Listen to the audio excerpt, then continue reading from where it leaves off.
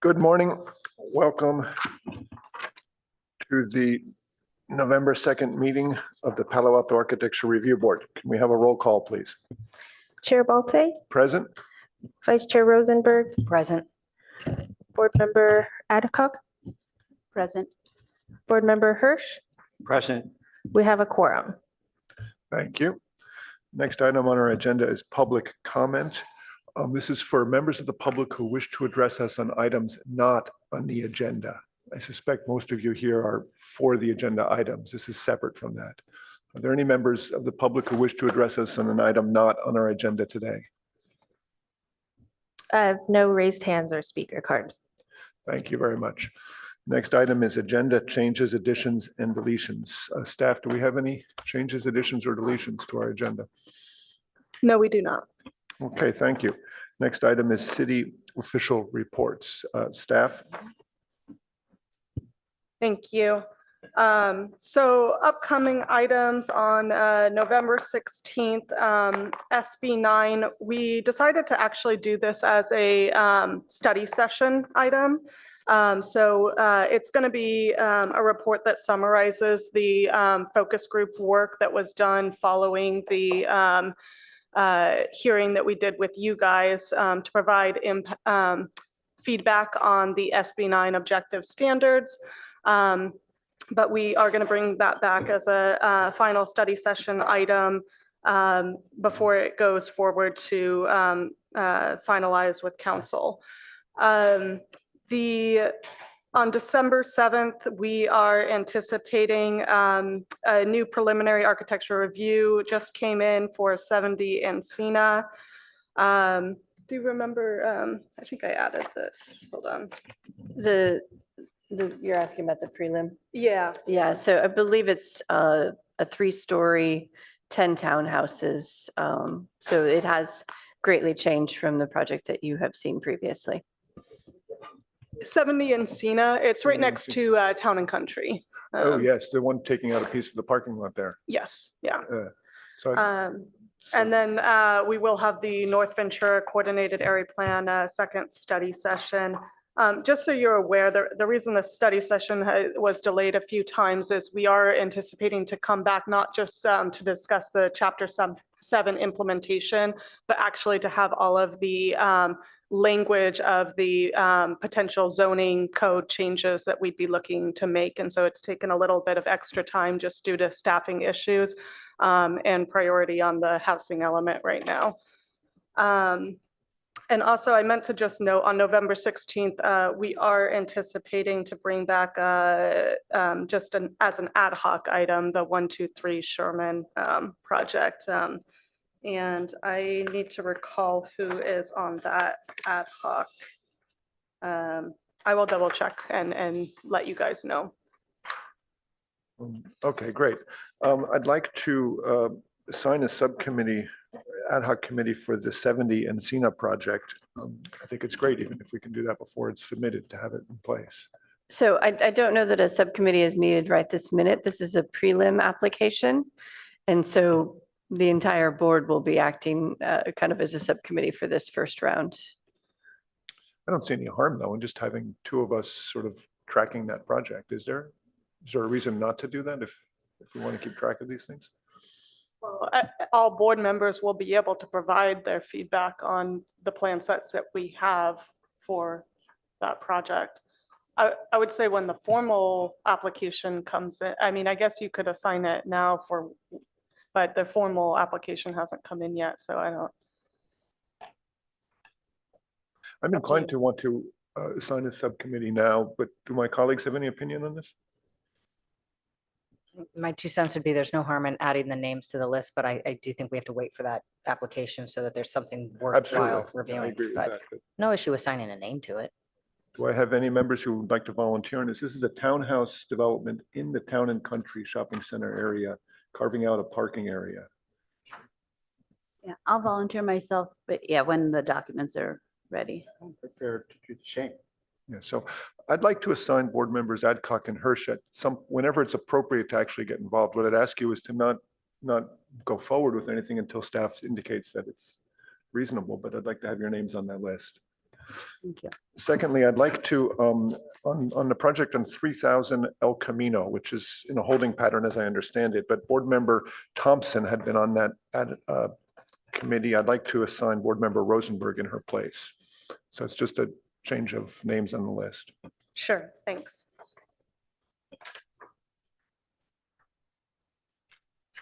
Okay. I think that covers the agenda changes, additions, and deletions. So I'd like to make a note that Board Member Chen has now joined our meeting.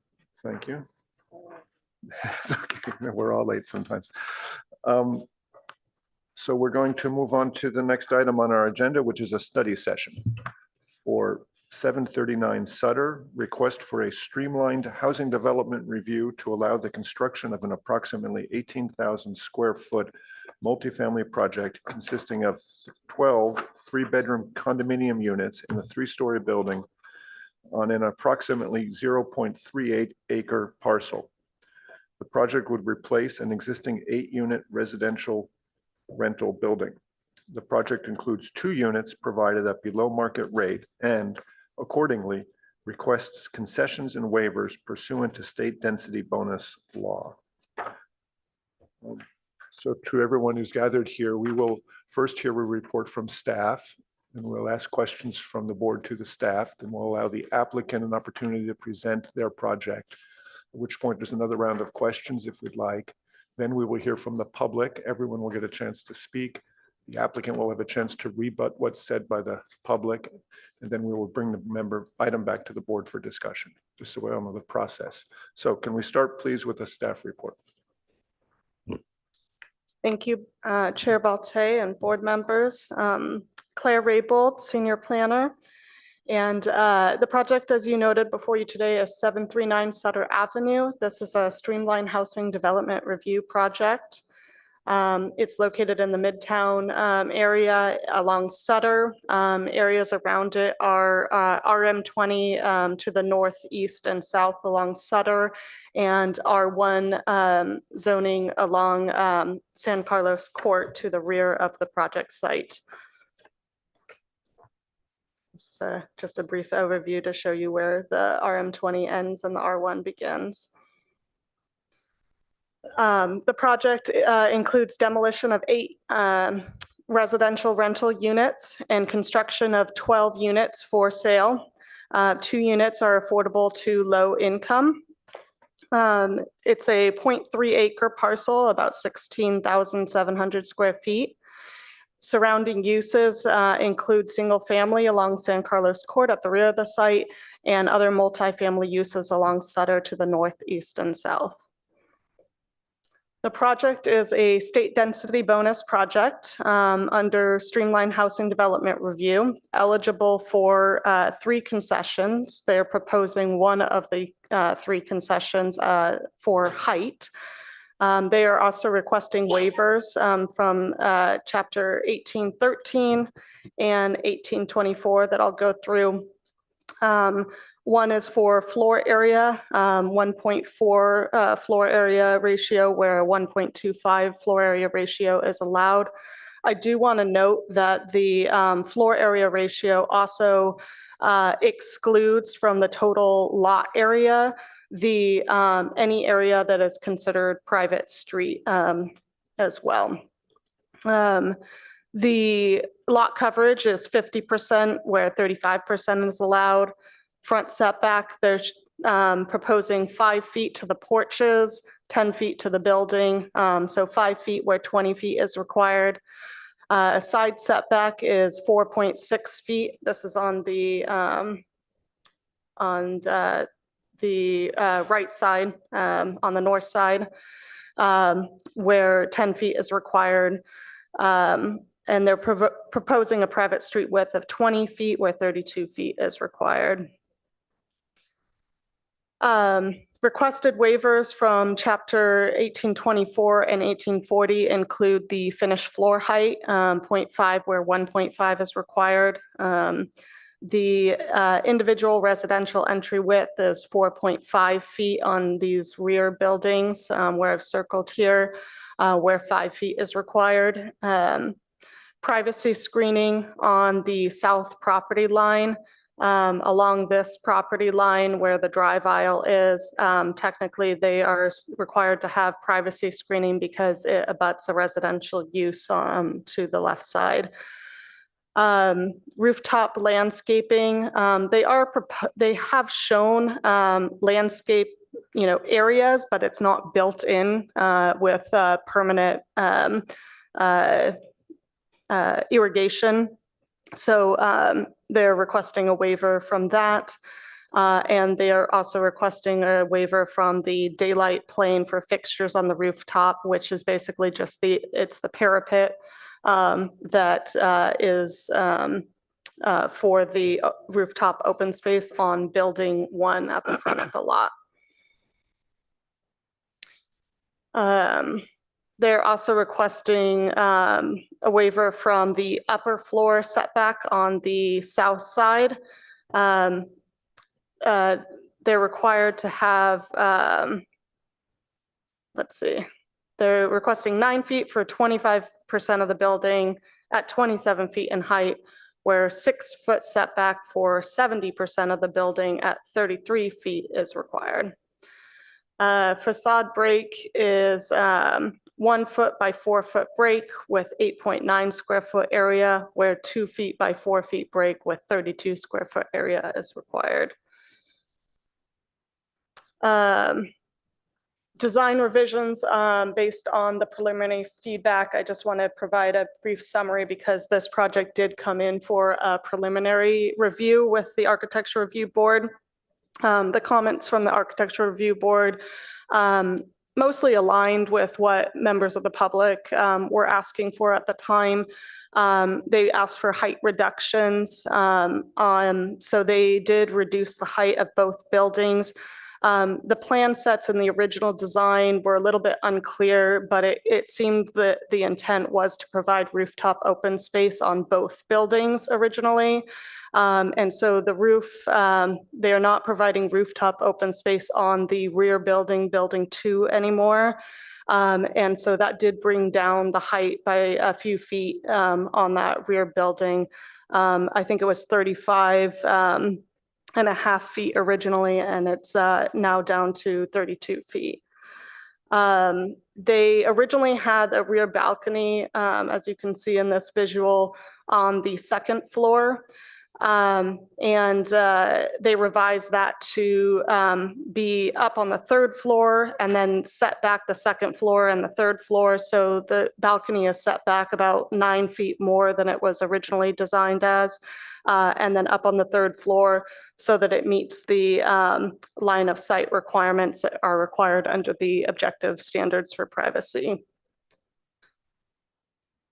I just went over that. They also revised the rear windows to comply with the privacy requirements. Some of those windows were simply revised or removed, and some of those were just making changes to obscure windows where they impacted privacy and didn't align with 1824. There were some requests to reduce parking. This was really an intent to try and find ways to reduce the height of the building. So again, they did end up reducing the height of the building, but they did not remove parking from the project site. And there were also some requests to reduce the density of the project, and they have not reduced the density of the project. They are using a specific allowance under the state density bonus law under Assembly Bill 2345 that allows for a 50% density bonus if you are providing 25% of the base units to low income. So they did reduce the level of restriction in order to get that density bonus allowance. So this is just another visual of the originally proposed design with the balconies on the 2nd floor and the height, and then the currently proposed design. I do also want to just bring up, there are some renter protections that apply. The state renter protections do not apply to this project. We have evaluated it for consistency with that. The city of Palo Alto does have stricter renter protections, and so there are additional requirements under Chapter 9 of the code for the current renters. So they will be required to provide relocation assistance in the form of either the last month's rent free or the equivalent amount in relocation assistance. Some key considerations just in general about the scope of the project. So this is a Housing Accountability Act project, meaning that it is limited to objective standards, both from the zoning code and the comprehensive plan. It is a streamlined housing development project. So we are reviewing not against the Architectural Review Board standards, but the consistency with the objective standards is the goal. I just wanted to also note as a reminder where waivers and concessions are requested. For waivers, they are what physically preclude construction at the proposed density is the standard of what they're evaluating against. And for concessions, it's whether it reduces cost of the project. And I do want to quickly note we are evaluating the project in conformance with the California Environmental Quality Act, the city as the lead agency, and we have prepared documentation to support a Class 32 exemption, which is infill development. The Class 32 exemption does still require documentation to help evaluate whether the project would have impacts on transportation, air quality, noise, and water quality.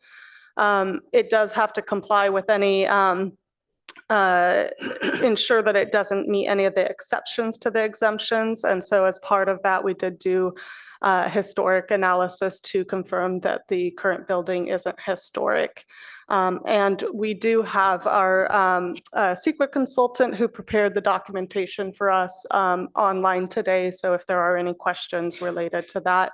And we also have our transportation, the team that prepared the transportation analysis for the project as well. That'll be online. So with that, I'll turn it back to you. And the recommendation today is just that you conduct a study session to provide feedback on whether minor adjustments to the application would result in closer adherence to the contextual design criteria or objective design standards contained in Chapter 1824, consistent with the streamlined review pursuant to 1877-073 for housing development projects. Thank you. Thank you, Planner Raybold. Okay, to my colleagues, I'd like to offer us a chance to ask questions of staff. I want to keep us focused. This is a project that's under the Streamlined Housing Accountability Act, which means it's not subject to our normal ARB findings. It is, however, subject to our objective standards, which we all know quite well. We helped write them. And those are subjected to conditional concessions and waivers. So I'd like to see us try to focus on those items and provide critique based on those standards. So with that said, does anyone have questions of staff? Thank you. I'd love to hear some clarification in regards to the waivers and an explanation for everyone in the room as to how this works with the objective standards being a list of items that they're required to meet and how those waivers work. How many are they allowed to have? What sort of requirements are they required to meet to get granted those waivers? If we could just get an explanation of that, that'd be helpful. Thank you. So they are entitled to unlimited waivers under State Density Bonus Act, the State Density Bonus Law. Again, the waivers are anything that physically precludes development of the project. And so at the proposed density. And so the waiver request that they provided provides diagrams that show why it would reduce the density of the project for each of the waivers. And so that's outlined in, let me double check. I want to say it's F. Attachment F. Packet, beginning on packet page 65. So that outlines, oh, I'm sorry, that's, I forgot that this got printed with, With the dotting, but you had sent Yeah. the supplemental package along, so we do all have okay, that here. okay, yeah, I thought so. Okay, thanks, sorry No worries. about that. Yeah, but it kind of shows in the red, shows where it would reduce density based on what was being proposed. Can I interject, Claire? When you say reduce density, are you talking about reducing square footage or reducing unit count per project? It can be both. And is there any kind of definition of that? I always thought density is referring to unit count or bedroom count at best. So originally, there was some lack of clarity. The code really doesn't provide clarity about whether, what is meant by whether it's square footage, bedroom count, and or unit count in general. But the courts have not been supportive of cities that are reducing anything that basically changes the development, reduces amenities, reduces bedroom count in particular, but also in general, even square footage of the project.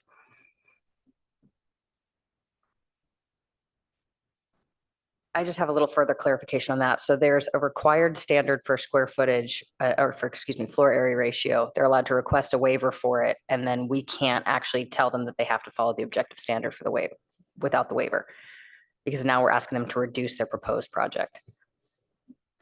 That's correct. And I would just note also that this is a true density bonus project. I mean, you can use density bonus density bonus law, even when you are not using it to increase density on the site. So for example, we have had projects that have come in and they're not exceeding the maximum density allowance that is, that the zoning code would allow for. In this case, the project actually is using the density bonus law to exceed. So if you think about it in the context of the zoning code, presumably should be designed to allow for, a maximum density of a certain range. And it's meant for 8 units on the site. They are doing 12 units, which is 25. They're adding, let's see. Yeah, they're doing 50% density bonus, so adding 4 units, 2 of which is 25% of the base density, the 8 units, needs to be provided to low income to be able to be eligible for that. And so if you think about it in the context of, you're adding 4 units, that is going to exceed what presumably the zoning code was designed to accommodate. Understood. Thank you for the clarification. I'd like to follow up on that really quick, and then I'll go back to your colleagues. It says in your report, Claire, that the burden is on the city to identify a basis to deny a requested concession or waiver. Would you say that the ARB's opinion would be considered part of that definition of what the standard is? What they're saying is that if we want the city to, we want to say, hey, you are not, you don't need this to design your project how you want to at this density, then the burden is on the city to go out and get a financial analysis or other documentation, have an architect prepare a design plan or So something like that Would you too. say the reasoned opinion of 5 architectural experts on the city's board is sufficient justification? Or, Yeah, I don't think it would be the full justification, but certainly would be a considered part of the justification? I suppose, yeah. I think the city would have to go out and contract to get additional Is that your supporting opinion or the documentation. staff? Is that really the position of the planning department? That unless you have outdoor hired proof that you're not going to consider the architecture board's opinion? Well, the outdoor hired proof would be if we have to get into the financials of the project. Yeah, we're not necessarily talking about that. We're looking at things that would physically preclude the project from being constructed at the proposed density. I can't think of experts more capable of making that determination than architects. So I'm just asking if the staff would put the planning department's position is on this. I understand this is all new stuff. That's why we're asking these tough questions now.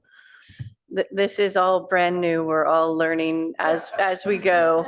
So, And we're all learning as court cases come out.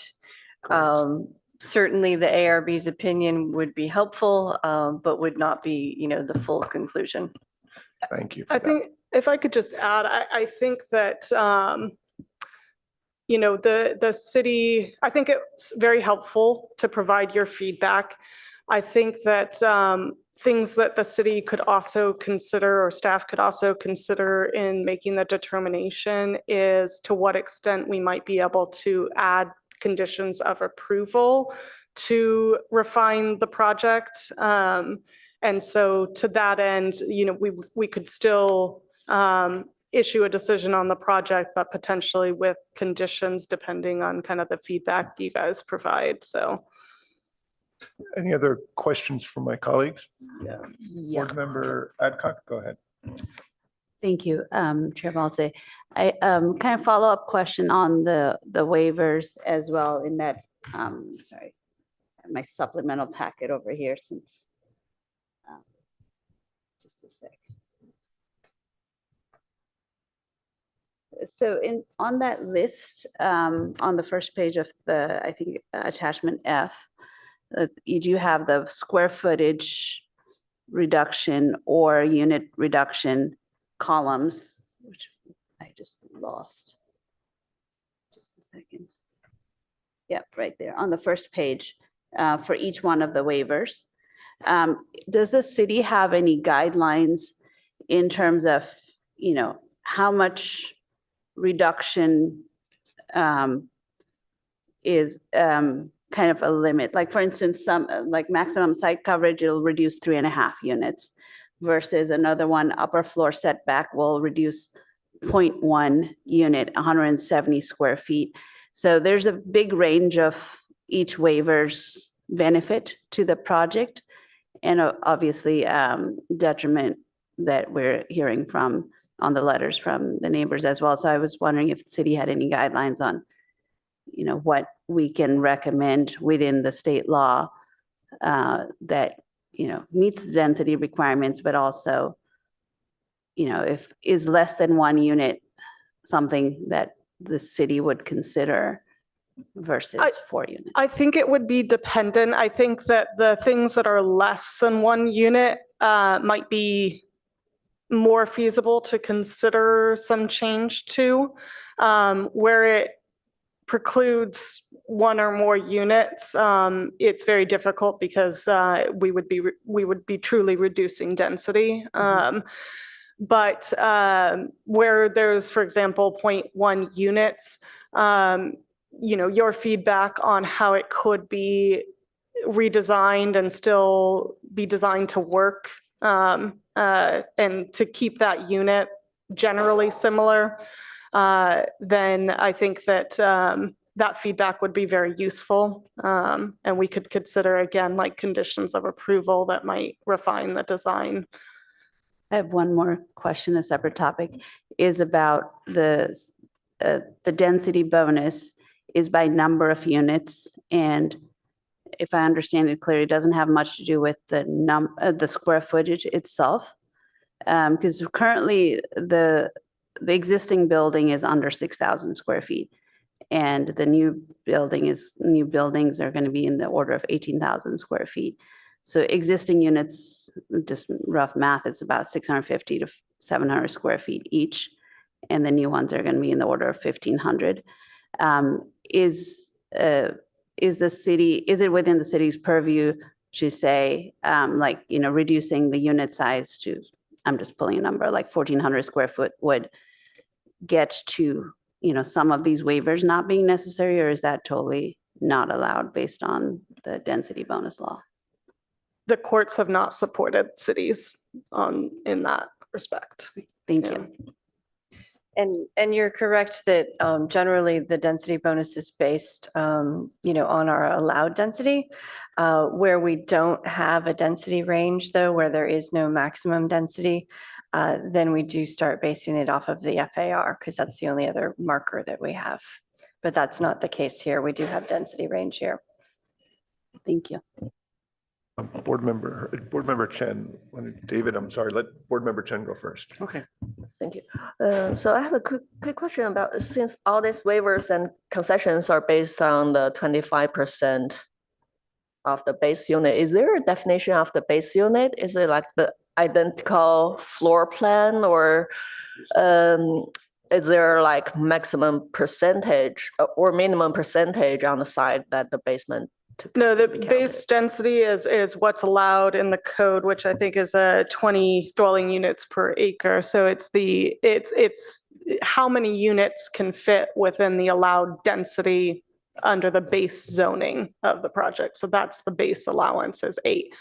And because there's 8 units right now, you actually can't reduce the density. It would be illegal to reduce the density. So they're allowed to have the 8 units basically, and that's the base allowance for the site. Board Member Hirsch. This is a very different kind of a question, but so we as a group previously have approved the objective standards. Can we still revise the objective standards? I'm thinking in particular of a project like this, which is surrounded by an R1 district. It's a very different kind of a project coming to us, really, relative to other kinds of projects described in the objective standards, in which limitations such as daylight plane become very significant. We've mentioned daylight plane many times now in our concern about the standards. And I imagine that even if we continued to discuss projects like this one, we would look to see some additional changes to the objective standards. So I'm thinking in particular of the rear yard daylight standards or the side yard daylight standards. Is it possible to revise the objective standards still? It's very possible to revise. I think we've had a lot of discussions of, revisiting the objective standards and refining them. They would not apply to this project, but we can revisit. But I would note that the project is complying with the rear daylight plane. It's exceeding the rear setback The rear for yard, where yes. it abuts R1. How about So the side yard? the side yard, they are requesting daylight plane exceptions. Exceptions, yes. That's Waivers, one, sorry. Yeah. Mhm.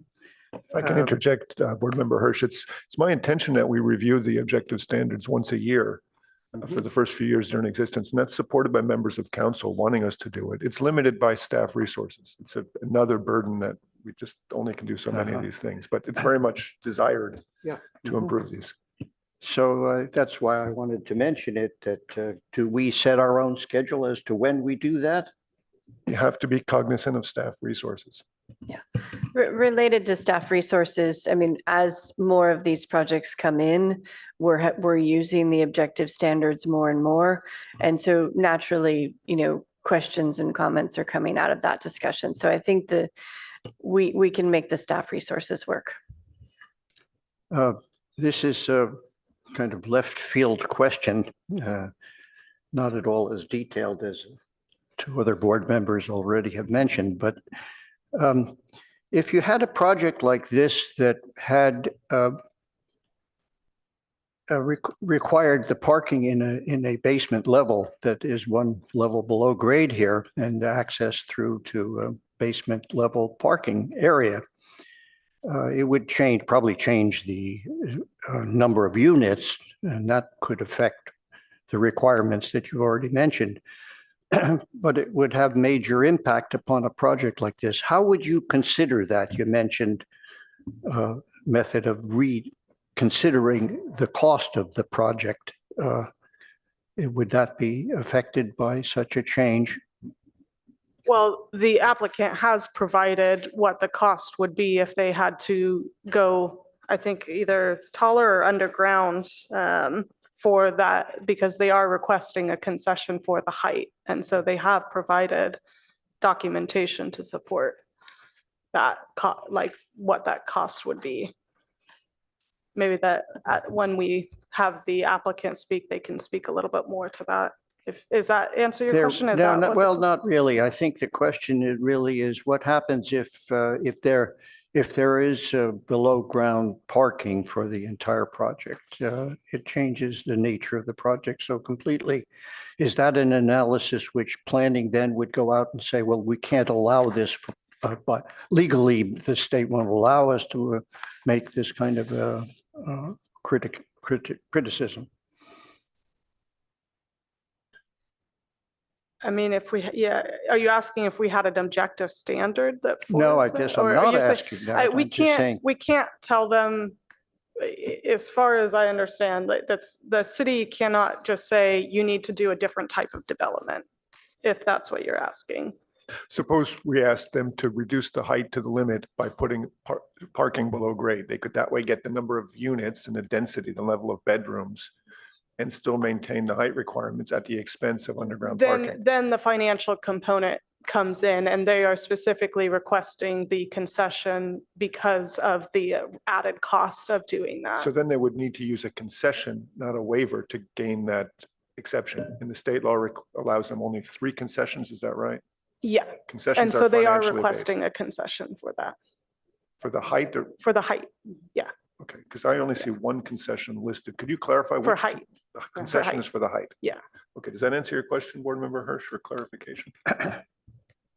Not 100% sure, but because of what you raise here, if there were a way of stating such a thing, would it be required that the city would have to go back, or that they would have to justify the height request because they could of course put the parking below grade?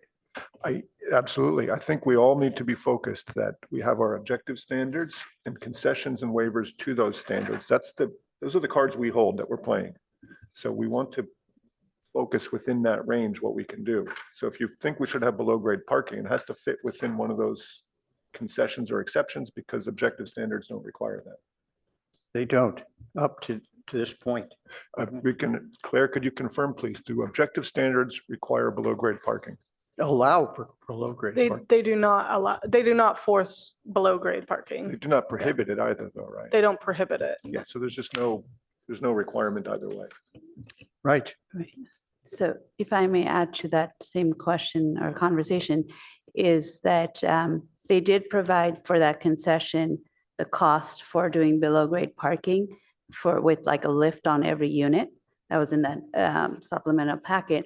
But my question on that is, it shows the cost for having individual units have below grade parking and a lift. And on your report, there's also the discussion about the tentative map of whether this is a townhouse or a condominium type development.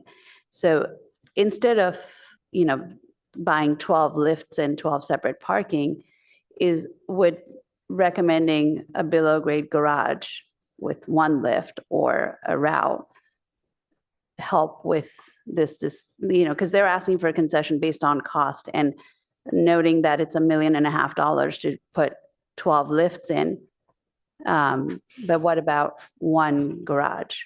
If you had 1 garage, it wouldn't be a townhome style Right. design. It would be more like a anymore. condominium. Yeah, so I think we need to review the project that is in front of us. Have today. they, it sounds like they haven't submitted the tentative map to confirm that they're proposing a townhouse. No, they're actually, the code typically encourages completing the entitlement before the map gets submitted. We have allowed for concurrent review of those, but the decision on any entitlements has to be done before the map gets completed. So they have not submitted the map, but they have expressed that that is their intent, is to file the tentative map to make these for sale. And so it was reviewed And for according to sale that. townhouses Yeah. versus condominiums. Yeah, so as a condition of approval, they would be required to get that map and complete the tentative map and final map process for the project. Thank you. So actually, I do have a follow-up question to that as well. Is there any reason that this has to go through as a townhouse development, right? The original base of, this is the thing we keep coming back to, is what's the base, right? The base is these 8 existing units that are averaging 691 square feet per unit. So they keep saying we can't reduce density, yet their new square footage per unit is 1,507 per unit versus the existing 691. That's a almost threefold increase in square foot per unit. And yet all of these arguments, every single one of these is based on the fact that the unit is now 1,500 square feet per unit.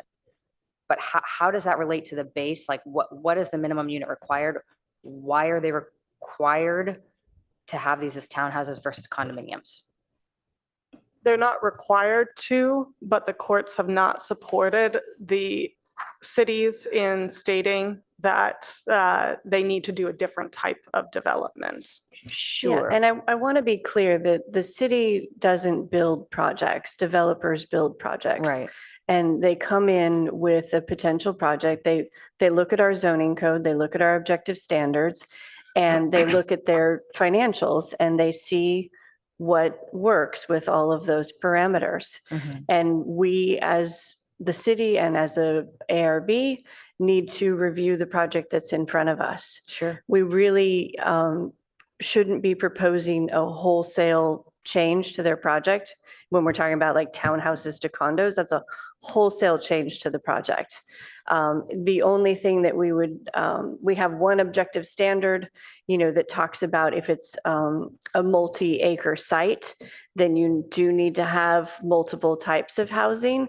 That's the only regulation that we have that really speaks to this kind of topic.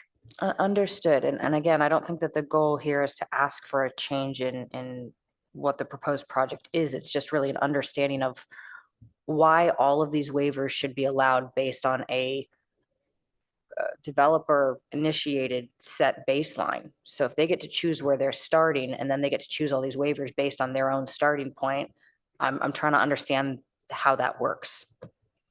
Okay, that's a question we've asked. and Yes. They've answered. So let's keep it to questions because we're going to Yes, spend sir. forever. Otherwise. Any other questions? Yes, I just want to reframe maybe not reframe it, but continue the discussion. So vis-a-vis planning about this, because the objective standards that we worked on were based on certain diagrams of certain relationships that really may not apply specifically to this kind of a project, because it's surrounded in this case by an R1 district, it's surrounded by a very low density district, which I can't speak for the community of Palo Alto in general, but certainly there are concerns regarding the density of 2 different districts that are up against each other, as this one is. And that raised the question in my mind, brought up all of the issues we've been discussing for the last half hour.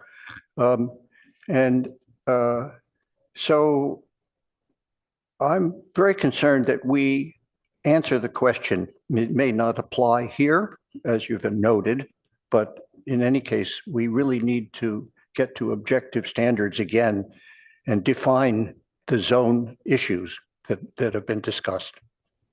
That's noted. Board Member Hirsch, thank you. So let's One more question. Okay, yeah, Board Member Chen, I'll turn the timer on soon if you guys don't get it quick. Just one quick question. So in the staff report is that the CEQA is not required, but we got letters from the neighbors that CEQA is required. So could you please clarify? SEQA has been done. I don't Okay. know where it said SEQA is not Okay. required, but SEQA, we did do a class 32 exemption for the project. So the documentation for that exemption was provided as part of the last attachment. It's on the website, including all of the appendices to the class 32 exemption. So thank you.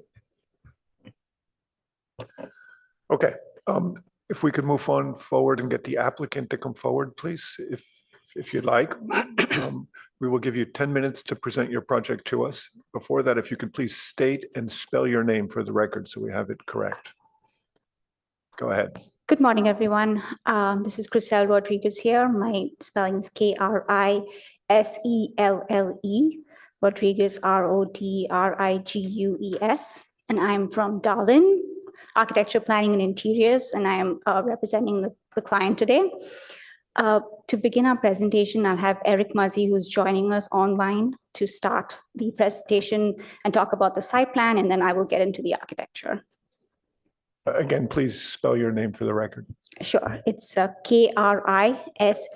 Sorry, not you, the guy online. Thank you. Thank you. Good morning. My name is Eric Muzzy. That's spelled EricMuzzy. Thank you. And I'm also with Dahlin Architecture and Planning. And thank you to planning staff for the thorough presentation. It covered much of what I had planned to show, so my presentation will be pretty quick. I'm a senior planner at Dahlin. I'm just going to quickly summarize the site plan. This image shows a rendering of the project as viewed from Sutter. And thank you, Crisel. Next slide is fine. So here is an aerial photo of the existing site and the surrounding properties. I guess the only thing I'll really add is that the site's general plan designation is multifamily. The project proposes to demolish the 8 existing units and construct 12 new units, which is a proposed residential density of 31.3 units to the acre. Next slide, please. And here's the proposed site layout. It shows 2 townhome buildings with garages accessed from a shared drive aisle. Residential entries for each unit are accessed from either Sutter Avenue for building 1 or from a shared walkway for building 2. As mentioned, each unit features 3 bedrooms, private decks, and a 2-car garage. Project includes 2 adaptable units that are marked with red asterisks here, and 2 affordable units that are marked with blue dots. This diagram shows common open space areas in green and landscape areas in the lime color. And as shown, new trees are proposed around the perimeter of the site as well. I'm going to hand over the architectural portion of the presentation to Crisel. Thank you. Next slide, please. Thank you once again for this opportunity to present 739 Sutter Avenue to all of you. I would like to thank Claire. She did a great job in presenting the design features also, but I kind of go over them again, and I wanted to share some of the design features specifically changed based on the preliminary application that we submitted and after specifically listening to the concerns of the neighbors. So in this comparison, front elevation comparison for the rear building, especially that's building 2, you can see how after listening to the concerns of the neighbors, we did take off the 2nd floor decks and they have just been reduced to windows. The 3rd floor specifically was recessed approximately 9 feet from the front facade, and the decks were recessed approximately 3.5 feet. Again, in order to comply with the daylight plane requirement and also to maintain privacy. The glazing, I would like to bring attention to the glazing too. So in any glazing in excess of 15% of the front facade, as mentioned by the objective standards, were obscured. So you'll see it's not very clear in this diagram, but probably in your packet where you'll see the gray windows that have the gray glazing that's been colored mainly on the second floor windows and the third floor were obscured because we needed the much needed light into the new units, but they will be preventing views down. If you go to the next slide, please. In the side elevation too, you can see in the pre-application, there was no recesses or setbacks in the facade. The second floor decks are also very prominent. In the new design, you can see how the design steps back. We did go with a 12-foot rear setback to comply with the daylight plane requirement and also allow for a landscape buffer. It's also evident in our site plan, the trees at the rear yard were placed strategically to prevent views at maturity. Even the additional 2 feet at the rear setback also allow for some, a little more landscape buffer between the fence and the sidewalk and to allow for that planting. Next slide, please. The building 1 is basically designed that one faces Sutter Avenue to engage with Sutter and enhance the pedestrian experience. That is done by the front entries and the front porches facing Sutter Avenue. We also have second and third floor decks that face Sutter Avenue. Roof decks were only kept on this front building. Again, hearing the concerns of not having roof decks and disturbing the privacy of the rear neighbors. The roof decks are only proposed in the front building, and they will be allowing for unobstructed views for the residents beyond Sutter Avenue. Next slide, please. So in conclusion, thank you again for this opportunity for presenting this project to you. We really hope and look forward to your support to help us move this project forward. As you can see in this design too, the difference between the 2 buildings was strategically done and in order to respect the privacy of the neighbors and try to address their concerns. Thank you very much. Okay, thank you very much. Do we have any questions from the board for the applicant? Go ahead, Board Member Adcock. A minor question from the on that section view that you had with the daylight plane. On the documents, I did not see a height for the wall that's on the 3rd floor, kind of it's between the balconies of the 3rd floor units in building 2. If we can go to that drawing. Sure. I'm looking at section A 3.1. Would that be the right one? Yes, I believe so. Yeah, if you go one more slide back, I think. Yeah, here. So in that daylight plane, when it hits that 3rd floor in between, what is that height and how does that relate to the partition between units? So the parapet height at the 3rd floor would be 42 inches. And the parapets between the units for privacy were raised higher to about 5 feet. To 5 feet? Okay, thank you. But I'd also like to add that the railings too, before in the previous design used to be more open, and they were open metal railings, and they were changed to solid half walls again to help with the privacy concerns. I have one more question and I will pass it on. This is about like daylight plane versus screening. I'm sure you've seen all the concerns about the level of screening. How do you balance the daylight plane for the neighbors while also providing tall screening, which is also essential, but will actually block the daylight plane? So I think the recess in the deck, like pushing that deck backwards, not only helped us with the daylight plane, but if you also see on the same sheet A3.1, where we've kind of shown a line of sight where a person standing from the balcony looking down. So I think it's kind of twofold. It helped us with the daylight plane and also with line of sight. The fence, the rear fence, I'd like to bring your attention to, is also an 8-foot tall fence. Typically, we would go with a 6-foot privacy fence, but this was specifically raised for a certain reason so that, again, it's going to help obscure views. The landscape, there's no tree shown in that section, but if you look at the site plan, they were placed strategically next to the second floor windows, and the height at maturity is definitely going to be, again, helpful to block views. Right, either way, for the new residents and for the residents right now. Right. Which would also block the daylight plane though, right? The screening. The trees would probably be into the daylight plane, yes, but I think that would definitely help. I did not see a requirement for the landscaping on that one. It was more for the architecture. Thank you.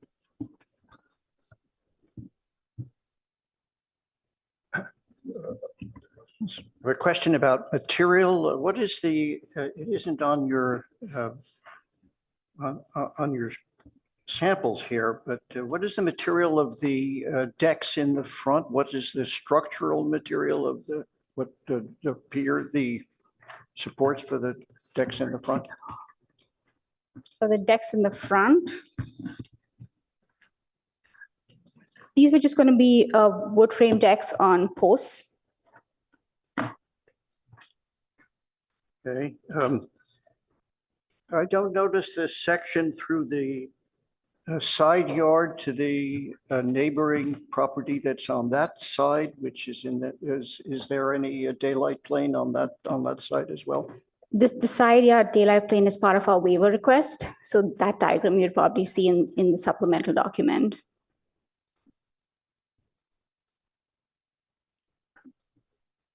Oh, that's enough. Yeah. Thank you, Board Member Hirsch. Board Member Chen, questions?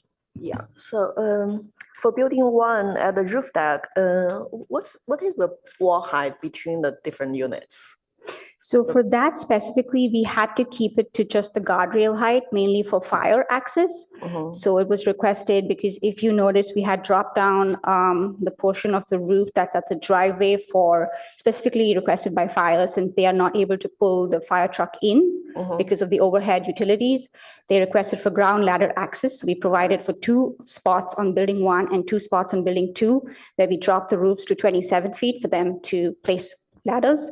And the request was once they get up on the roof, they would like to go to each unit and cross over. And there was a height requirement for that. So we have not provided for any additional screens on top of that. Okay, thank you. And for the roof deck, how do people get access to the roof deck? Is it go through the primary bedroom and then? Correct. There is a deck off the primary bedroom on the 3rd level, and there's an external staircase that takes you up to the roof deck. Okay, thank you. Questions? Along Board Member Hirsch's train of thought with the materiality, it also notes, I'm looking at the material boards, what is going to be the intended roofing material for the flat portion of the roof and additionally for the decked portion of the roof? So typically, if it's a deck that needs to be accessed, like people are walking on it, we would have a ply deck roof. And if it's the flat portion of the back, which would typically just be a built-up TPO roof at this point. Okay, and do you have a color for that? We do not at present, but the TPO typically is a reflective white that you get. The ply deck could be, I guess we could look at colors for that one. Thank you. Did have another question. Oh, and again, additionally, in terms of the materiality, you're showing a lot of different sort of fin-like overhangs above some of these windows. Do you have a material selected for those?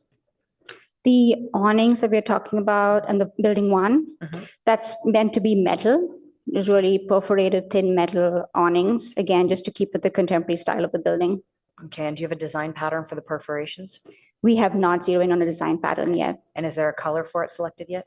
Probably it's going to be the color you're looking at. It's going to be a metallic silver to gray for those. Okay, we'll assuming that sort of grizzle gray color possibly. Okay. And then on building 2, similar question. So we've got, again, those roof overhangs above the entry doors. Is that to be assumed to be metal as well? Correct. That'll be metal. I'd like to ask a few questions about the design intent behind some of these waivers that are being requested. If I could speak to the entry stoops on building number 2 in the back. Your plans are showing, let's see if I can direct my colleagues.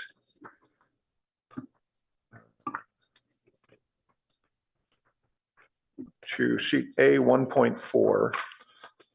The first drawing is a first floor plan showing a 15-foot 7-inch wide unit. And because you have a parking space on the side, you're saying that the entry stoop is only 4 feet, 5 inches wide. Is that the rationale for that in order to fit the parking space? Correct. Okay, so what I'd like to understand then is if I look at your site plan, that's sheet A 0.6. If each of these units were 6 inches wider, you would be able to meet the 5-foot entry stoop. If the whole building were shifted to the left 3.5 feet, made 3.5 feet wider, you would then need to reduce the backup area of your private street drive aisle. But is there any reason you couldn't reduce the width of that portion of the drive aisle? Just gonna go. So again, looking at site plan A 0.6. Okay. And if each of the building 2 units were slightly wider to accommodate that objective standard, could then that parking area, that drive aisle, I guess, the private street, whatever it is, get a little bit narrower? And Peter, just so I'm clear, are you saying that only that second half? Exactly. Okay. I believe that's intended to be a backup space of some kind. I can't see why else you would need to drive on that. Am I missing something? The private street that's in between the two properties? Yes. But explicitly the private street that's further into the property, that's not necessary to get to the parking garages. Mm-hmm. So we're looking to find these waivers because it precludes the construction of the project. So the question is, would that preclude construction of this project to make that private street narrower? I think that was something I would have to look into because that we have a 24-foot drive there. And it was designed based on, I guess, to back up into it. So if we had 6 inches added, that we'd be taking more than 3 feet away from it. I think the other architect, Eric Muzzy, has his hand up, and Okay. I would note that I'd have to recall, I'm just bringing up a visual of what the other property adjacent to this has as well. Because it would affect the other property as well, potentially. I don't know if Eric, you want to speak? Yes, thank you. You just alluded to what I was going to mention is that that's an existing shared driveway with the neighboring parcel. And I believe the 24-foot backup is required for the existing parking on that parcel.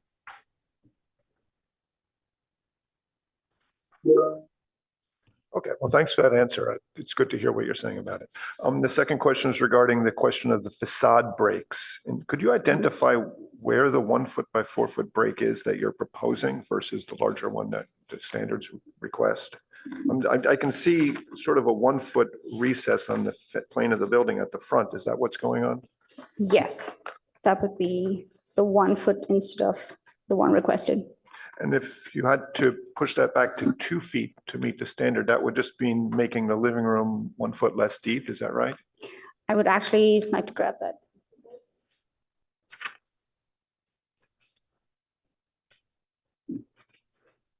Eric, if you have that in front of you, go ahead. Yeah, these are detailed questions, so I understand if it takes a second to Yes. get into the plan on it. But if I look at, for example, on sheet A 1.2, the first drawing on the right is the 3rd floor plan of one of the units facing the street. And I see a 1 foot building recess in the primary bedroom in that case. I'm assuming that's where you're not wanting to make it 2 feet.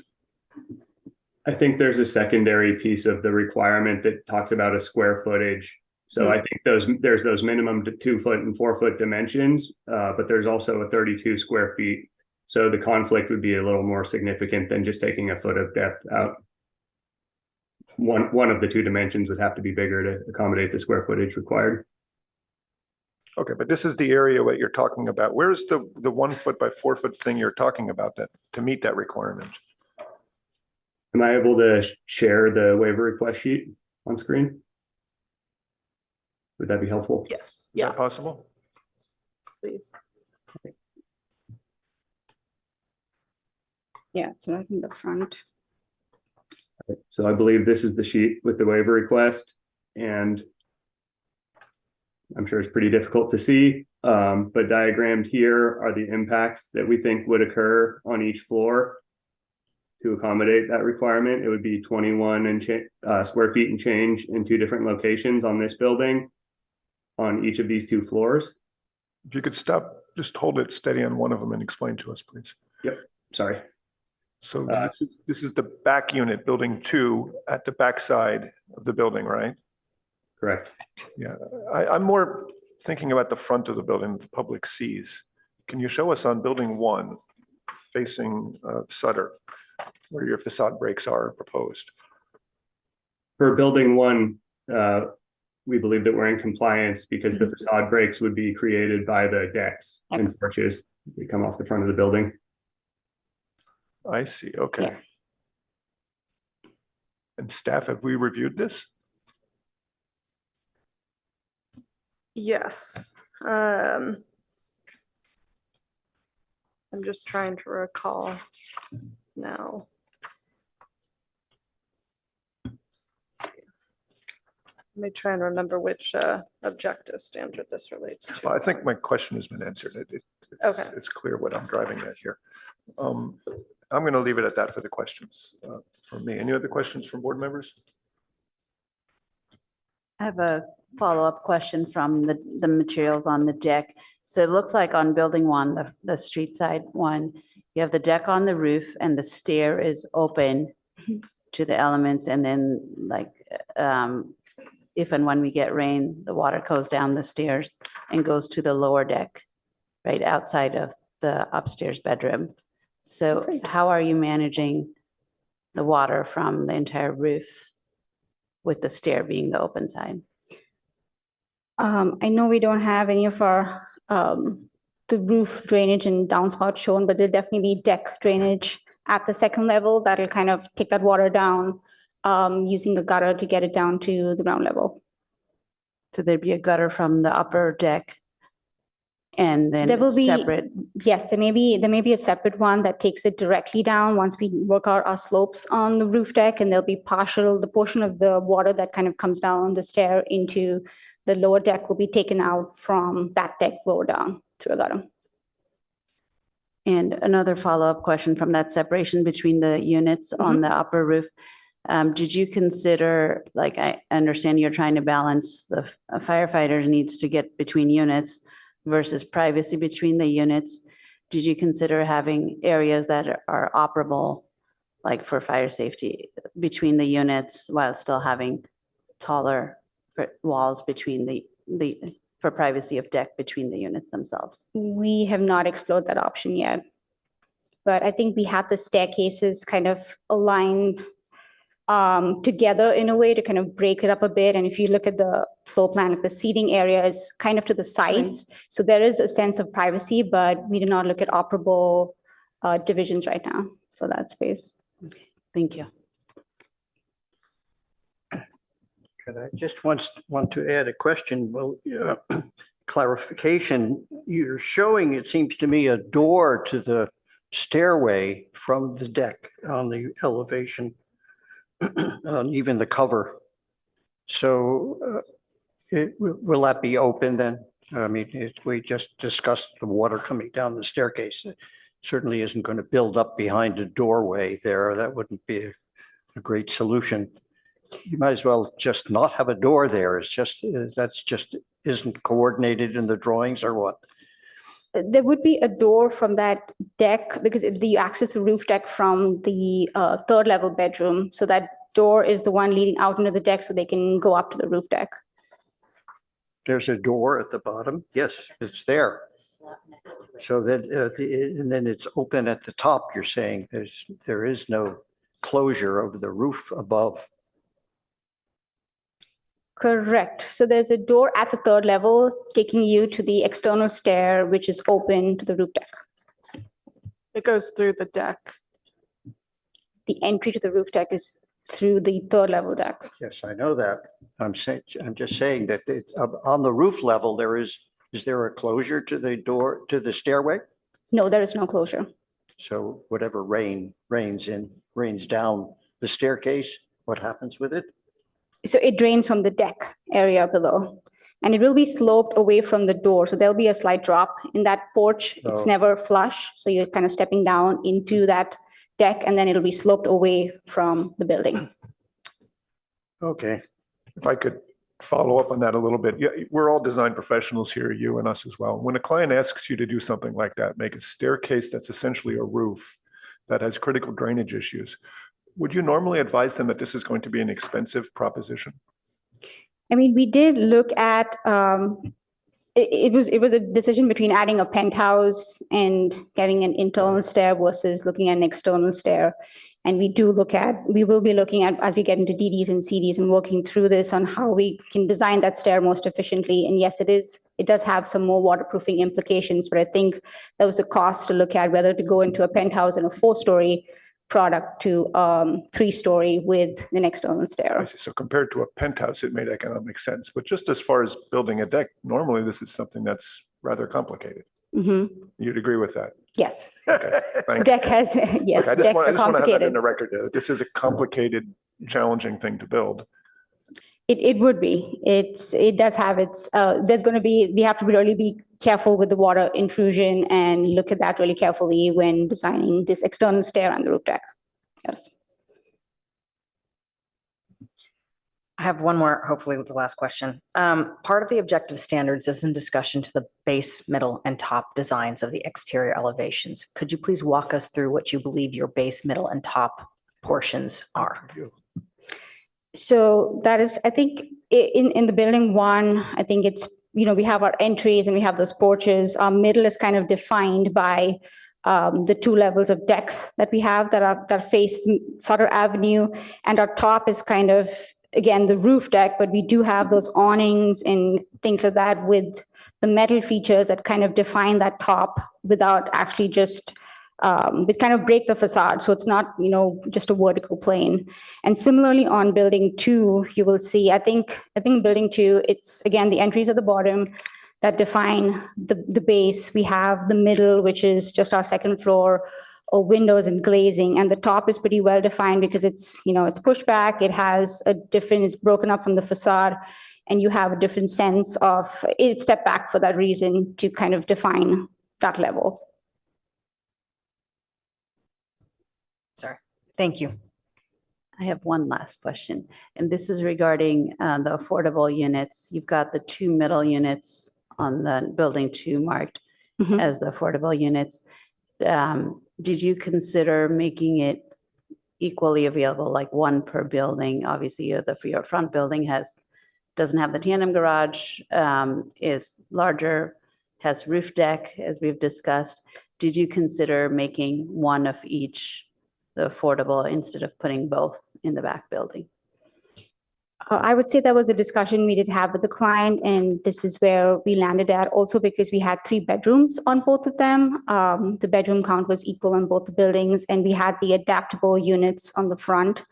And that was in intent to try and provide both the affordable ones, and it was a request from the client to have them at the rear building. So you don't have an affordable adaptable unit? No, we do not.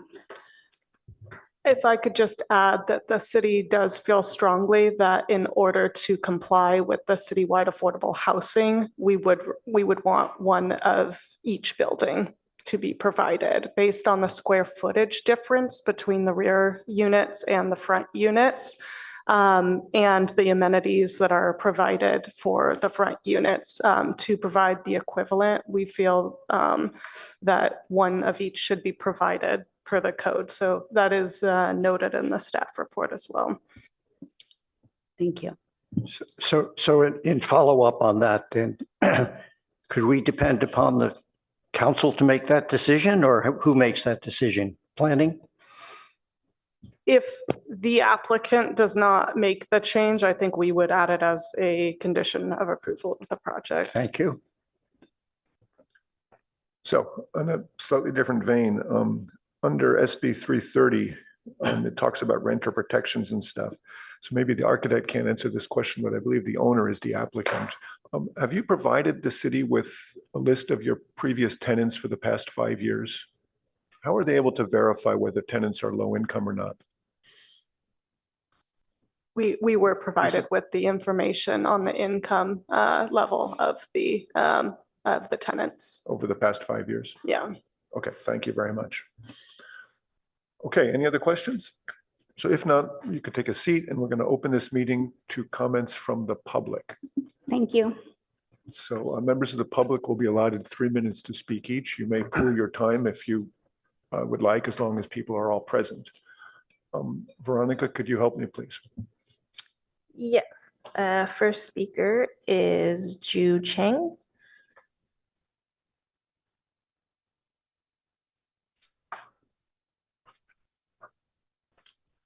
Um, Dear board member. You can hear. Well, Sorry. My name is Ju Chen and I live in 746 San Carlos Court, which is next to the proposed project. We understand the need for urban development in Midtown, but given the rare 7 units of this project that are only 12 feet away from our kitchen and 32 to 36 feet high next to our backyard fence, believe that there are several critical safety and privacy issues that need to be carefully addressed to ensure the well-being of our neighborhood. First, we're worried about the safety of our property and the potential risks associated with such a significant change in the landscape. The limited setback and the increased height of the new building may cast fire risks of our home and the other similar one-story home that is around the San Carlos Court.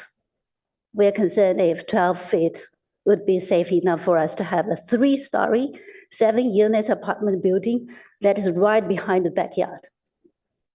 Phil's Coffee and Bill's Cafe, which just a few steps away, that have been shut down for such a long time since the fire incident. The blaze destroyed all the businesses around in such a short time. And we are sad to see the scar every time we pass by the corner. So with such a dense and a high building in such a short distance next to our home, especially the kitchen, makes all the neighborhood residents feel threatened. Second, the privacy of our home is a significant concern. Our single-story house was built with the understanding that the surrounding properties would be consistent with the low profile. The new 3-story building results in loss of privacy as it overlooking our backyard and windows. So I want to mention that the rendering of this plan is totally misleading. The rear 7 units are very next to the backyard of 3 homes and will completely block the view of those 3 homes of San Carlos Court. Even worse, it could look over the homes, cross the street and look into the front yard of the homes on the other side due to the significant height. So we request that the board member and the city council can take these concerns into consideration when reviewing the proposed plan. So out of the paper, when I drop off my son this morning, he waved me, he's 7 years old. He waved me bye-bye and say, this is not a respectful plan because they cut all the street trees. And I feel so sad. I promise I will take your words and tell the council members. Thank you for your time. Thank you very much for coming to speak to us. Next is Richard Wang.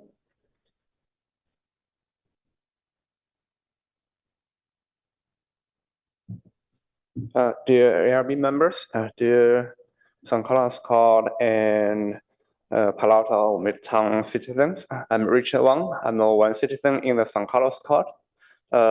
We strongly urge the city and ARB meeting and the staff to give a serious consideration of the building permit for this project. So the firstly, as a board member and the ARB member has clearly mentioned, the project has a lot of waivers, in fact, 14 waivers together with 1 concessions. The logic to apply for these waivers is kind of a very absurd way. The designer explained something they want waive, and every waiver draws conclusion. They cannot change anything. If they change, the project will fail. But instead, when we consult with our residents and our expert in that, by decreasing the footage, by the other ways, there are a lot of options to avoid those waivers and moving the project on. We request the city, the ARB members, and the applicant to reevaluate how to avoid those waivers, meanwhile move the project. Secondly, the height of the 36 feet and the high density of this project posed the great risk factors for fire earthquake safety to the neighborhood. And again, there is a ways to avoid those the height and the density. And most important, these waivers are not being seriously considered how to avoid the risk, like evacuation of the fire safety. For example, it's mentioned that like there is the individual residential entry width decreased by 5. The open space in the front back decreased from 20 to 4. That's a lot of a decrease of the open space. We would think the neighborhood are kind of scared when we're considering in just this, Jim mentioned, there is a fire in the Fuse Coffee, and there is a fire devastated I think the Paradise, even in the broadcasting this morning. So there is a lot of safety issues raised by this project to the neighborhood. And also, we are very concerned with the privacy and to the neighborhood. Even the project mentioned that they observe the code of the daylight, but the screenings of the trees didn't provide enough protection for the neighborhood. And when we consider those trees, they were a conflict with the daylight. So we will request the designer to put more effort on reducing all those privacy intrusion for our neighborhood. And lastly, we already consulted with our attorney to start the file suit about the CUQA. We do think this project will endanger the safety, security of the neighborhood, and there should be a CUQA study instead of avoiding them. Thank you, members. Thank you. Thank you for coming to speak.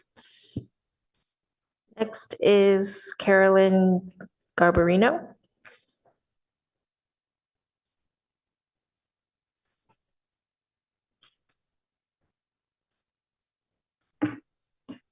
Good morning. My name is Carolyn Garbarino. The San Carlos Court Neighborhood Association opposes the development of housing at 739 Sutter for the following neighborhood safety and health reasons. The project has inadequate emergency access. The project states that emergency access is not required for the site, and due to existing overhead lines, aerial ladder access is not included in the proposed fire safety plan. If fire access is supposed to be provided by fire trucks on Sutter Avenue, yet overhead lines do not allow aerial access, how are fires supposed to be effectively fought? If a fire is not immediately extinguished, multiple residential buildings in the area could be burned along with loss of life.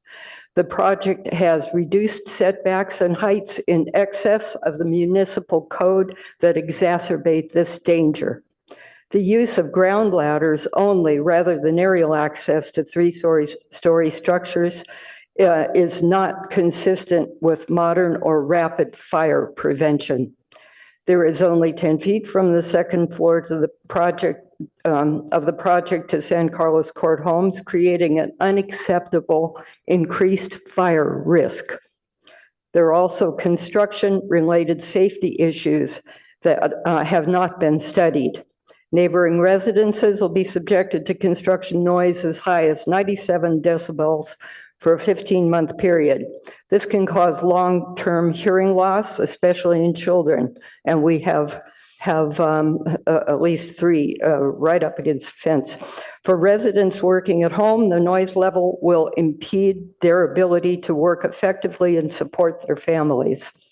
The applicant declined to have a standard shade and shadow analysis completed for the project. This must be completed to determine the obvious impacts to single-family residences on San Carlos Court. Is the applicant trying to hide these impacts? Neighbors will lose their privacy and face security concerns, given the project residents will look right into neighboring homes and yards. The applicant makes no mention for the potential for lead, asbestos, or PCBs in the demolition materials.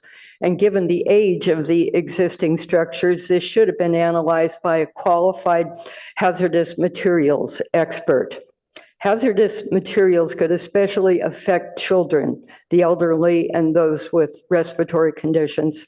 In summary, it appears to me that the city of Palo Alto is brushing aside significant issues such as fire safety, hazardous waste exposure, light intrusion, and neighborhood security, all for 4 additional units. Please vote to oppose this project. Thank you. Thank you for speaking to us. Next is Jeff Levitsky.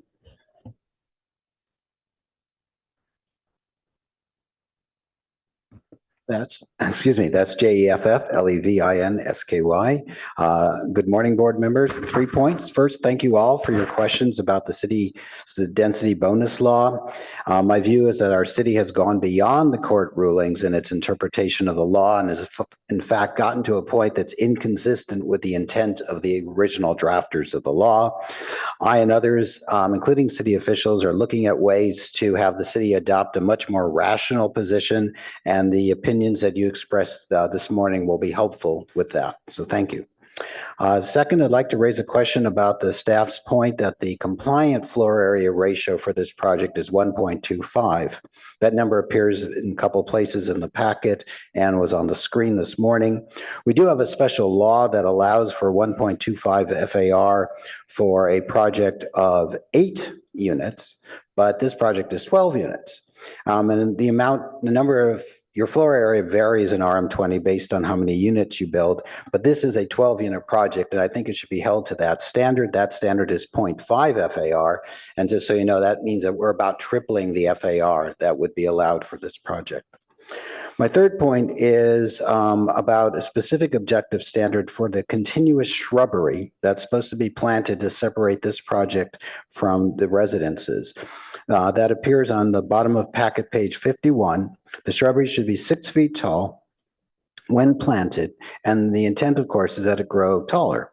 But the plan page L3.0 appears to show that the rear screening will be these podocarpus trees every 24 feet, and between those, Carpentaria californica bushes, whose maximum height is listed in the plans as 3 feet. Now, they actually, I think, grow to about 6 feet if everything goes well, but that's not going to do provide any screening. The fence, I think, is going to be that tall or taller even. So it's not meeting the objective standard. You, in the past, this board has recommended other kinds of plants for screening, for example, for the 123 Sherman project.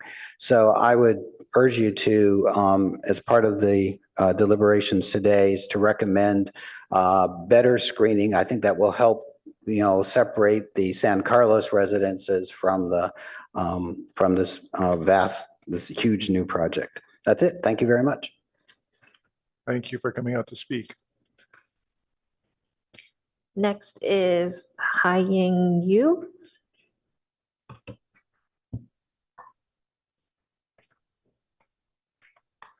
Good morning, everyone. I'm one of the neighbors. So actually, thank you for giving us the opportunity to speak here. So first of all, I think I'm supportive of this project. This building was built around 1950s. It's dated. And we need new constructions, new buildings in the neighborhood. We need change. So I think this building, the proposal is a perfect proposal for starter home for new and young families. And the project creates more needed housing for our community. I think the law is objective. I believe city council's professions can make judgments accordingly. Thank you. Thank you for coming out to speak to us. And then next we have 3 raised hands on Zoom. First is Ellen Hartog. Hi, thank you for your time, and I am a resident here in Palo Alto for a long time, and I have seen projects go up with, say, full-grown trees.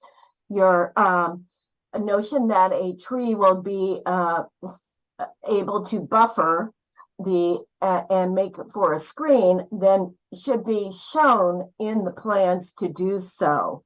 That would include full-grown trees to be provided if you really actually are providing a screen. The side elevations have no screening. It just looks like a 36 tall wall. I think that's horrible. I wouldn't want to, be looking at that as a neighbor.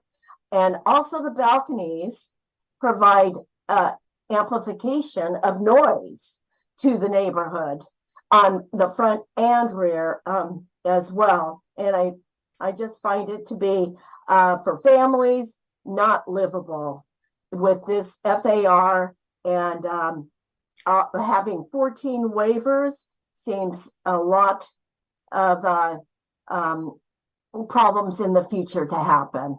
I am looking at previous projects that were not successful. I would hope that Palo Alto would recognize the problems and be able to litigate them. Full-grown trees are an option. Noise is a problem, in my opinion, as well as the blight that it's creating around one-story buildings and neighborhoods. Whether this is a need to have so many units, I think there's a better solution, especially when it comes to contextualism. Thank you. Thank you for your comments. Next is Scott O'Neill. Hi, thank you. I'm a board member at Palo Alto Forward, but I'm speaking for myself this morning. I'm pleased to learn in today's staff report that SCBL protections are stronger than I thought. That's great. I'd like to remind everyone that we're in the throes of an epic housing shortage that has been building for decades. It's driving homelessness, displacement, rent burdening, supercommuting, and open space loss. Some of these factors drive climate change and traffic. I also want to comment a little bit on the discourse and some of the things I've heard neighbors saying around the project. These are townhomes. When someone comes out calling this high density or saying too many units, these are townhomes. When someone calls them tall or vast or huge, these are townhomes. When someone says they're not parked enough, a bit under a third of the floor area is garage because these are 2/1 townhomes. And when someone complains about safety, this is new construction. The safety standards in current code go so far beyond what applied to what's there now. Safety as a concern essentially demands approval. I live in townhomes like these, and we're required to have professionally monitored fire alarms and regular inspections for our sprinklers and the fire alarm system. I've never heard anyone in a single family home come out and demand these standards applied to their own homes. But if commenters are looking to improve safety, I have great news. You have options to enhance yours by modifying buildings you own. And bad news for anyone complaining about fire risk. I believe the existing structures would have had no seismic standards applied to them whatsoever. What destroyed most of the buildings in the 1906 earthquake? It was the fires that started after the earthquake. Best of luck to the applicant. Thank you. Thank you for your comments. And last is Dawn Sung.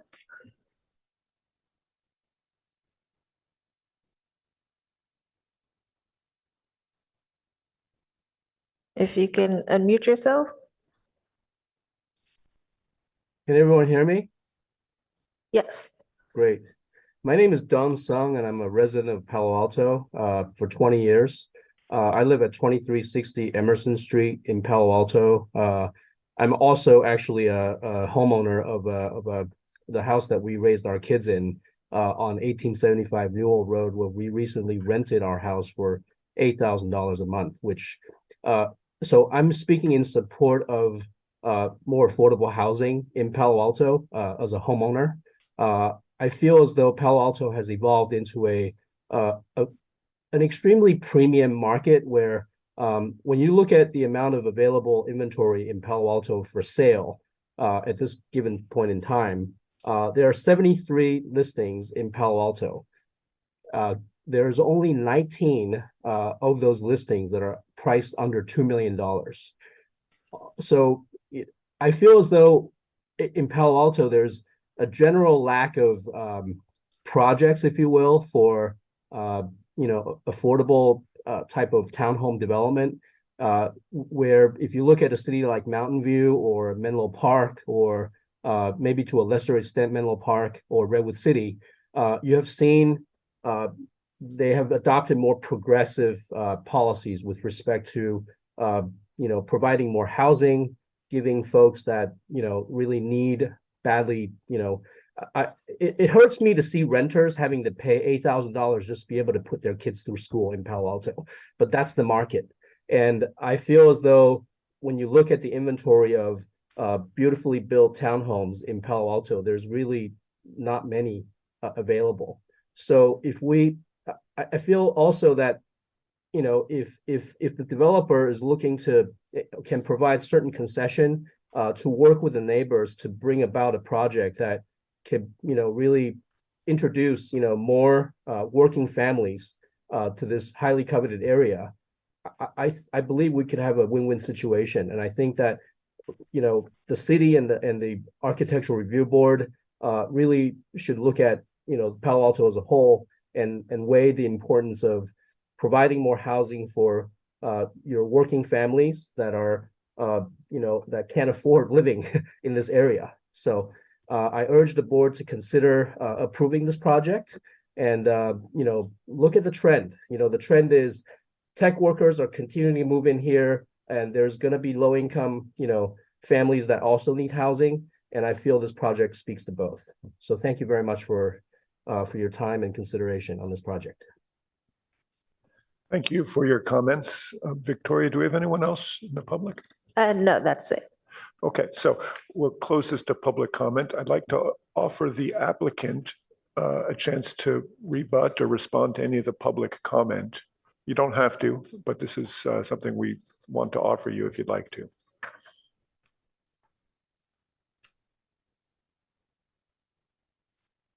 I see you're shaking your head. No, is that, no, you do not want to respond? Oh, you do, okay. So she said she does. You do not want to. I think she said they're good. Is that what you said? Okay. Sorry. Okay, great. So then we'll close this portion of our project and bring it back to the board for discussion. So we're going to take a break before we do that. However, I'm sorry, everyone, but it's been now 2 hours we've been at this. So we'll take a break until 10:20, please. Thank you.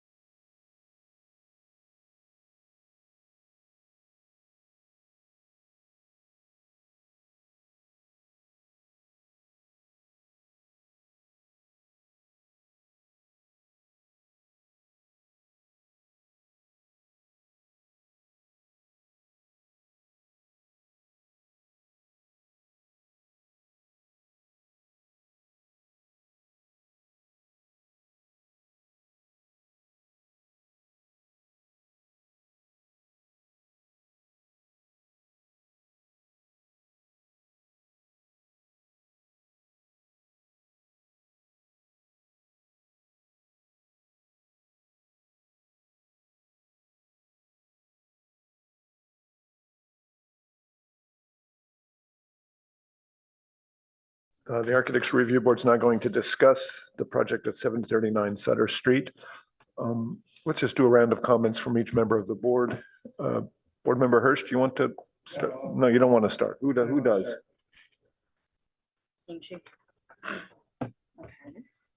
Okay, I will start. Thank you so much for your presentation. I think it's an appropriate location for multifamily projects like this. And generally speaking, for building one, I think the architectural design, the massing, and the materials is well sorted. However, considering the neighborhood context, it's next to the R1 zoning, and it does impact the single families behind the property, considering it's only 12 feet from the fence, and also it is 3-story high. So I think better screening has to be provided. And also, I would encourage you to reconsider, maybe you can still keep the number of the unit if you want, but maybe reduce the sum of the unit size, especially for the rear building. And also, I noticed that the parking you provided are more than what it is required. So maybe some of the units, since the unit size is reduced, so parking, maybe you can also provide only one parking for those units instead of two. Because we saw some other projects recently that also next to single family zone, which they provide 2-story buildings instead of 3 stories. That is something for you to consider. And also for the roof deck feature, I think it's a nice feature. However, I would suggest you to reconsider in your case, considering the fire access and the privacy between the units, and also the drainage issue that several board members just brought up. So is it a good idea to have a roof deck like that? Or maybe we could just eliminate that feature and have the deck instead?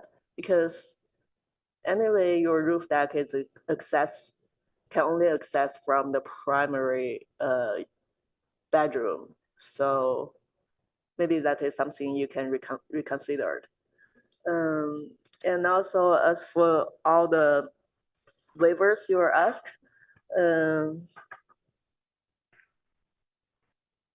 I think that for the 5'6" depth of the deck, I think that is something you could work it out to meet the 6 feet requirement, because that is only 6 inches, and it is not that hard to reduce the room size a little bit to achieve it. I'm also concerned about the daylight plan, especially facing the single family. So also, if you will keep the 3-story high unit, is it necessary to put the 3rd floor deck facing the single family, or it could be shifted facing the other side of the building? That is also something maybe considered. I think that's all my comments for now. Thank you, Board Member Chen. Board Member Rosenberg, where do we stand? I'd like to let my colleagues know, I'd like us to go through the checklist after we've all made our round of comments. So we can get into specifics of that. Right now, I just wanted to see how you feel about it. That is helpful. I can organize my thoughts a little bit better that way.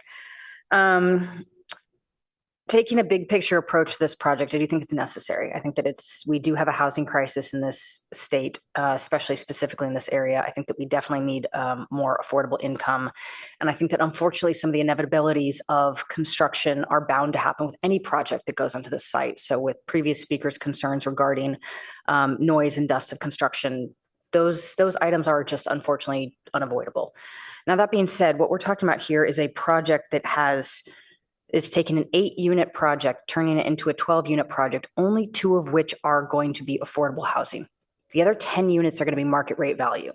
So while we are talking excessively about the need for affordable income, we are talking about 2 units for this project. And I think that needs to be kept in mind. I think that this project is showing some of the, I'm going to say delicately, flaws with our objective standards. And what I mean by that is the concept that we have this list of objective standards in an attempt to protect the privacy, safety, and well-being of our citizens in this city. And when we have an unlimited amount of waivers, it almost seems the objective standards list isn't even applicable. So it definitely is making us rethink how this process is being applied.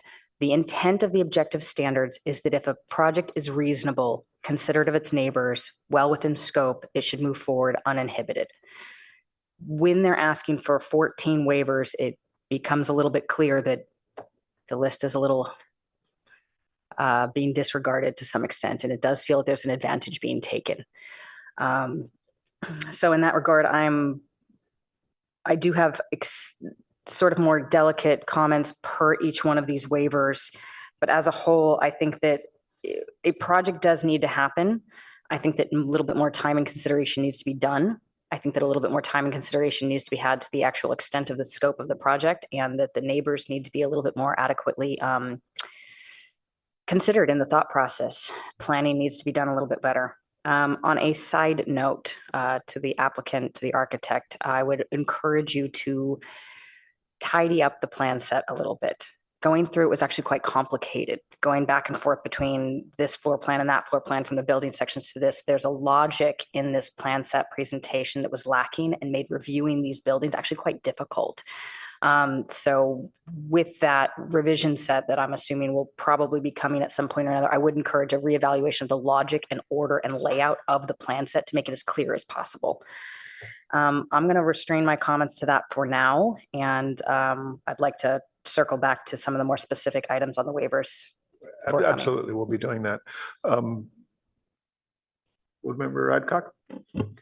Yep, I also want to go through the waivers kind of point by point separately. Yeah, but, we will do that separately, yeah, absolutely. But just general comments, just as Board Member Rosenberg also mentioned, it is a very needed type of project in this area. And one of the public comments also addressed, the low number of affordable, close to zero housing in this area. So it is a commendable project, and I thank the applicants for bringing this to us. But we've had many public neighbors' comments also in our review package, and I encourage you to take one more step. I know this came to the ARB a couple of years ago, and you've made commendable improvements to the design, but like in the back building, you're 2 feet higher than the 30 feet. Is that worth a waiver? Like your townhouse widths are not that big. You can make the structure a little thinner and be within the 30 feet. Be judicial about the waivers. I know you're allowed unlimited number, but you guys are building it, people will buy this place, and we want them to be good neighbors to each other. And so, make that effort to make that extra step. And regarding screening as well, the 24 inches boxes at, 20 plus feet on center is going to take a long time to provide screening for those neighbors. So consider different types of planting that can be faster growing and more closely spaced, but more columnar shapes that will help, grow that density very quickly. And I think somebody else also mentioned, I think one of the public comments is you can get larger trees. I think there were some comments about, obviously larger trees, 48-inch boxes are a lot more expensive, but you're putting this fence right up against pretty small lots in the back, and I urge you to do a little bit better. Regarding our earlier conversation about the parking, we can't tell you to do townhouses versus condominiums, but maybe there is a way to get at least a back building one continuous parking with one lift, or I don't think a ramp, you have enough space for a ramp down, but maybe a lift so that it can be a shared parking for those units and really like bring that height down. You might even be able to do some third floor decks facing the shared driveway if you do that. I urge you to like try doing something with that back the parking in at least building 2 in order to reduce the height. It will go a long way in making this and this type of projects more, accepted in the area. Thank you. Board Member Hirsch?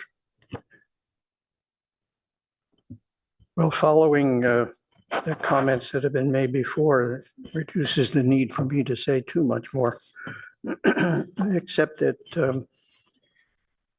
clearly the amount of waivers is, I would say, excessive, but some of it is as a result of conflicts that might have arisen between the objective standards that we have previously discussed and approved and what we see going forward now as needing to be applied to the next group of projects that come along.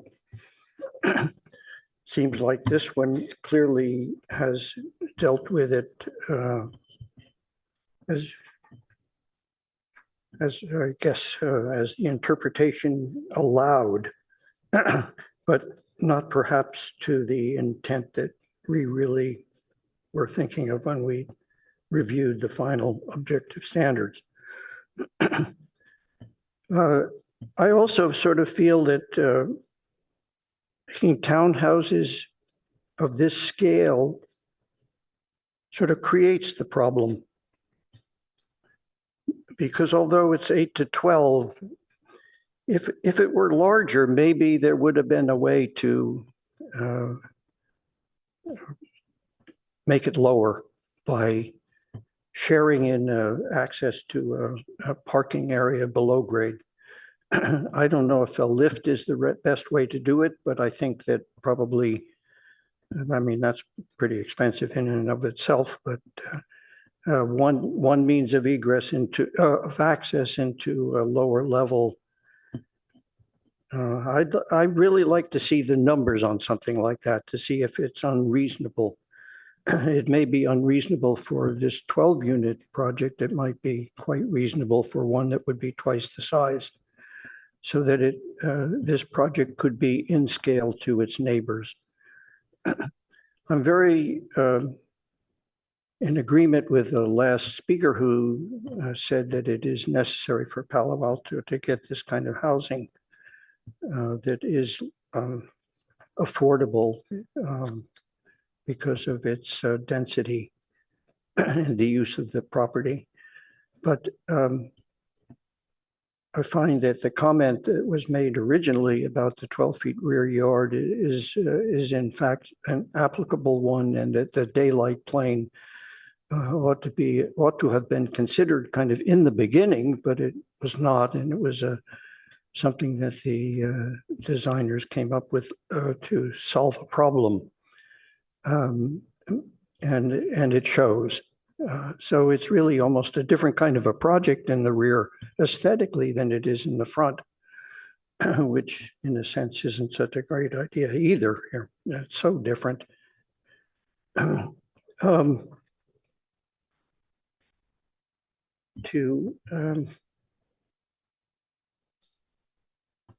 think that's going to really be up to us to push for review of the objective standards.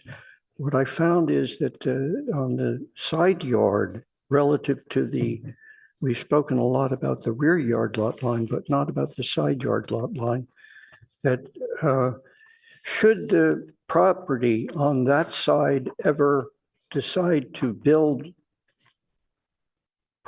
more private housing, I'm not quite sure it's in an R1 zone, certainly possible that it would be changed over, then it would have a problem with its own rear yard relative to the height of the building at this point. So if you were to have a side yard lot line with daylight planes, it would create a real problem here. We haven't really discussed this at all. We've only been talking about the front yard lot line. What about the side yard lot line? Why wasn't really that discussed at all from planning point of view? That's a property similar to the rear. And it has I believe, a side street facing the front of the property, not facing this particular street that this one is on. I think it has its own property line, own street line. So that would be a rear property line for it. So that's an issue that I'd like to see addressed somehow. And it would affect the number of units probably, or at least the setbacks on the side yard.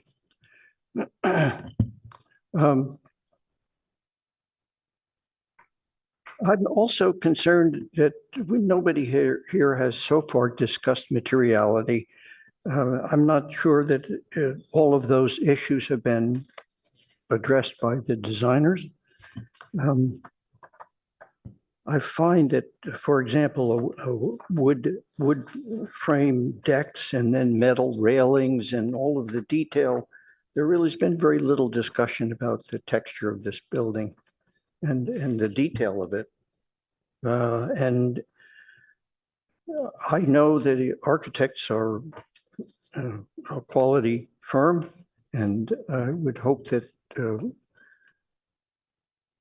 we wouldn't approve this until we saw the detail presented to us in an appropriate way, and it hasn't been appropriate yet. We need to see some relationship between the decks, the railings, the colors, and we need to discuss that, and I don't think that's really been done yet. So that's about it. Yeah, I'm afraid it's not going to get discussed, David. That's all. Whatever's in our objective standards is what we're going to focus on. I'd like to address my comments to staff. I think in this case, as much as I wish I didn't, I think you're undercutting the requirements for these waivers. When I look at what they're saying, it's physically precluding the project from being built at the allowed density. And what I'm hearing you tell me is the most conservative, the most liberal interpretation of that possible. I believe density generally refers to unit count. Everything else through the code we've been reading today talks about that. I believe you're correct that courts have started to interpret that as far as bedroom count. In other words, if you reduce the number of bedrooms, you're also reducing density. I get it. I don't think there's any interpretation meaning square footage. In fact, I find that entirely illogical. All an applicant has to do is set the standard of how many square feet they want through a waiver for the FAR, and then every other waiver is pointless. I mean, anything can change the square footage of a building. That's part of design. I think you should hear what the city residents are saying. They want more privacy. We worked really hard to make these objective standards. I want the staff to be aggressive in standing to these standards and making waivers hard to achieve. It's a waiver. It's not meeting the standard, and we need to push hard to meet the standards, not putting in 14 waivers. I mean, some of these are patently unrelated to the possibility of the building, not having a railing on a deck upstairs on an outdoor deck. How could that possibly preclude the building from being built at this density? And yet you're putting it in the report, you're processing it, all these things are going through. So we'll go through them line by line. But I think what resident Jeff Levitsky said about the city not interpreting correctly some of these interpretations is spot on. And in this case, I really wish the planning department would be more aggressive in holding the line on our standards. We have these objective standards, and yet the first time we have a project come to us with them, we're waiving them. And we worked so hard to try to get neighbor privacy, to try to get facade texturality. And yet anytime the architect doesn't want to do another round on it, they just say they want a waiver. And so far, I see the staff quite willing to accept these, and you guys are the ones who are the gatekeepers here. It's not us. So please, the town wants you to hold the line on these things. Okay. I would like to have us run through the the checklist for the objective standards for this project, section by section. Wherever a waiver is being requested, we can chime in whether we support that waiver or not. Hopefully, we can come to some unanimous sense of each item, whether we think it meets it or not, and on the waivers especially, whether we feel it's good or not. And I'd like us to actually put that out there as a statement to the staff that they can hear what we feel like. I'll remind my colleagues, we speak loudest when we speak together. So it's worth finding common ground here. Does anybody have any objection to proceeding that way? Okay, so then we're going to start with section 1824.020. That's the public realm sidewalk character. What I'll do is go through each one of these pieces, and whenever somebody has a comment about it, just let me know. So in the first section, the second one then relating to pathways. Any comments about that? I had written in my notes that, yes, I had an issue that the second item on the page here, which is walkways designed to provide access, says pedestrian clear path width of 8 feet. If I remember right, the intent was to have an 8-foot walkway to get to all units throughout. This project doesn't quite do that. Staff is saying that's not applicable because it's not public, I believe. They're taking that approach. And yet, if you look at 030, it says that the entries to the primary entries are located from a public right-of-way. Staff has said, no, that's not true because it's not a public right-of-way. And I'm having a tough time reconciling all this. So I'm not sure. I think this isn't really pointing out a problem with our standards. 8 foot is perhaps overly generous, but I'd like us to be conservative on this. So, anybody else have any comments about the width of the walkway getting to the back units, basically? I agree, the front walkway as well. It's hard, like board member Rosenberg said, these drawings are really hard to read. I think the front walkway is also not meeting the 8 feet width, if I read this correctly. And that is a public way. Well, what I'm after, perhaps it's worth parsing this out because it's really unclear. But to me, when we say a public walkway, what we mean is a walkway that's not just for one unit. Correct. So It's the for- sidewalk. So in this case, you have 7 units at the back. Mhm. All of those units, their front door is essentially accessed through the side walkway coming in off of Sutter Avenue. I think it's fair to say that's public. Yes. Yeah, to go back to our original writing of this, I do believe that was the intent, is that any pathway to get from public street to your unit should be accessible. Now, when we splinter off into the small direct paths from sidewalk to your specific unit, It's different. those can be smaller, but this whole pathway along the back and along the side is considered that public access. So yeah, I apologize. Personally, it was not my focus at the moment. There was a few other things to focus on. But yes, as you point this out, the intent is to make that entire pathway from public sidewalk to your entry pathway to your door should be 8 feet wide. And these are not. I mean, the rationale is if you're, say, on a wheelchair trying to get back there, you need a little bit of extra space if somebody's coming the other way with their bicycle, for example. Yeah. And am I reading this correct on C3 2.0 that the side, that walkway we're talking about is only 4 foot wide? No, it's 6 feet.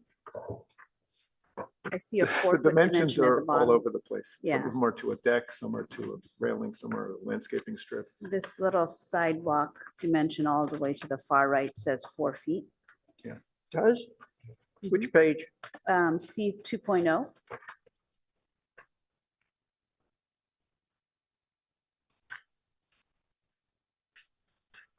So to staff, I think what you're hearing us say is that walkways that make the project accessed from the sidewalk are also required to have this 8-foot width. At least as it's written now, that's our interpretation of this. And above, outside of just objective standards, like just building code, if you have a dead end, it's basically a dead end, right? You don't have a turnaround circle until you get all the way to the back. that This is is, for pedestrian access though. well, for wheelchair too. Right, but if you had a wheelchair that needed to turn around halfway through this pathway, there's nowhere for them to Right. do it. They don't have a There is in 60-inch the middle. radius. If they go into the driveway. Yeah. Right, so they're gonna have to go out into traffic to turn around in their wheelchair No, once it's they not. start on this So path. staff, would the building department review this for ADA compliance at that level? Absolutely. The building department reviews every project for ADA compliance, for building safety. The fire department reviews for fire safety, et cetera. I do have a question though about, we're saying an 8-foot pathway to the front door. I don't see that in the code. I see, public sidewalks in commercial areas need to be a wider width. We said that part's not applicable. And then I do see that walkways that include bicycles would need to be 8 feet, but I Well, don't I'm think just- that's the case Yeah, so I here. didn't go into the code itself, but I see right here at checkpoint A, pedestrian clear path width, 8-foot minimum. So it's What number are you reading? on packet page 43, the very bottom line there. That's part of the bicycle That's one, though. walkways for bicycles. The one above It that, says here though, pedestrian. the 6 feet is the one that's applicable. Well, that one is talking about through lots.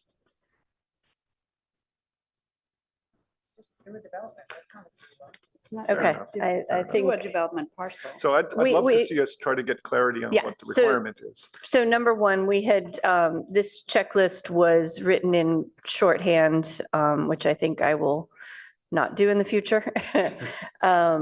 And that pedestrian clear path fits under number 2 there, which is a walkway with bicycles that we do not have on this project. Well, I would also just like to note that on page A06, which by the way, this diagram showing pedestrian, vehicular and bicycle pathway should be in every single application from now on. This is an incredibly useful diagram. Thank you for providing it. In that front right corner, there is a bicycle path and it's a minor thing. It's a short pathway, but then that pathway should be that 8-foot compliance, correct? To get from the public sidewalk to that little bike storage in blue. Again, on sheet A0.6, that portion at least, I mean, it's a small thing, but that should be at least 8 feet. Yeah, really. Right here. Yes, I think you're correct. I could see that. That could be. that's- It's not appropriate to It's- look at it this way. We have to share this with the public, whatever we see. So Apologies. Claire, the basic point is this, that the justification for not complying with this is that not applicable, no publicly accessed sidewalks. Our interpretation is that these are public sidewalks, all these walkways, and we'd like that level of interpretation on this. You guys can read the fine print of what it's supposed to be.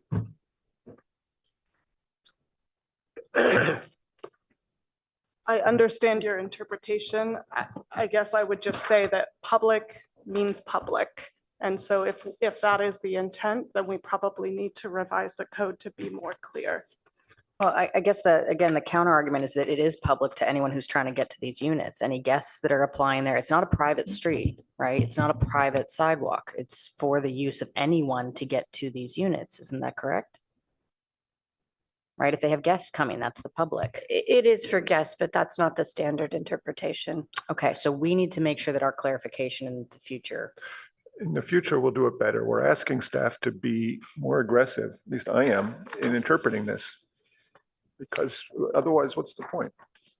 But Hold the even, standard that we even intend. and then applying let it- that standard, it wouldn't be an 8-foot pathway going to the rear of the site is what we're also It saying. would for the first little bit up to that bike parking. I think that could be interpreted appropriately, and I do think that makes sense. Yes. Look, Sorry. We're establishing a precedent here for the next project after this. When you write in the reason, not applicable, not applicable, not applicable, we've established a precedent we don't want to establish. We want detailed reasons. We want to get through this. And just on the, yes, I know building department will review all of this, but that 4 feet plus the tiny bit, like the whole side yard setback that they're asking for as a waiver is 4.5 feet, right? Am I reading that right? It is 4.6 feet. Yeah. which does not allow for enough space for even the code required. It's upper levels. Certain areas are 4.6 feet. So there are wider points and it's wider at the ground level, just to be clear. Okay. Yeah, the ground level is 6.5 feet wide, but the path is only noted at 4 feet wide Right. walkway. Yeah. And also for this one, is it just bicycle access to the required bicycle parking, or because on the enlarged floor plan for each of the unit at the rear building, it shows the bike storage there in their enlarged floor plan. So the bikes would access the site via the driveway and for individual garage units. Individual garage units is where the short-term bike parking is provided.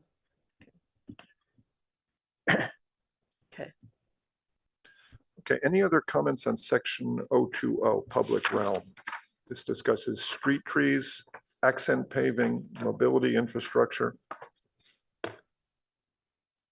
Then let's move on to the next one, site access. I think, again, we've already covered that to some degree. But does anybody else have any notes about that? I had one regarding the trash bins.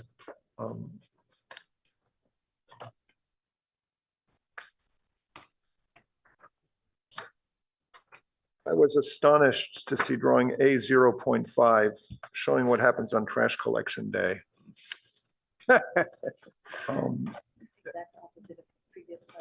And a very clever note here about the bins must be immediately brought back into place after servicing, which is patently unrealistic. And I'm looking at objective standard B4 in this section. Number 1 says loading docks and service areas. And so to my interpretation, where trash bins are collected is a service area. And it's pretty clear that it should not be on the front of the building on the street. And so again, I think that's the intent behind our putting that in here. Now, admittedly, we were thinking of larger buildings where you just wouldn't do this. But the idea was to prevent trash collection from taking place in the public realm right in front of the building. And yet here they're clearly proposing that. And so I don't know if my colleagues want to chime in on our interpretation of that section, but it's under loading docks.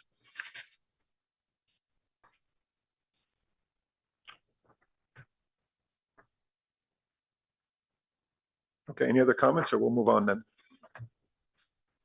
I would just like to support your commentary. I appreciate that. Yes, I would too. Yeah, and related to that, I assume that central, there's no space, but central trash area was not considered for this project, but this is a whole lot of trash bins all together. And I saw in the interior plans when the garage where every bin is shown located, and it's behind the cars, like on any given trash day, if you use your garage for parking and your bins are all the way in the back, it just does not seem like a practical arrangement at all. And what if people have their cars parked on the street? That's are another, we just yeah. eliminating street parking on trash days here?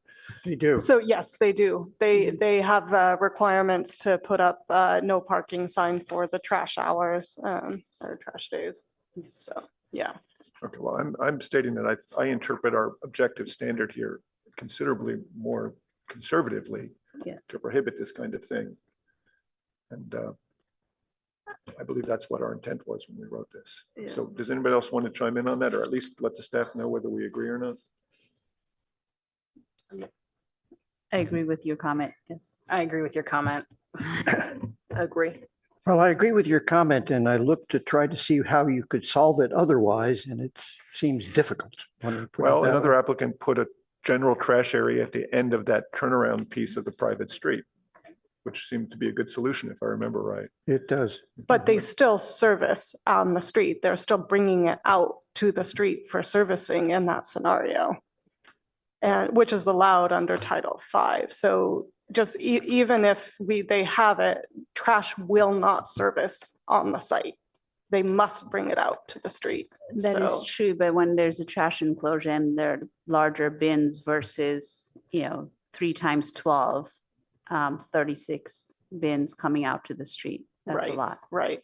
And in that 420 Acacia scenario, the other project, we said no because it exceeded the area of the frontage of the project. So that was the key difference in this one. So we are trying to interpret the objective standards to guide you guys. I think trash collection is considered part of a service of a building. And we'd like you to interpret it that way. Yes, but So I they think, can figure out how to do it. We don't know. I think my point is that if you're saying that your interpretation is that they can't bring bins out to the street, we're saying green waste will not service on the site. So you're saying that they can't bring anything out to the street. No, we're saying that Then- what they're proposing is not going to work. You're not going to get 36 bins on the street and they're But going to be there all But in day. going back to the objective, I understand that, but in going back to the objective standards, you're taking the interpretation that you can't have service area on the street, which is different because whether you have bins or large bins, it's still, you're taking the interpretation that you can't have service area on the street. So So admittedly, the think- standards are imperfect. of course, yeah. But I do understand your point. I guess I would just note that I think if that is the intent, we would need to make some revisions to really reinforce that intent. Yeah, I And- think we all agree with that. I frankly don't understand why there isn't a different category to garbage collection. It's like in a building like this where if it is required that as we are discussing here, that there's common garbage, that it's a private to private garbage collection, some other form of collection that isn't restricted by the rules, their own rules. And that their own rules are the street. It's very simple for a single family house to take their garbage out to the street, but it certainly isn't in a project like this. So they ought to have a different kind of garbage collection then.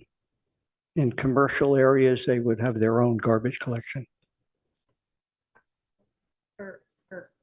For clarity, Claire, I've got a question is, since these are townhomes, they're sort of expected to be autonomous units, right? And that applies to parking and trash and all of that.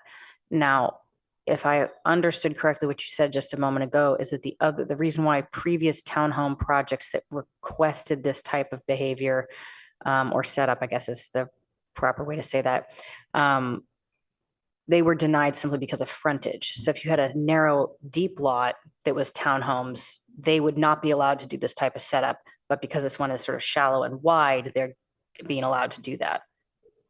Yeah, we wouldn't want them to be putting bins in front of somebody else's Right. site is where we took issue with the other project. Okay, and just for, again, my own understanding, is this written somewhere? Is this like a code or is this just something that's sort of been applied? I would have to check Title V again. That was per zero waste requirements. So I'm not sure if it's a codified thing under Title V. And can you remember, again, I'm sorry to ask for a pop quiz here.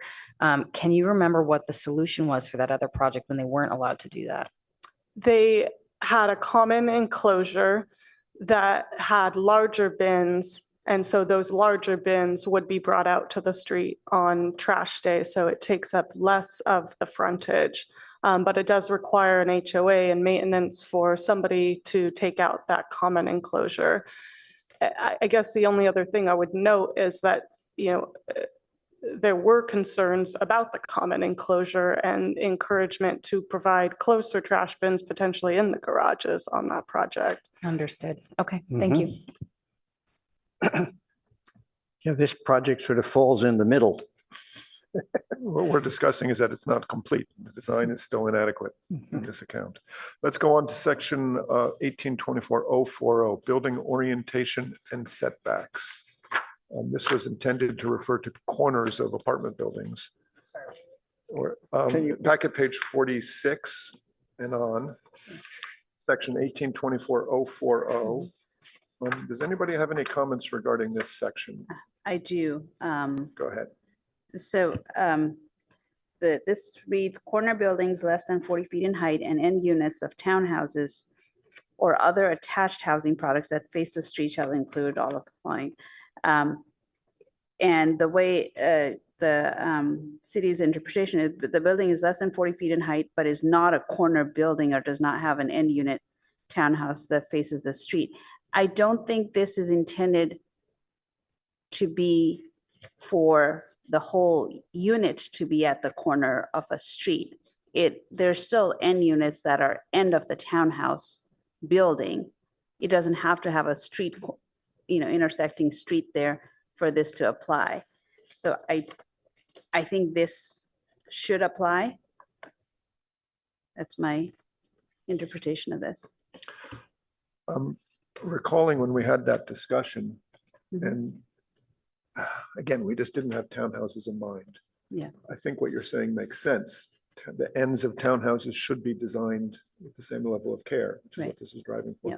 But I think we did say that it has to face a public right of way for this standard to apply when we wrote this. A better argument would be that that private street is effectively a public right of way. Exactly. It does allow that building to be seen as you come down Sutter in the same way that you would see a corner building. Yeah. And it's even in this case shared with the next door neighbor. So it's That's not right, just these yeah. units, but others are also going by that side. So again, staff, this is what I would say is a more conservative interpretation. And we would like you to do this. Let the applicant be the one who pushes back. No, that's not a fully public street. We're calling it a street. It's effectively a street. It acts like a street. It looks like one. I think it could be argued that that's a street. It is not a publicly accessible street. It is a private street, but it is a street. Okay, but at least it says in your thing here, just that face the street. It doesn't say. Yeah, yeah. So I think you're right. So I would support that. Certainly this should apply on the left side of the building. Of both buildings, really. But the But one on the at least right the is front building. harder because that was, Yeah. it's a private residence there. That shared street for the other unit, it still goes all the way to the back. Well, it- But it- at least to the front, if not the It back. points out another shortcoming on our objective standard regarding townhomes.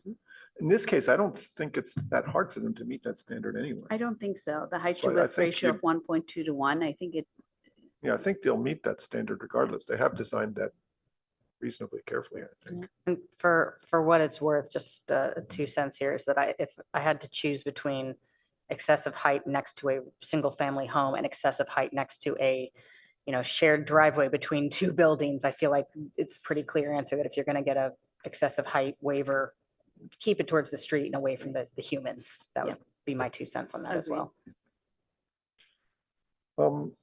The item on this section that causes me a lot more consternation is the one regarding the height of the ground floor. And we worked at great length to come up with a detailed equation regarding what the height should be. The idea is to make residential units have some measure of privacy from the public right of way. That's the sidewalk on Sutter Avenue. And our equation comes up to 1.5 feet, which actually feels about right to me. And they're asking for a waiver for 0.5 feet. And why is that change necessary? Why would 1.5 feet of ground floor height preclude construction of the building at the allowed density?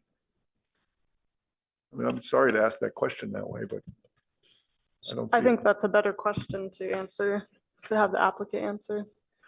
To my colleagues, do we want to bring the applicant into this discussion for these things? Yeah, I saw that one and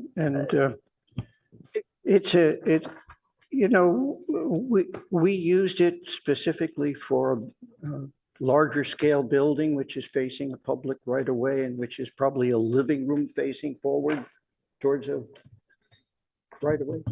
It's a very different kind of building. And that's the way our diagram read in the objective standards. We're talking about a ground floor where there's parking. There is no privacy issue. I mean, we could also look at the waiver request because I think, well, two things I guess I would note is it probably relates partially to the how you step down into the garage and step into the building, and also the fact that 2 of the units have to be ADA compliant. This, yeah, for this one, I do support the waiver for 2 reasons. One is the accessibility, and the other is the building is already, taller than 30 feet, and this is giving them at least a foot of reduction.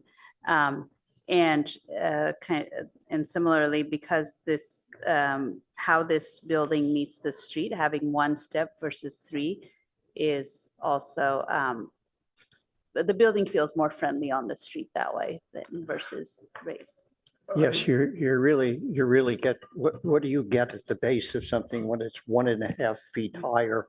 You just get a piece of concrete or something there. Yeah, if the 20-foot setback was there, and then you had the length to go more gently up 1.5 foot. To landscape the front to better. landscape the front. So I But do if we want to give be that waiver. I do want to be clear that the point about this objective standard, how it was originally created, is that there's a sense of privacy that you get when your first floor is raised up above the street. And so, when your front door in your living room is, right on a major road, that doesn't feel comfortable. And so this objective standard was trying to get to that. And so maybe, a difference of a foot is not huge, but there's other situations where it would be greater than that. And that a higher level would make a big difference. Yes, now, you add to that the base of the wall itself on the inside, whatever apartment, if you had an apartment on that floor, you wouldn't probably bring the window all the way down to the ground and lose that privacy, which you would get if you had, say, another 2 feet of base of the building at that point before a window begins. So I think that was a consideration for what the privacy would feel like in the first floor.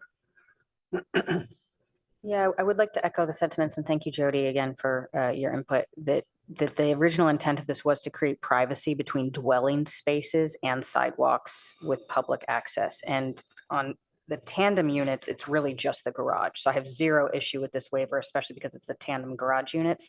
On the other one, it's a small den office and an adaptable powder room.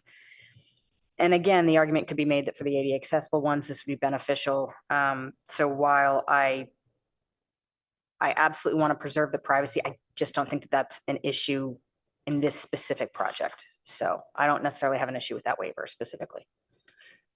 I want us, colleagues, to keep in mind that we're trying to make these waiver findings based on the requirement of the law. The waiver is granted if it precludes, physically precludes the construction of the building at the requested density. I haven't heard too many arguments that that's the case. So if we're going to allow it because of all these other arguments, which are bona fide arguments, I agree.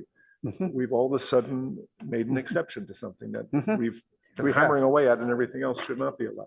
Objective standards, we all know, are problematic. At the get-go, they're problematic. Our standards regarding townhouses are problematic doubly so. This particular one needs to be rethought regarding townhouses on private streets with just a staircase. Well, I think we should go back to the packet of what they stated in the waiver request then. So can we do that, please, then? Or yes, hold on. Would the architect like to expound on this for us? I'm happy to have you come help, but I want to keep it focused on this one item. So why is it that the waiver should be granted for the height of the first floor of the buildings?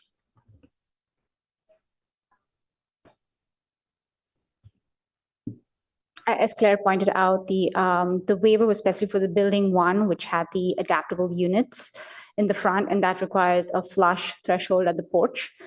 And the other, in the other units consecutively, raising that floor height would add to adding steps into the garage, which would now encroach into the clear area, and they would have to be further widened, again, having a trickle effect on the rest of the property and widths that we need to maintain.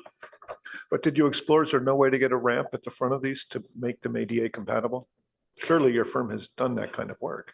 Yes, it has, but it just requires a lot more ramp area to get up to that level, which would probably be, you'd just be looking at like a large ramp rather than having that street connection when you're just walking down the street in a single family neighborhood. Does the ramp physically preclude construction of these buildings at this density?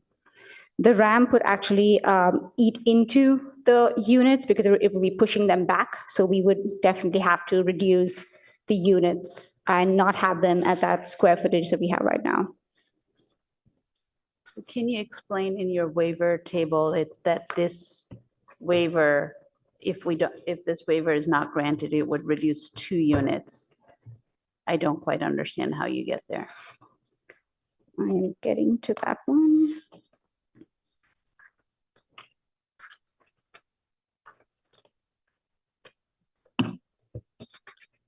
Eric, do you have that handy?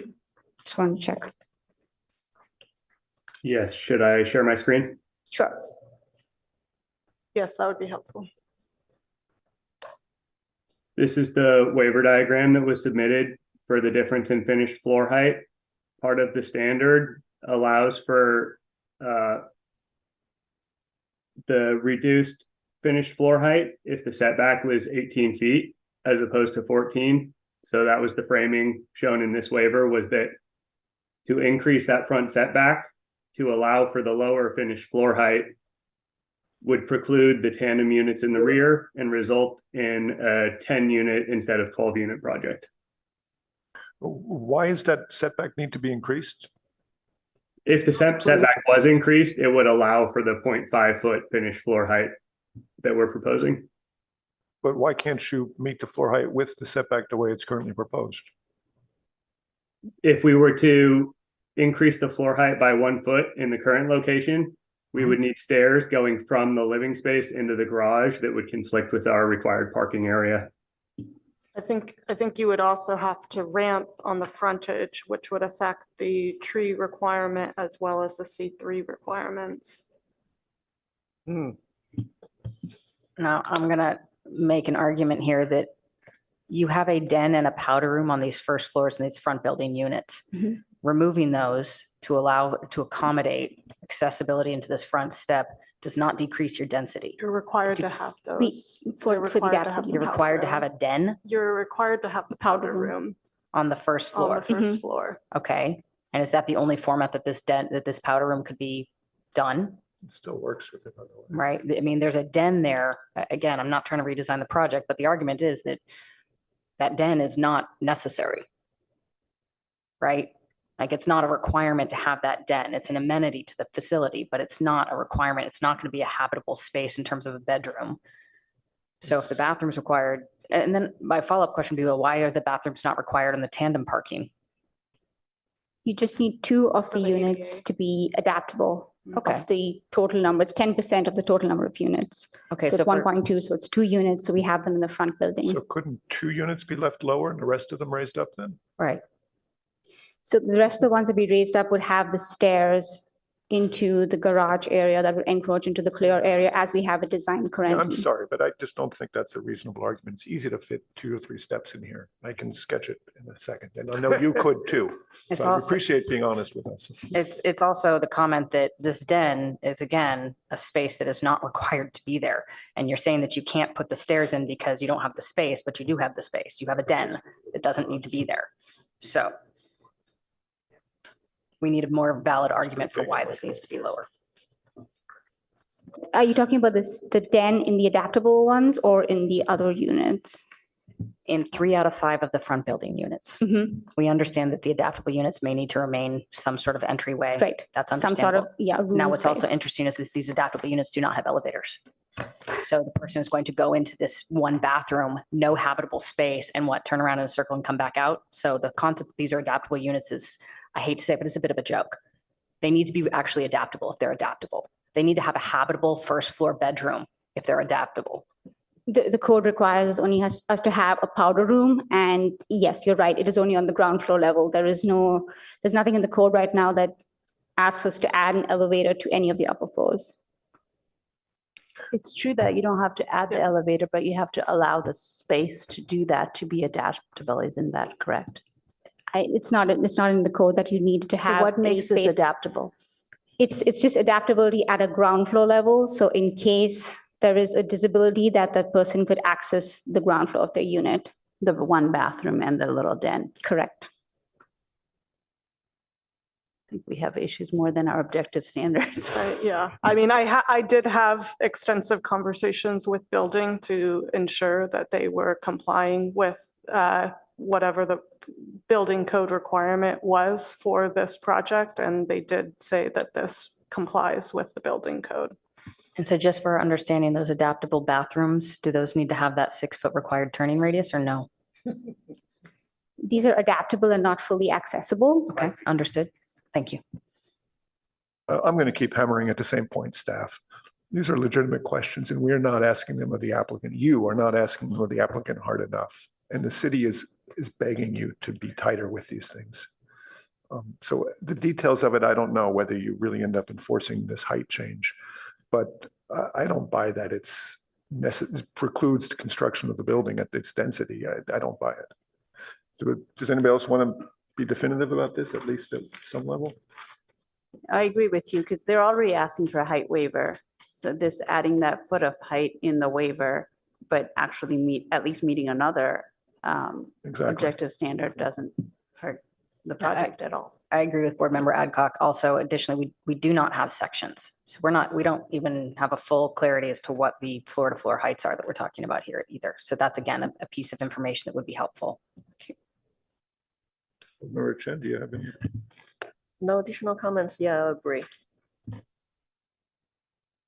Can I make one side note onto the bathrooms? Just, it's a little bit off topic here. Peter's laughing because it's, yeah. On your sheet A 0.10, you're showing in drawing number 3, your plan 2 third floor plan. You have this corner radius shower in that bathroom. That's never going to comply with Palo Alto standards of turning radiuses inside a shower. So just food for thought for future. It's not what we're here to evaluate today, but there's no way that shower is going to work. Thank you. So we're trying to close on section 040. Board Member Hirsch, are you in concurrence with what we've been saying regarding interpretation of this, or?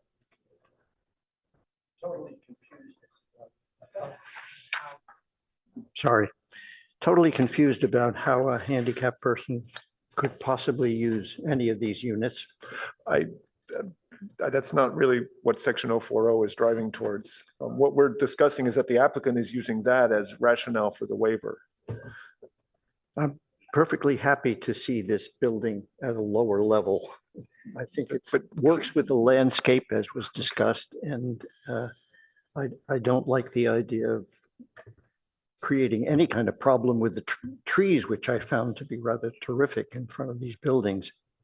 So, you know, there's always many different reasons for something, and I would accept the waiver. I think what we're collectively getting at is each waiver needs to be, you know, looked at a little bit sharper so that. Absolutely, I agree with that. Yeah. Okay, let's move on to section 050, building massing. Does anybody, this is the one regarding the side step modulations and the daylight plane on the side of the building. So that's pretty significant. Who wants to step in on this? This also affects the building notching of the facade. So I can start in then, because I gave this a lot of thought. At first, I thought it's crazy that they should have an 82-degree daylight plane on the right-hand side of the building where the neighbor is. But I think in this case, forcing compliance with that daylight plane would reduce at least 2 bedrooms on that third floor unit.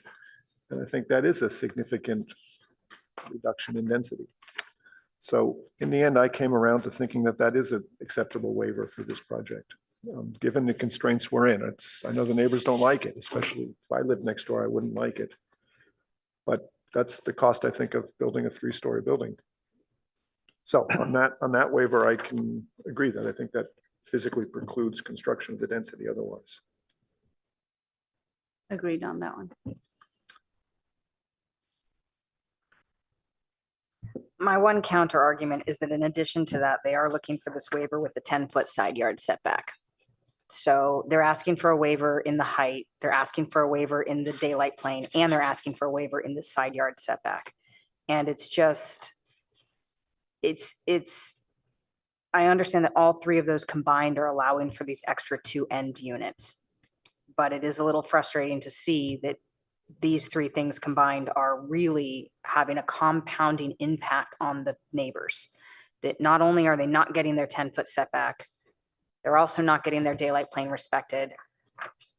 It's a hard one. I understand that it does make it so that the 2 units would have to go, but there's 3 of these waivers that compound together to allow those 2 units to be accessible or to be built.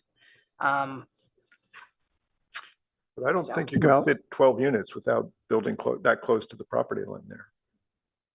I don't see. Understood, and that's sort of the frustration, is that while these objective standards are in place to protect the neighbors, we're circling back to the we're gonna lose units if these things are not respected. But it's 3 different items that have to be waived for these units to be there, right? It's not just one small item, it's 3 pretty major items that are gonna profoundly impact the single family homes next to this that are being waived to allow for these 2 extra units to be built. I don't have a good answer. No, neither do I. Well, the daylight plane on the side elevations of townhomes should be perhaps higher than 10 feet at the property line. Yeah, you still should have some form of daylight plane, maybe to bring it to 2 stories. Agreed, But- and maybe that's something we need to reevaluate in the objective standards moving forward. It's also one of those things that we as a board have continuously time and time again said you have to respect the daylight plane. Like the daylight plane is law, and here we are throwing it out the window because it's going to preclude these 2 townhouse units from being built. So again, I don't have a good answer. There is a frustration, but I do not have a good solution at this time. Well, it doesn't preclude them from being built. It just precludes the upper floors from being built the way it's designed. I think you lose 2 bedrooms. You lose 2 bedrooms. I think there's 2 parts, right? The daylight plane, which is affecting the south side, and the side yard setback that's on the north side. The north is the right-hand side, right? Correct. Yeah, so I'm talking about the daylight plane Right. on the right-hand So side. yeah, I think in That side yard daylight you- plane. Yeah, and sure, if you put the building, you increase the setback, the daylight plane issue would be less. Right, and that's my point, is that it's compounding. I don't think a 10-foot, 45-degree daylight plane would allow a 3rd story under almost any circumstance. I wouldn't. My house is a demonstration. Yeah. On the other side of the building, on the south side, I didn't buy that argument though. They're arguing the same thing. Here, our code requires you to have a bigger step in the form of the building across a greater percentage of the width of the elevation. And they have a notch in the roof and they've lowered it some. When I do my sketching, what it really would do is take off the parapet wall for the roof. Not really affect the use of the spaces inside. I think the bedroom count and even the floor area wouldn't change, but the roof functionality would. And that's actually kind of the intent of these things, is to get those side spaces. We'll come to that in a second. But to get those side spaces at a bigger privacy impacts to be further reduced. A daylight plane's a really wonderful kind of restriction there. So on section B1, regarding on the south side, the step back occurs at 27 feet, that waiver, I don't think that's necessary. It's on packet page 51, at the very top right corner. And it's regarding the left elevation, which is the south elevation of building number 1. Do I have that right? Building 1 is the front one. Right. So again, I don't know if the applicant wants to rebut that. Yeah, that'd be good. That'd be great if you can rebut that, because that's, I think, if I'm translating this correctly, page 5 of your waivers in the diagram. So if you'd like to, again, help us focus on that, I would really appreciate it. And again, the argument really needs to be made that the density would be reduced, that the units wouldn't be able to be built, exactly. That's to physically preclude the building from being built at the intended density. Right. And if you're looking at your waiver diagram number 5, it's showing on that, I'm just going to focus on building 1 for the moment. That whole right side of the building is highlighted in red, very helpful. There's an office on that middle floor. Maybe there's a way to do this on the second floor, but yeah, I see it profoundly impacts almost all 3 of those bedrooms on the second floor. And then you still have an office on the first floor. So I don't know if there's a better way. We've had other architects come in and reorganize, right? They maybe have to reduce it down to a 2-bedroom building. Maybe that office becomes a bedroom, right? But architecturally, this isn't completely infeasible to say that you do need to respect the daylight plane that's being asked of you. I think on the third floor, it does eliminate both those bedrooms, and I think it effectively eliminates all 3 of them on that level. You're right, on the second floor, it does just reduce part of the kitchen, dining, living. I mean, everything gets pushed in, and we could try, because the office space might not be a minimum bedroom dimension at this point. So I think this unit would not be feasible to build if we did comply with the site daylight plane requirement for that building.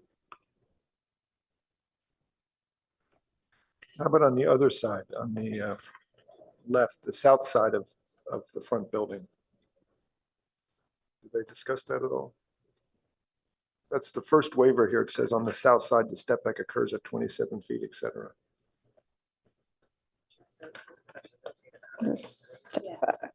This is actually here. Again, just for future reference, if you could please maintain the orientation of the building, it's much more helpful. This one being sort of rotated this way and knowing that that's actually talking Building about the 2. same daylight plane on the right-hand Yes. side. Some of that would be helpful. Thank you. I agree. I think building 2, you're right, the orientation is the opposite way. So they're not sure. To my colleagues on page A 2.3, I just sketched in what I think the daylight planes are on the elevations. I'm sure you can all do the same. We do this every day. It clearly shows to me the dramatic impact on the right side and the minimal impact on the left side. And I think that to staff, our comment should be that at least the waiver on the left side is not appropriate. I think the text, instead of saying south side, I think it's intended to say north. I think that's what's getting us all confused, because that drawing on the waiver with the building 2 being upside down looks like it's south that you're talking about, but it's really north. Okay, Could you that doesn't clarify help that? too much. Yeah. It is flipped. You're correct on the building 2. So I think collectively what we're saying is on the north side, the step back, yada, yada, yada, it should be allowed because it would otherwise kill 1 unit, correct? That's what you're arguing, correct? Correct. And building 1 on the side facing the residential neighborhood, not the private drive side, it would eliminate that entire unit on the end. And similarly for building 2. Building 2 as well, Yes. On the same side. yes. So the red text, if that reads north, I think that will make sense, yes. So then what am I missing here? On the left side, the private drive side, doesn't the daylight plane apply there too? Claire, am I? Yes. Yeah, the daylight plane applies there. The setback applies to, so setback and daylight plane apply to the south side. The daylight plane applies to the north side. The setback does not. Because the step back, sorry, are we talking about the daylight plane right now? I don't want to confuse. So maybe let's just leave it. It applies to both sides. Yes. Peter, if you don't mind me jumping in here, I Please, think go the point that Peter's trying to make is that when he's sketching out the daylight planes on the left and the right sides of the building, it actually is nicking the corner of the drive aisle side as well. That's not shown in your diagrams. That's not shown as having any interference, but we're looking at it with our eyes, and it's that third floor of that building I see there's a slight sloped roof there, but there's definitely going to be some interference on that side as well. Okay, so I think you're right. So we have the data plane request for the other side, but what you guys are looking at is on the drive side. As well, yes. Correct, okay. So that daylight plane will apply to both sides, and we need diagrams to clearly show that that's clearing it or not. We can add those in. And I can state categorically, I don't think a waiver would be justified on that side. Which So, side? On the, On the south side. Yeah, on the Because south it side, the drive doesn't, aisle side. what he's saying is it doesn't impact as much like the actual unit. Right, there could be some architectural redesign of the roof in that area and it wouldn't lose a unit, so. it might take a foot out of the ceiling of the room. It's a 9-foot ceiling and it goes to 8 feet. That's not precluding density. Correct. Okay, on this same category, I'm trying to get to the next page. This reminds me of when we wrote the standards to begin with. It was a similar process, but Same page, right? down at the very bottom, we're talking about here the trees at the back. And who can explain what's really going on here? What is this waiver? So our standard requires a tree every 25 feet. I believe we're looking at waiver number 13, which is the response to this one. So the issue is that technically, because it's residential on the south side, they're supposed to have a row of trees. In this case, there's a drive aisle on that south side. So they're not providing trees down that property line. But the objective standards require that. So the waiver is. Yeah, so there it makes sense, I guess. Without the drive aisle, the project doesn't work, so. Right, so in that regard, that makes sense. Now, however, looking across that back fencing, again, there's trees planted one every 25 feet and then gaps in between and benches. And that is not meeting our privacy screening requirements across that backside property line. Yeah, So- you know, there's the request there is for podocarpus that are going to be a little bit taller. I have some personal experience with some podocarpus and they really can be planted a lot closer. And you can get absolute privacy with podocarpus after approximately 2 years, you know. So would the recommendation or feedback be to provide podocarpus instead of the trees that are provided or in between the trees that are No, provided? I would say podocarpus for the full length of it, closer to each other. I will say the number of benches that's provided is not technically required. They could reduce the number of benches and still meet the objective standards if that was of interest. I'll just note that. Yeah, I appreciate the benches, but I've never seen a project this small with 5 benches, so. The benches are really, you know,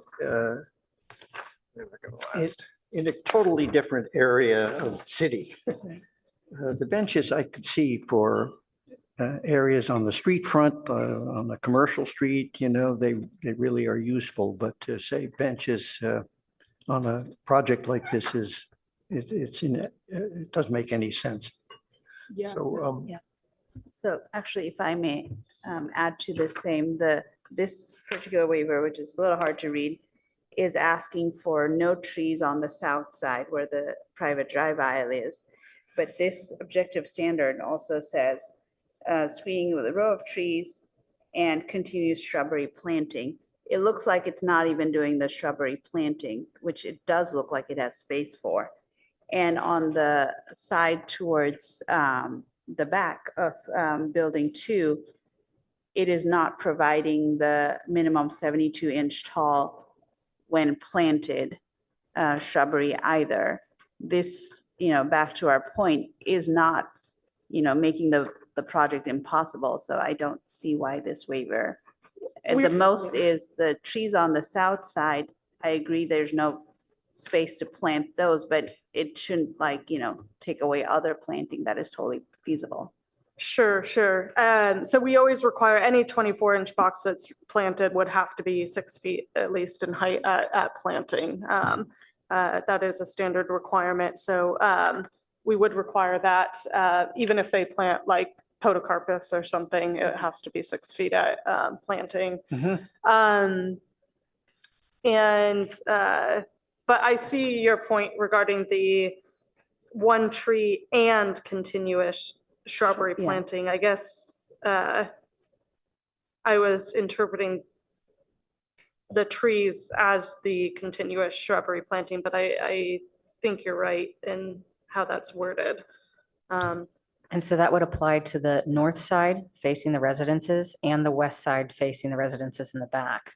So there's 2 sides there where we would have to have the 25-foot trees plus continuous planting. That's absolutely correct. I was there when this was debated, and a number of the board members felt 25 feet was too great. The compromise was to stipulate hedges in between. The intent is very much to try to get a uniform row of greenery. Some members of the board at the time felt that too many trees were not appropriate. And so we're trying to give the landscape architect and applicants more latitude. But the intent was always and is always to have a green landscape screening. To the applicant, this is a very easy way to satisfy your neighbors. It'll go a long way. Won't cost you very much relative to everything else. So you'll gain a lot of goodwill by just embracing this one wholeheartedly. And to support Board Member Adcock's commentary, yes, while the trees might not be feasible on the south side, shrubbery is. South side? Oh, okay. Okay, the next item here was the facade break waiver. And I asked some questions about that during our question session. The intent was to avoid having large apartment building walls facing major streets in town. And as much as I think they are meeting that intent, I don't know that they meet the word of our code here. Well, in this, the language says specifically use on the side and rear property line instead of facing the We're looking at the same thing. That's for the trees. Yeah, yeah, it's still under the same B2 ABCDE, right? It's still under the transition to lower density building heights. And the minimum facade break. It's under this section, right?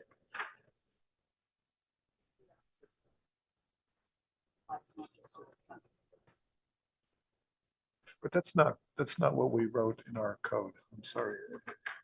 I agree. Your interpretation of the checklist looks correct. But can anybody else refresh my memory on that? Yeah, we can, so this is, let's see, 18-24-050. Yeah, you're looking at B on packet page 52. So that does fall under number 2, which is, and the intro sentence for that is when a building abuts a residential use on an interior side and or rear property line, the building shall break down the facing facade and maintain privacy by meeting all of the following applicable standards, which is A and B. Okay. And actually, sorry, A, B, C, and D. Sorry, is there an E as well? Yes, there actually is an E that discusses balconies.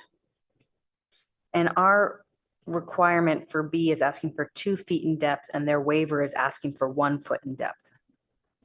Yes.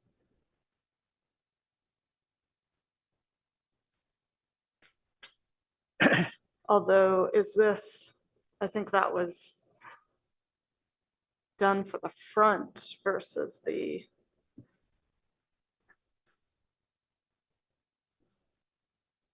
Sorry, we're B2. The reason for that is what we were asking for modulation on the front of buildings, and we asked for a greater depth. 2 feet is on a larger building. 1 foot would look ridiculous on a larger building. But they're telling us, David, that this is applying to residential side uses, not street fronting pieces of the facade. So I'm confused because that's not my memory, certainly. No, mine neither. So I don't know what to say. I mean, as it's written here, the question is whether they have proper facade break modulation on the back of building 2. Is it? Well, they would on the back of building 2 because they have the balconies on Setbacks, yeah. But, so first of all, we've always Well- been pretty clear that balconies don't necessarily count. They're an applied feature, not the actual geometry of the building itself. Additionally, there is a whole section here for facade length, and I'm wondering if that's where we're handling the breaks in the facade is not in this section, but one below, which is specifically in regards to facade. Because Perhaps, yes, you're 100% correct that we absolutely regulated this. Okay, let's keep moving on, because I think the way this checklist is written is what we're doing for our standard today, and Board Member Chen is correct that this doesn't apply here. Why don't we move down though to section E, balconies. At least I see 2 significant issues with these roof deck balconies. So I'll just lay it out there. I believe the roof decks on the north side of building number 1, that's on the right-hand side, just don't comply with this. You can walk up to the edge of that parapet wall and look at your neighbors. That's the piece that has the dramatic daylight plane violation. Sorry, which one? So it's building number 1, north side, the right-hand side as you see it from the street. What objective standard? Can you though? clarify what objective standard before we start into Absolutely. the next topic? So we're still in 1824-050, building massing, under section B2, transition to lower density building types, subsection E. It's on packet page 53 at the top. Same section we were just in, just dropping down from B to E. Okay, so we're talking about balconies on the Right, and top here of it's page where- 53. Yeah, it's where the balconies look over the 2 residential, the neighbors at the back and the neighbors on the right. I feel that the roof balcony on building number 1 does not comply with this objective standard vis-a-vis it's looking down to the neighbor. It was at 746, I think. And then I feel that the 3rd floor balconies at the rear of building number 2 just don't comply the way they're shown. Unfortunately, there's just not enough information there. But the intent was to have a 5-foot barrier so somebody couldn't see over that. If it was less than 5 feet, it had to be some sort of lattice or design, or you had to be pushed back. Planter. Planter, things like that.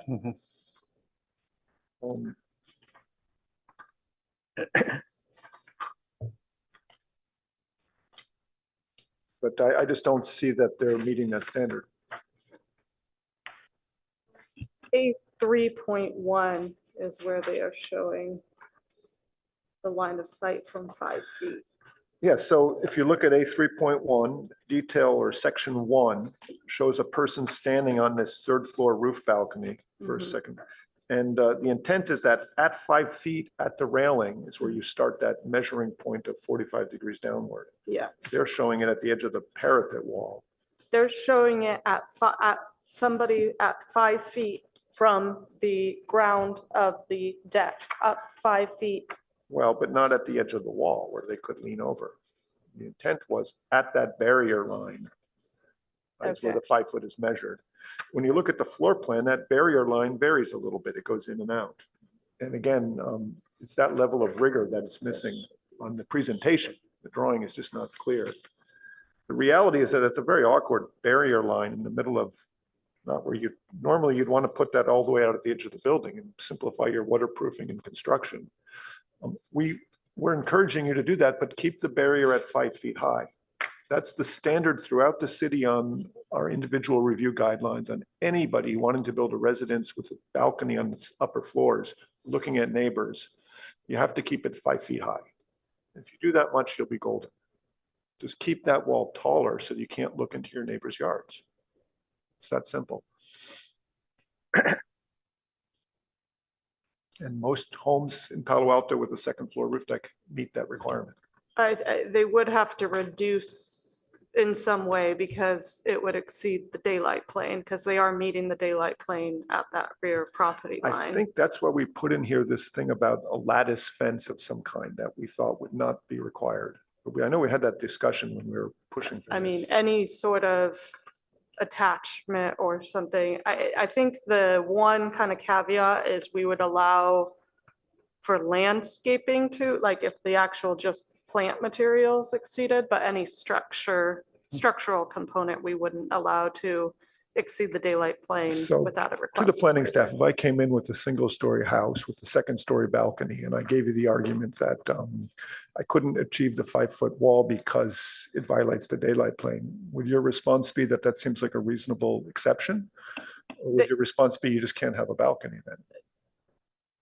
Well, the balcony, they either need a request for waiver to open space, or they request a waiver to the daylight plane.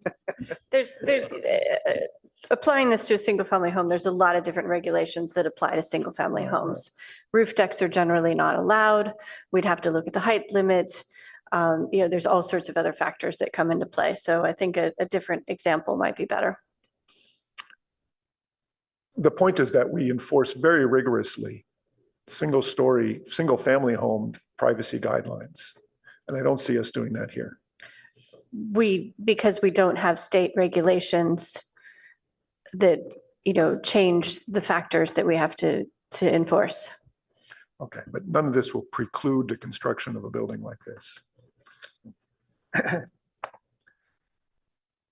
What concerns me, to be honest, is the question of distance more than it is privacy specific to visual issues like you're mentioning, Peter. I think that if you have distance, you have privacy. You really have that. And so if we should revisit that requirement, I really feel we should revisit it because it doesn't really mention distance as it could, Agreed. I do recall us spending hours on this exact topic. We did. Of what was the appropriate distance, angles, construction of this. It did affect the daylight plane now that Jody reminds me of that. There's no easy answers. And I think it is what Jody is saying is true, that on townhomes, on multifamily dwellings, the outdoor spaces are more important. So we can have a different standard for that. In this particular case, this is a dramatic impact on the neighbors. And I see our But I think, objective standards are falling Jody, I short. think you mentioned that there's no state requirements for this item at all. I think I mentioned that the state has implemented new regulations that limit the city's ability to regulate multifamily properties versus single family has a different set of state regulations. Yes, okay, so that would apply here. So I'd also like to point out that the balconies on the first building, on building 1, they are kept towards the center of the building. I do commend you for that. You didn't put them on the outer corners, right? You kind of kept them towards the middle. I think the issue that we're having here is that the roof decks serve as balconies. And the concept that there is a waiver for an objective standard to something that is not required and does not impact unit count is really hard for us to be amenable to. These roof decks are not necessary. Again, they're an amenity. And there's been a requirement, there's been a waiver requested to our objective standards for something that's not necessary and will not affect unit count and will not affect cost other than to maybe save you some money.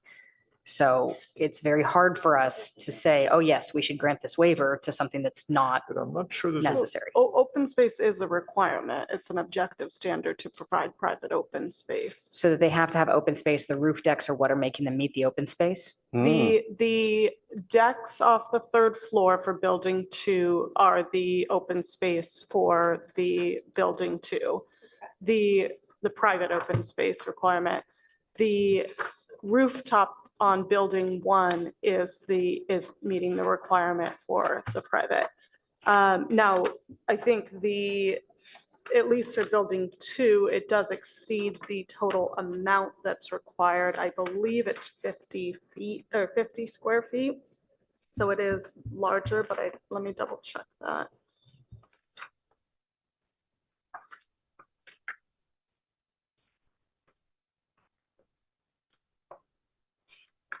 So, yeah, I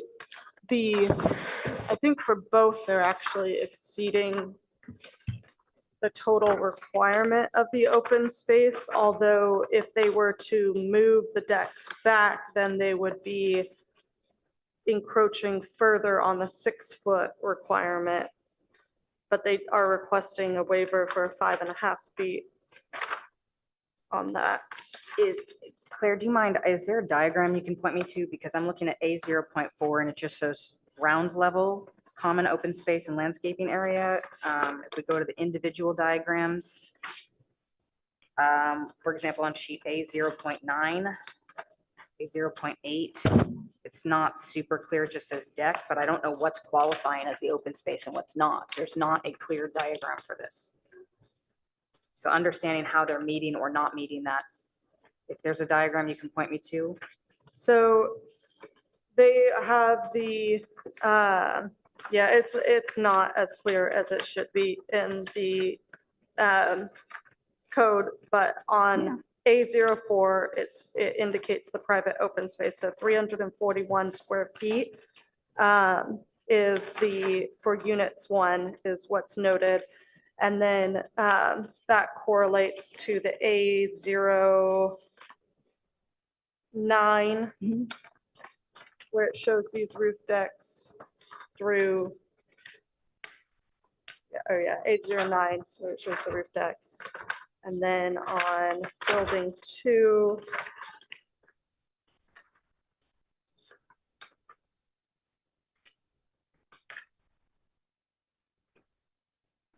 So I guess, again, the clarification needs to be done. I see the applicant is at the podium. Maybe we can give them a chance to clarify what's counting as open space. Correct. For building 1, Claire was correct. We have used the roof deck area to qualify for open space, and the calculation, what you saw on A 0.9, it only calculates, it's 341 square feet, which is highlighted because that is the usable roof deck area. The portion at the back is what we are at this point left for solar and, the mechanical units.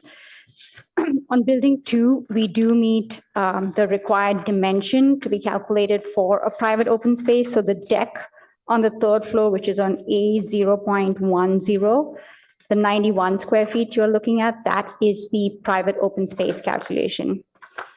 And can you clarify what's the minimum open space that you're required is 50 square foot per unit. So in building 1, if you made your 3rd floor deck a tiny bit bigger, you would actually meet that requirement. So at least on the end unit where you're like looking directly down into the next door neighbor, correct, you could eliminate the roof deck and make your 3rd floor deck 2 square feet bigger and meet your requirement. Is that correct? So we, on that level, are we talking about the waiver with the parapet wall that's encroaching into the 45-degree angle? Is that the one? Where you're asking for, the 82 degrees, but also the objective standard we're looking at about, balconies having direct, I'm paraphrasing, direct view into the next door neighbor. On the north end and also south end, you have that private driveway, but even then it's your people on the 3rd floor deck are looking directly into the next door neighbors at 82-degree angle. Is that correct? Yes, I think we can look at the one facing the neighborhood, the single family residential, and see if that can be pushed back. My only concern is since there's a design of the stair, that will have to be looked at to see how it affects the staircase as we push that wall in towards the unit. So I think that's the reason why we hadn't done the calculation based off on what that would take away if you had to move that roof deck in. But we can look at the side that faces the single family residential and see what impacts it has to the private open space. Quick question. Single family and also the north or northeast side, which is the RM20 zoning, where you're 6.5 feet from the next property and you have a roof deck looking towards it. I think that's probably one that gives us the most heartburn over this. I don't know, heartburn, but for the next hour at least. Look, the easy answer that we've seen other architects do is to put planters on those sidewalls facing the neighbors such that nobody can stand there. If you push people back from the sidewall, then you can meet that 5-foot, 45-degree plane. The intent was an imaginary point 5 feet above the standing surface down at 45 degrees. Anything below that daylight plane, you can't look through. Right. What you're interpreting is that person standing a few feet back from that or the 42-inch wall. And really the intent was not 42, but 5 feet, 60 inches. Correct. And the only reason we didn't do the 60 inches at the back was because we were getting into the daylight plane at that point. So we did recess the deck to the maximum that we could. I acknowledge that that's an issue. That was the reason. It's a real design challenge. But on the roof decks on the front building, on both the left and the right side, they're pretty easy design fixes. That I don't see you asking for a waiver on that directly, at least not in this section. But I just know that there's an easy way to fix that. Is to raise the height on the edges. Put a planter there. Put something that physically keeps people from coming to the edge of that wall. By making it thicker, you cut off the 45-degree angle. Right. And we did have some suggestions of where we could put potted plants there. It was just putting a fixed planter on a roof deck. Again, just water intrusion, liability issues. That's why I asked the questions about the staircase earlier. Correct. No, I think they were just mounting concerns. Roof planters on roof decks are a reasonable thing, in my opinion, and potted plants don't cut it. They can be moved. On this note, I'd like to follow up with what Chair Adcock was asking. If you increase the deck from 48 square feet to 50 square feet, are you now still in compliance with your open space calculation required without the roof deck? Is this on building 1? On building 1, yes. Building 1, let me just see. No gain of facade articulation. That would probably be with the square footage, yes, and we'd have to check for the depth because there's a certain depth that we also have to meet private open space requirements. So if we met both of them, yes, we would, but that would again require us to push the facade in. And I'm wondering if we had a waiver in for that one for the 6-foot deep requirement at building 1. You do have a waiver in for the 6-foot deep requirement on the balconies as well. I guess the question is, if that staircase is no longer needed up to the roof, is there a way you could notch in that deck to get 2 more square feet and then be in compliance? Because again, if this roof deck is an amenity, and you're asking for a pretty big waiver for these roof decks, that's going to be really imposing privacy-wise on all of the neighbors, we need to know that it's not feasible any other way. And looking at this, you're 2 square feet shy. And I don't find that to be unfeasible. We can definitely look into it. It's the parapet walls on the roof deck that make the building so tall. Right. Parapet walls are only necessary because of these decks. Exactly. And if the decks aren't necessary, then we're running around in circles. So are you saying to make the decks wouldn't be necessary and you would make the balconies bigger? the question is that if they can meet compliance with a 50-foot deck, they have a 48-foot deck. And the answer was yes. So they just need to add 2 square feet to these decks and they do not need this roof deck. The roof deck, while beautiful, and I do love them, to be perfectly honest, is causing a lot of headache. The roof deck is creating the height. The roof deck is creating privacy issues. We're getting several waivers in relationship to these roof decks that do not need to be there. But you're saying if they increase the height, or if you increase the balcony areas. If it hits 50 square feet, then it's compliant. Okay, can I Please, please, David. Yeah, it would have to meet the 6 foot as well. I think the issue was also the 6 foot. Waiver on the 6 foot. Can I jump in here for just a second? Absolutely. A2.5. A2.5, could you take a look at that? The roof decks have privacy planters in between. I think that's a skylight. Could be a privacy planter. No, I don't know if is that a skylight? I don't think so. Sorry, that is A2.5, did you say? Yeah. It's your little box for the condensing unit. I think that's. Yes, that's the condenser. That's not. Oh, that's a condenser.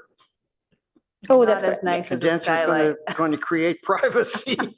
Well, it'll function that way. You In can't that stand it. section view, it's quite big, so I think you'll agree. That's a condenser. Unbelievable. Okay. That's also building two. There's no roof decks anyway. Sure. But that's building two. So we're going around circles in the deck, but also your 5.5 versus 6 feet is another one that is, not making the project impossible. You would take 6 inches out of your bedrooms, but you could meet the deck requirement. Actually, when you do that, you might be able to get that extra 2 square feet without doing much else, right? So I think we're kind of back to the point of some of these waivers seem quite frivolous. Yeah, just a little more rigor Yeah. will get us a lot closer. So do we have consensus that the, let's see,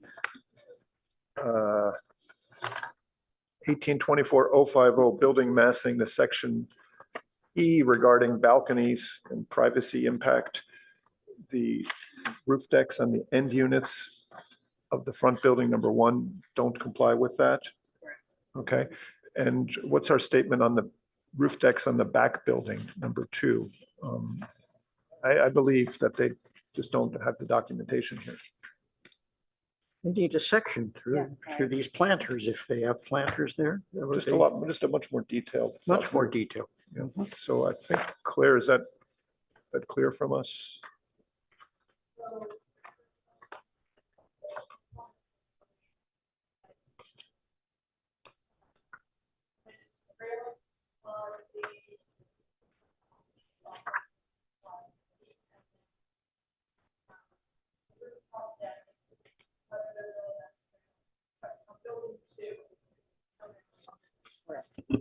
Oh, I'm sorry. The comments are building 2 railing or should be higher and or consider things like landscaping so that you're brought away. On building 1, could you consider making the deck deeper, thereby meeting the 50-foot square foot requirement and eliminating the need for the rooftop decks? Well, not quite. Our comment on this specific thing, though, is just that the privacy impact is violated on the rooftop decks on building 1 on the 2 ends of the building.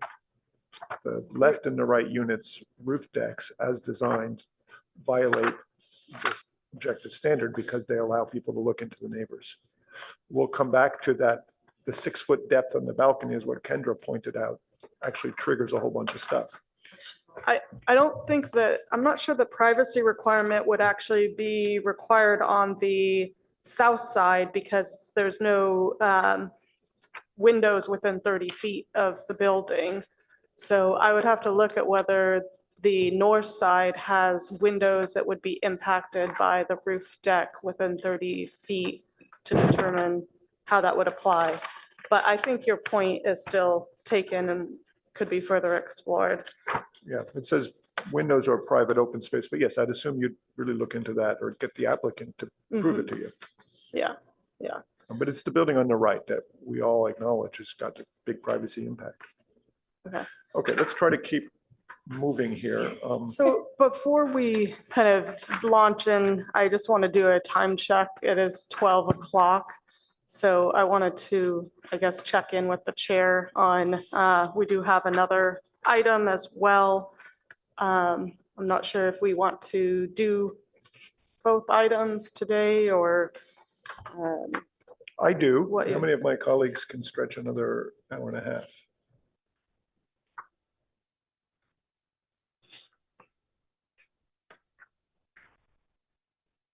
Is that unreasonable to try to get, I really want to get that project some feedback as well. Yeah, I think it would be very helpful if we could. I know that we have tight timelines for that project, but I guess the question is how much longer do we want?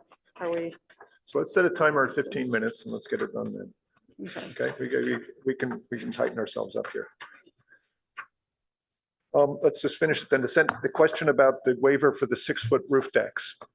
Right, I think we've made the point pretty clear that we feel that that extra depth is not justifying a waiver. Does anybody disagree with that?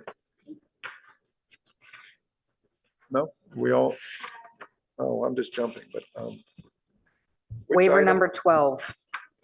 Which objective standard? Yeah, which objective standard? Say that one more time. So, yes, we're jumping ahead to 1824-080.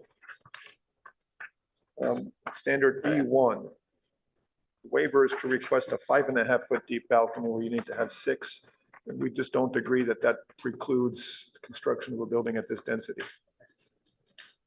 We pointed out to you other implications of that, but that's the standard. Yeah. No, that's different. That's the only other waiver. It's waiver number 11, correct? Yeah, and if there's a future with the back and forths with the waivers, it is super helpful to have the item in the checklist reference which waiver we're talking about, because we're definitely flip-flopping back and forth and trying to keep everything straight there as well. Understood. I'll make sure that is updated properly. Thanks, Claire. Okay, let's jump to facade design. I didn't have anything on that except for the build to entry stoops. So we're now discussing objective standard 1824-060. The applicant has requested a waiver for the stoops at the back at building number 2 to be 4.5, not 5 feet wide. Any comments on that?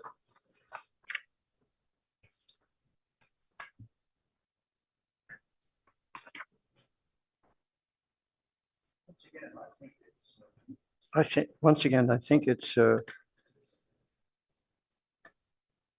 not an unreasonable request that you can fit a 3-foot door into a framework that's 4.5 feet. For a residence like this, which is like a private residence, really.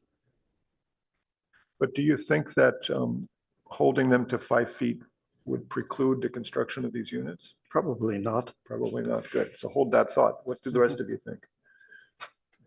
That's the question, David.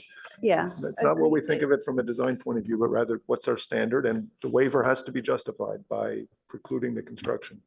I think the waiver was that if they were to have 5 feet, it encroaches into the garage clear space. But aren't there other configurations that could be taken that would solve that? That's what we talked about earlier.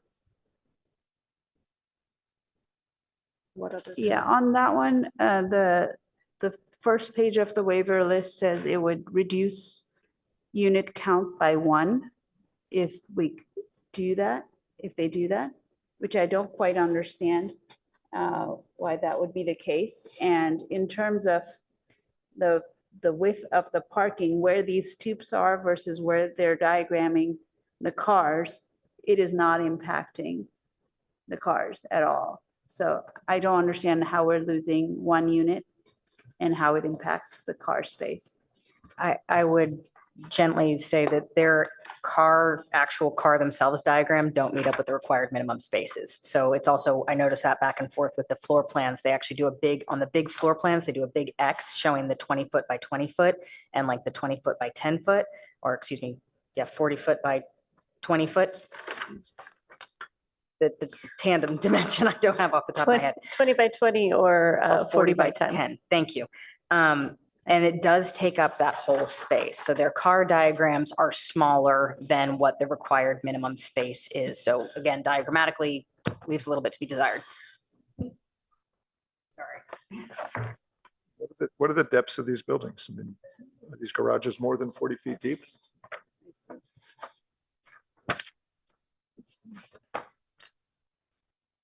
On the diagram, it also shows 48. double wall between units. Yeah, there's ways Is around that required to build 2 walls between 2 townhouse units? No, a 1 hour fire construction is required. Right. You're not required to put two walls next to each other, correct? You have to have 1 hour fire construction. That's all. Correct. Yeah. Right. But the reason for that 6 inches is the wall is twice as thick as it needs to be in the diagram. Is that fair to say, or do you want to rebut that? But look, let's just come to closure. Are we all comfortable with saying that the stoops need to stay at 5 feet? Agreed. Yeah. that's Okay, true. so I think that's the standard. We don't accept that the waiver is necessary, that it precludes construction of this building. Let's keep going through this list.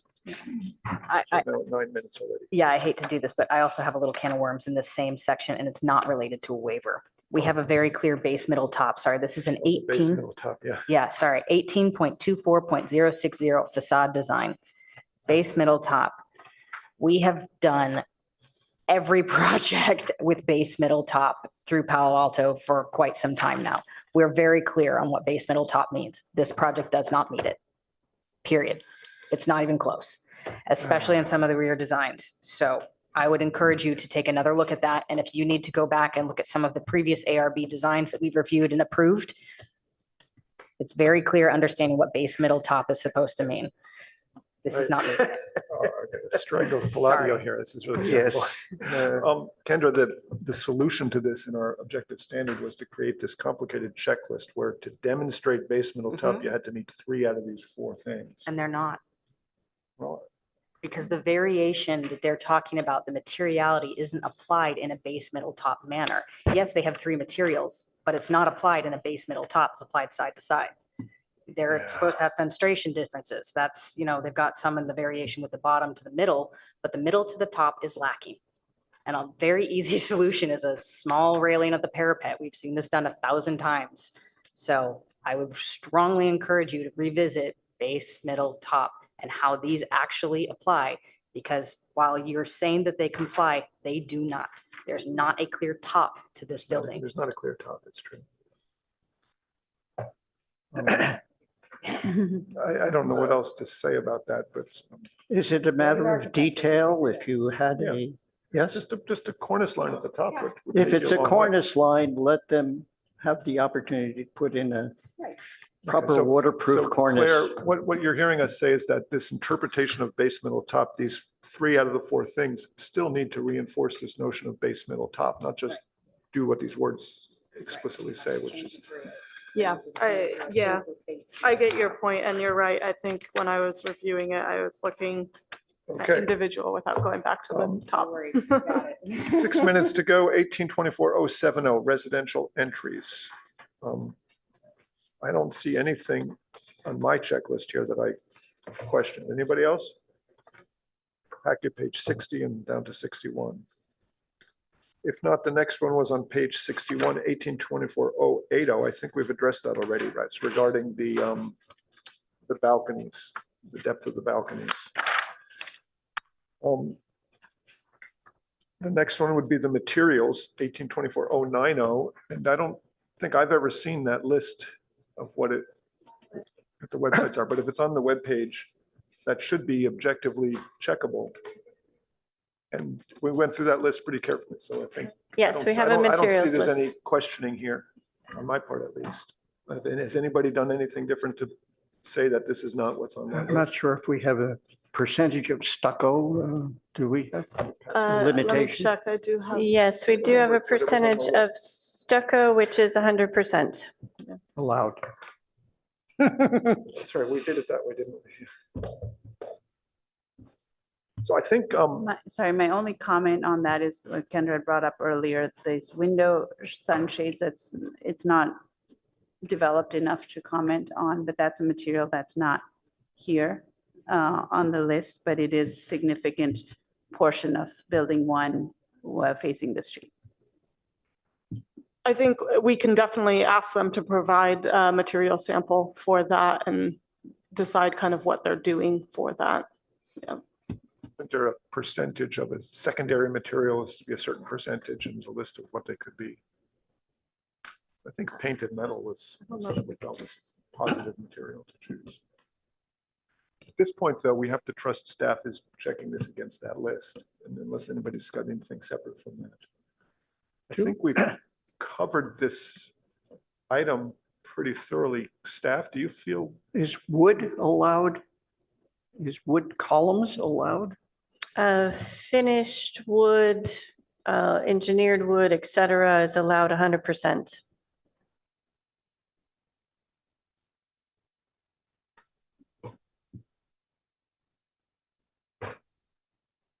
We have 4 minutes of our allotted time left. I think the members of the board feel we've covered it.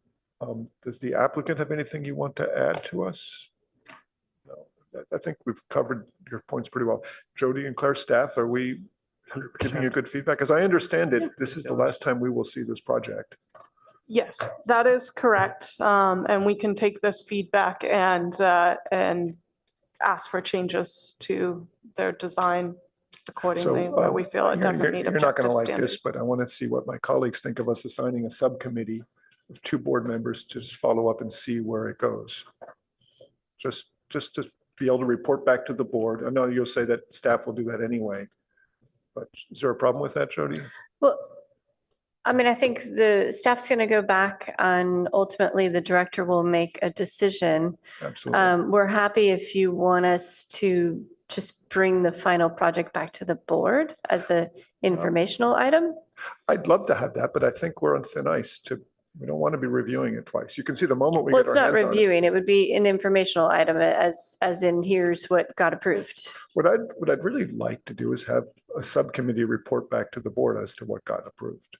And also be there for any questions you may have in a way that doesn't require the whole board to chime in. I'd like us to be part, to be part of the process. Yeah, if it's a subcommittee to help us work through any questions, that's more understandable. That's more understandable. Do I have any board member Adcock? Does that intrigue you to be on this subcommittee? Yeah, and board member Chen, does anybody else feel strong about it? Can I assign then a subcommittee of board members Adcock and Chen to just keep an eye on where this goes and report back to the board as you see fit on what happens with this project. Okay. Agreed, yeah. And this is in part also just to inform us as far as future changes to this thing goes. And Okay. future projects. of Future similar projects, type, yes, that's why yeah. we're doing this really. It's not an intent to question staff beyond what we've already done today, but rather we wanted to get the process better. Yeah. Sure, you should close out. Just wanted to say thank you to the applicant. This was a very long and sort of grueling review, and we've all sat on that side of the bench as well. So we appreciate your time, we appreciate your effort, and we look forward to seeing the improvements to this project as it comes back and moves forward. Thanks very much. And Peter's asking us to take a break until 12:30. So thank you very much. Let's just keep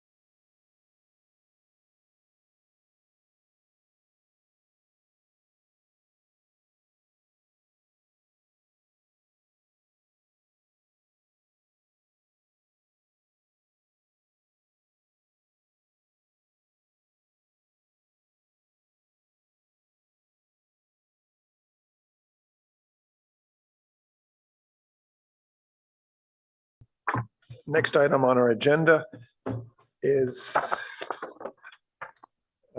2501 Embarcadero Way, consideration of a site and design application to allow the construction of a local advanced water purification system at the Regional Water Quality Control Plant. The proposed project includes the construction and operation of a membrane filtration recycled water facility and a permeate storage tank at the city's RWQCP to improve recycled water quality and increase its use. Can we have a staff report on this, please? I apologize. Hold on one second and I will bring up the hold on. I will comment that there's no signage out at the site notifying the public about this meeting. Noted. I will make sure that gets resolved. Oh, actually, before we start that, also, we should do disclosures. Does anyone have anything to disclose about this project? Board Member Hirsch, disclosures? Yes, I visited the site. Rosenberg? I visited the site as well, but since it's a study session, do we need to have disclosures? It's technically an action item because it's a first formal kind of, even though we're not, the action, I guess, is to continue to a date uncertain. Understood. But Visited the site. Yeah, I visited the site as well. The action is, okay, go on. I visited the site as well. Same here. Thank you. Great, thank you, everyone. Okay, Claire, go ahead. yes, I am about to share my screen. Hold on. I can't.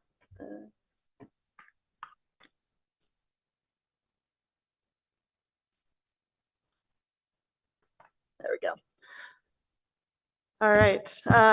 Claire Raybold, Senior Planner. And the project before you today is a site and design review for 2501 Embarcadero Way for the local advanced water purification system project proposed by the city of Palo Alto in conjunction with Mountain View and I believe Valley Water as well.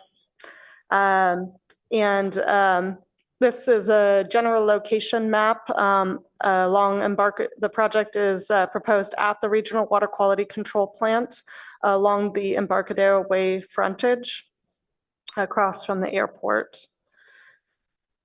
And the project includes construction of a reverse osmosis permeate storage tank located in the circled area here, a pre-engineered open air building covering a membrane filtration system, chemical storage feed system components, and other ancillary components essential to the purification system. That's the larger square area here. And then a small prefab electrical building, which is the smaller rectangle here. And the facility would have a building footprint of approximately 15,500 square feet. And this is just a kind of rendering of a more aerial view of where the new facility would go and a view from the pedestrian pathway along Embarcadero, which will be kind of revised for the proposed project to accommodate it and repaved. This is a kind of more detailed view from the interior of the project. Showing what the system would look like. This area where my cursor is going right here would be grade level. And then, sorry, I guess the bottom of the stairs would be grade. Everything's elevated up to meet FEMA floodplain requirements. So key considerations. The ARB, so for site and design projects, the ARB findings for approval are applicable. There are also site and design findings of approval that the PTC would be reviewing against. I do have that list as just a pocket slide if you're interested in seeing that. The ARB findings, of course, are printed into the packet as attachment B. The Baylands design guidelines, it was a little bit unclear to me whether these applied. In looking back at other projects that were done within the Regional Water Quality Control Plan, it appears that we have applied it. the Baylands master plan. So this is within the boundaries of the Baylands master plan planning area. So it's considered to be within the Baylands. It basically says that the design guidelines generally apply mostly to the parkland dedication area, but then also kind of states that commercial projects should also comply. So it appears that we have applied it, at least to the respect it speaks to colors of the project and materials of the project as applicable. I will say that in discussions with the Community Services Division, they expressed in particular that any interpretive signage that goes along the pedestrian trail along Embarcadero Road, they would definitely want to comply with the Bayland sign criteria that for signage. I also just want to highlight a couple key things, trees that was discussed in the staff report. Obviously, there are a number of trees that are being removed as part of this project. Staff has requested an updated tree report because there have been changes since the plan set was submitted based on feedback from the Parks and Recreation Commission to save a few of the larger 25-inch or greater trees. And there have been a couple of trees that have fallen in the storms in January since then. So it slightly reduces the number of trees provided. And from what the Public Works has told me, they have also increased, I think, the number of trees that are being planted in order to comply with the Title VIII requirements in terms of tree canopy replacement. So some slight revisions on that, but most of the trees that are out there that are being removed are eucalyptus or other invasive species. So Urban Forestry did do a walkthrough with them, and it was a topic of discussion at the Parks and Recreation Commission in the 2 study sessions that was done with them. I also just want to highlight in particular colors and materials. We're interested in getting feedback on that. I think in particular, staff highlighted some concerns about the red roofing. There is a materials board that's provided to you guys. So we're interested in kind of your feedback on the colors and materials that are proposed. I also want to note, just for context, as we work on this project at this corner area here, there is also a project that hasn't been filed yet, but that Valley Water expects will be proposed. And so I did just want to note that there is planned to have a source water pump station at this other corner. And this is kind of a brief visual that they've created of what that might look like. So I wanted to provide it just because it is relevant to the context of kind of what's happening in general at the Regional Water Quality Control Plant. And this station is related to the larger Valley Water advanced water purification facility that's being proposed out near where the Home Key site is over at San Antonio Road. So with that, the city or staff recommends that you provide feedback and then continue to a date uncertain.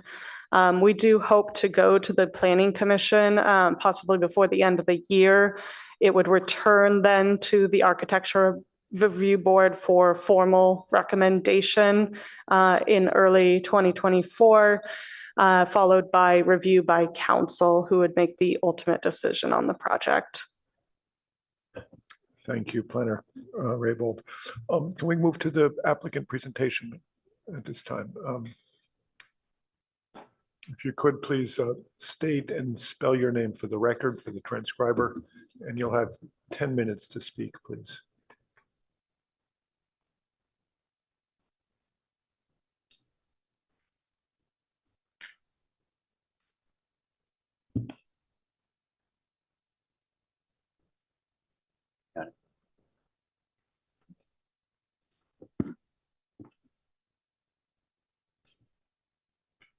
We on? Whenever you're ready to start. Okay. If you could state and spell your name, please. Good afternoon, board members. Tom Kapuscinski. I'm an engineer at the Water Quality Control Plant. Along with me is hello, good board members. This is Diego Martinez Garcia, engineer at the Water Quality Control Plant. I'm sorry, we need you to spell your names. There's a Diego Martinez.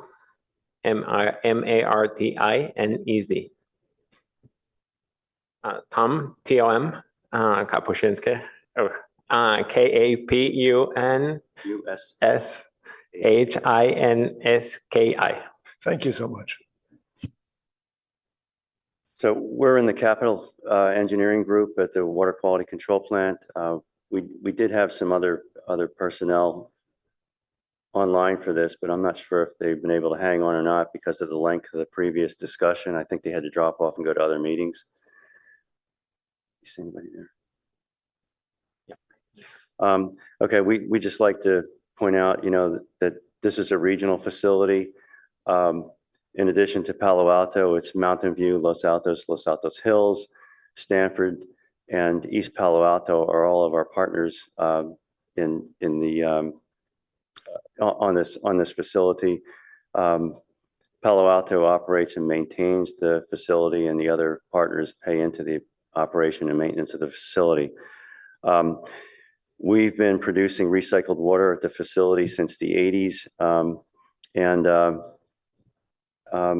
This new facility can you move forward, please? We're going to give a brief overview of the project here. The purpose of this project really is to polish up the water quality of our recycled water such that we can, potentially attract more users, as the demand increases for irrigation and industrial commercial use. The project, we will follow and adhere to the guidelines of the Baylands Nature Preserve. In fact, our architect on the project, landscape architect Siegfried, has done several projects at the plant. They're well aware of those standards. We'll also be following the city sea level rise policy, for the facility. I think the project overview, Claire already went into that, so no need to discuss that. And I'll take over. So a few of the benefits of this project for the city are the higher water quality for Golf Course Greer Park and users also in Mountain View, where our system expands. Support the salinity reduction goals that were adopted by council a few years ago. And also increasing the use of recycled water reduces the amount of effluent we discharge into the bay and protects the salt marsh to be converted to freshwater marsh. Also, this facility could be a first stage for a direct potable reuse in the future for the city, incrementing water sources for us, but that's to be determined by utilities. And also increases potential for future customers here in the city and also in Mountain View, which our system extends to. I just want to point out to a feasibility study done back in 2017 that looked up 5 sites at the plant to build this facility. The sites 1 to 3 are inside the facility, and sites 2 and 3 were ruled out because of utility constraints at the plant, underground utilities.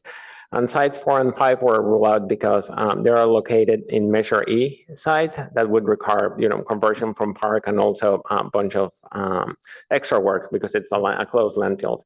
So at the time, it was decided that the actual site was the best option within the fence. And followed that, we had a preliminary design report, followed by detailed design that we're currently doing. Like Tom was saying, this is a project that is pursued by a few agencies, including the City of Palo Alto, also Valley Water, and the City of Mountain View, that are our partners for this project. And the cost for this project are $56 million. And we're getting 3 sources of funding, just FYI. contribution from Valley Water, grant from the Bureau of Reclamation, and then state water board loan for this project. We had approvals from Mountain View to move forward with the project, with the finance part earlier this year, as well as our city finance committee and city council a few weeks ago. We're currently working on permitting and financial agreements, and also working through the planning process and the architectural review board approvals. We're hoping to get the construction going next year and then completed by end of 2026. These couple of pictures show the existing condition on by the plant. This is the path that Claire was mentioning and Embarcadero Road. Here is like a few more pictures there of the area, how it's currently looking. And then I'll hand it over to our architect, Bob Norbudas, which will cover a couple of slides for us now. So Bob, I think he's on remote attendance. Yeah. Hi, my name is Bob Norbudas with Siegfried. I'm a landscape architect. Last name is Norbutas. I will briefly bring you through the architectural aspect as well. So as you saw with the structures, we're going to have a pre-engineered open air structure covering the equipment. And so that has the standing seam metal roof system, and then just the purlin structure holding them up that you see in that photo. And then the only other architectural feature would be the prefabricated electrical building that's placed towards Embarcadero there in the shot. Those are the two items architecturally on the site. We've shown you the color elements to choose from. As we had met with the Parks Department in 2 meetings, we went over color options from blues to greens to this more like a corten steel rusty look. The photo's deceiving. In the final submittals, we would provide materials, true samples, to understand that it's not a red, that we're looking for a muted terracotta type brown red. And then the color of the purlins would be a kind of a dirty gray, a warm gray, if you will, for that color combination. And then a cool gray for the electrical buildings. And those are limited colors that the manufacturer provides.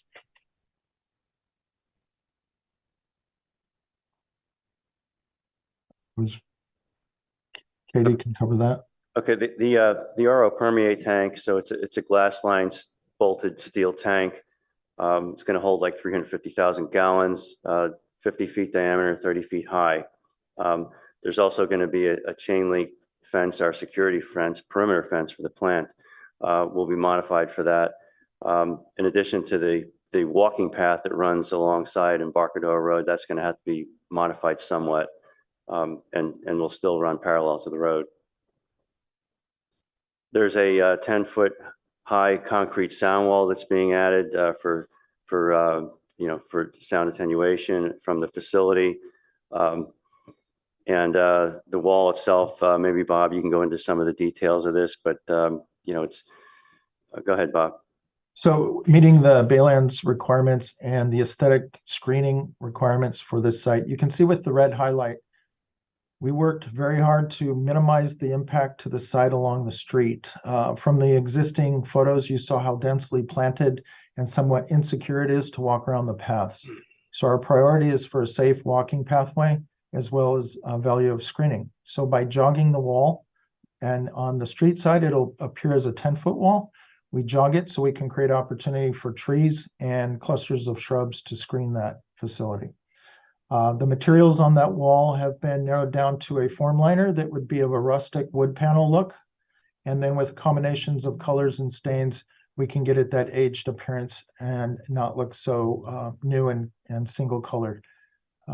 We are planting vines on the entire segment of walls at a minimum of 8 foot on center, so that the intention is that we would have a green vertical wall as well. Yeah, so that section you can see in red, we do have a portion of existing 5-foot asphalt walkway that has to be realigned. The intent is to maintain a pathway that is not touching Embarcadero, so that we have that safe separation between the bikers and the cars and the walkers. And then moving on a little bit more detail on the landscaping modification for the project. As Claire mentioned, this project was reviewed by PMC and our urban forester, and we discussed this with Parks and Recreation Commission earlier. Most of the trees are in bad condition and they're invasive or not native. So urban forestry proposed a 75 replacement ratio for those. So the landscaping information is included in the plans. But essentially, yeah, this is the proposed landscaping, which is around the facility. And I want to point out that, and we discussed this with the Parks and Recs Commission, the space of the plant is already very limited to move this facility towards the plant because there's already buildings there. So we tried to accommodate as much as we could in this like very narrow space in terms of vegetation and having a screen around this new facility. Here is an example where you can see how we tried to squeeze some of the trees and save some of the large trees that are already on the property on the right side, mostly eucalyptus. Some views from Embarcadero Road as well. And then lastly, we have these three sections just indicating the streetscape elevations from Embarcadero Road. So this first one shows like on the tree, the electrical building, and then the canopy on the right, or I guess the roof of the canopy. This one is similar, showing the equipment canopy on the right. And then this third one is similar, showing the permeate storage tank, which is the product water. And then lastly, we just wanted to point on sea level rise a little bit. The entire sewage treatment plant is located in an area prone to eventual sea level rise issues. So as part of it, current projects at the plant have been, integrating into the design sea level rise topic in here. For example, on the left, a couple of equipment that have been raised already, electrical equipment around 3 feet.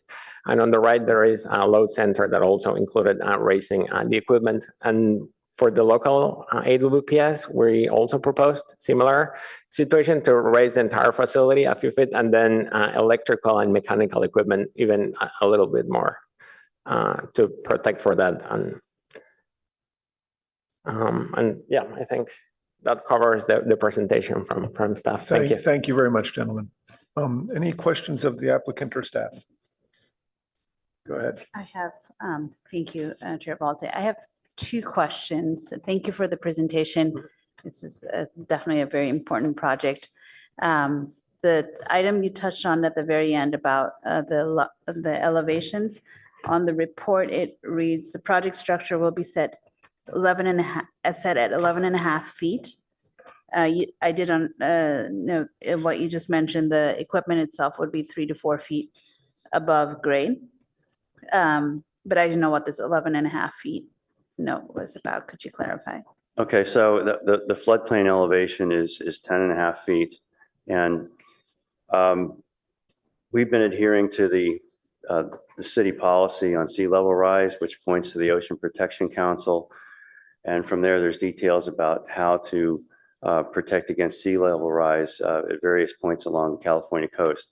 So we've applied those principles to this, and we're using an elevation of 11.5 feet for the main structure itself, but then we're elevating critical equipment like motors, pump motors, things like that, up to 13.5 feet as sort of a compromise to save costs, but also protect the critical equipment from potential sea level rise. Thank you. My second question, I'll just jump to that too, is about lighting. You're going to have suspended lighting in the open, the canopy. Is it going to be on all the time, or like between, dusk and dawn? Like, I'm just curious about the light levels leaking out to that walkway along Embarcadero. Thank you. Well, it's a 24-hour facility, so lighting will be on under canopy, pretty much the whole time for safety reasons and not for staff. And we've gone to measures to try to protect against light pollution going beyond the wall and so forth. We could probably get you some more details on that, unless Bob or Katie are still on the line and maybe can add any comment to that.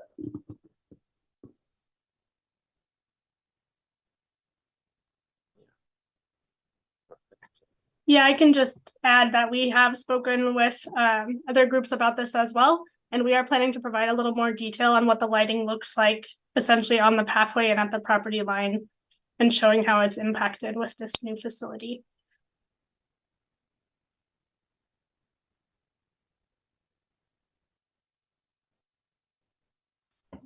Yeah, I'd like to ask, this is the first look we have at this site plan, of course. So is the larger chlorine tank going to remain? Is that a facility that's staying on the site? Actually, that's the old chlorine contact tank. That's when we used to chlorinate. We don't use that anymore because we have UV disinfection now. That tank is slated to be demoed as part of another upcoming major capital project. So, there's a future site plan that will involve that area of the tank? That's correct, yes. We're going to be building a new headworks facility in the next few years, and that will be in that location. And will it take that amount of space for that tank for the Pretty future? much, yes. The site is very constrained if you've ever been out there. There's a tremendous amount of construction going on right now, and almost every available square foot is being taken up by construction or staging of materials or something. Right, so the future facility is going to be about the same volume as that tank itself? That's correct, maybe even a little bit larger. Is that right? Yeah. That's in the works at this point? Yes, it's in the planning stages, yes. Uh-huh. So it would be possible for you to show us an overall site plan, including what's going to happen there too. We could provide that at another time, yes.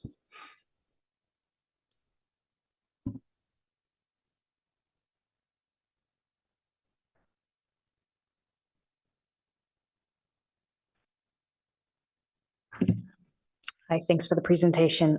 So you had mentioned that there's a portion of the fence that's going to be chain link versus that 10-foot high soundproof wall. What's the height of that chain link fence and what's the length that's expected to be? The chain link fence is an 8-foot tall chain link fence to match our existing perimeter fence. For the construction, part of the fence has to be demoed and then we'll restore it later. But in place of that chain link fence, we've also got the sound wall, which will account for part of our perimeter fence, if you will. Absolutely. And the chain link fence or the soundproof wall diagram was quite helpful, and appreciate the jogs. That allows for some really nice landscaping opportunities. The question is that chain link fence required? Is there something that's a little bit less visually permeable? Is there going to be plastic slats in the chain link? Is it just going to be an open chain link? The current chain link fence, our perimeter fence, really doesn't have any slats of any kind. Right. So, but there's no intention for the new portion of chain link fence. So you're No. going to have a soundproof wall and then a stretch that's just visibly open chain link fence. That's correct. Okay, thank you for the clarification. And then for the portion of the pathway that you're going to be replacing, that's just sort of correcting that path so that it keeps its continuity. That's correct. It will pretty much run parallel to Embarcadero Road as it does now. Okay. And then last question is in regards to the roof color. I understand that the sample board here is a little bit different from the renderings. Clearly shows up darker in person, a little bit less glaringly red. What were the other color options and who made the final, or why was the final decision made to be red? You had sort of touched on it, but a little bit more clarity on that would be appreciated. The color we thought may be an issue.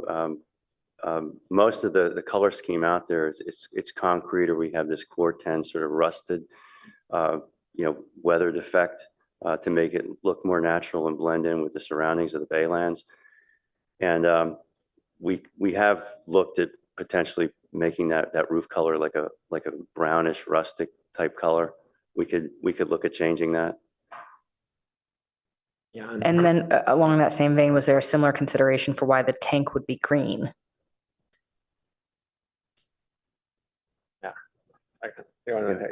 Yeah, so for the tanks, yeah, the color schemes are very limited, I think. I think a few of the options we looked at was white, gray, and green. I mean, we thought it's the best color from the ones we saw that matches the existing vegetation. So, yeah, I mean, even though the green tone is not exactly as vegetation, but it blends the most from the other colors we looked at for the material we need to have the tank built. Great, thank you. Thanks. Yeah, I saw there are three different colors for the concrete sound wall. So is there like a certain pattern that the three colors will go to the wall, or? And what's the scale like it for each of the color blocks? Yeah, Bob is going to confirm that for you, our landscape architect. So when they do the forms, they have a very worn out look for the wood, so it's not uniform and it's very irregular. So with the staining will be done in kind of a patch way that it catches and holds in different ways. So it looks very natural. So it's not painted like a pattern. It just adheres differently and creates that aged look. And is it eventually the goal is to cover by all the vines that grow over it? Yes. Okay, thank you. Yes. Is that a concrete wall cast in place, or is it precast panels that are supported by piers set in the ground? What is the construction of the concrete sound wall? I don't know. Those will be cast in place. So there's no piers every so often, and it's just a continuous wall with this board form pattern. Continuous footing, yes. Okay, and I assume you guys have worked this into your pricing for the project. That's an expensive wall to build, and we hate to see that taken out later at value engineering. It's accounted for. Yeah. Okay, thank you.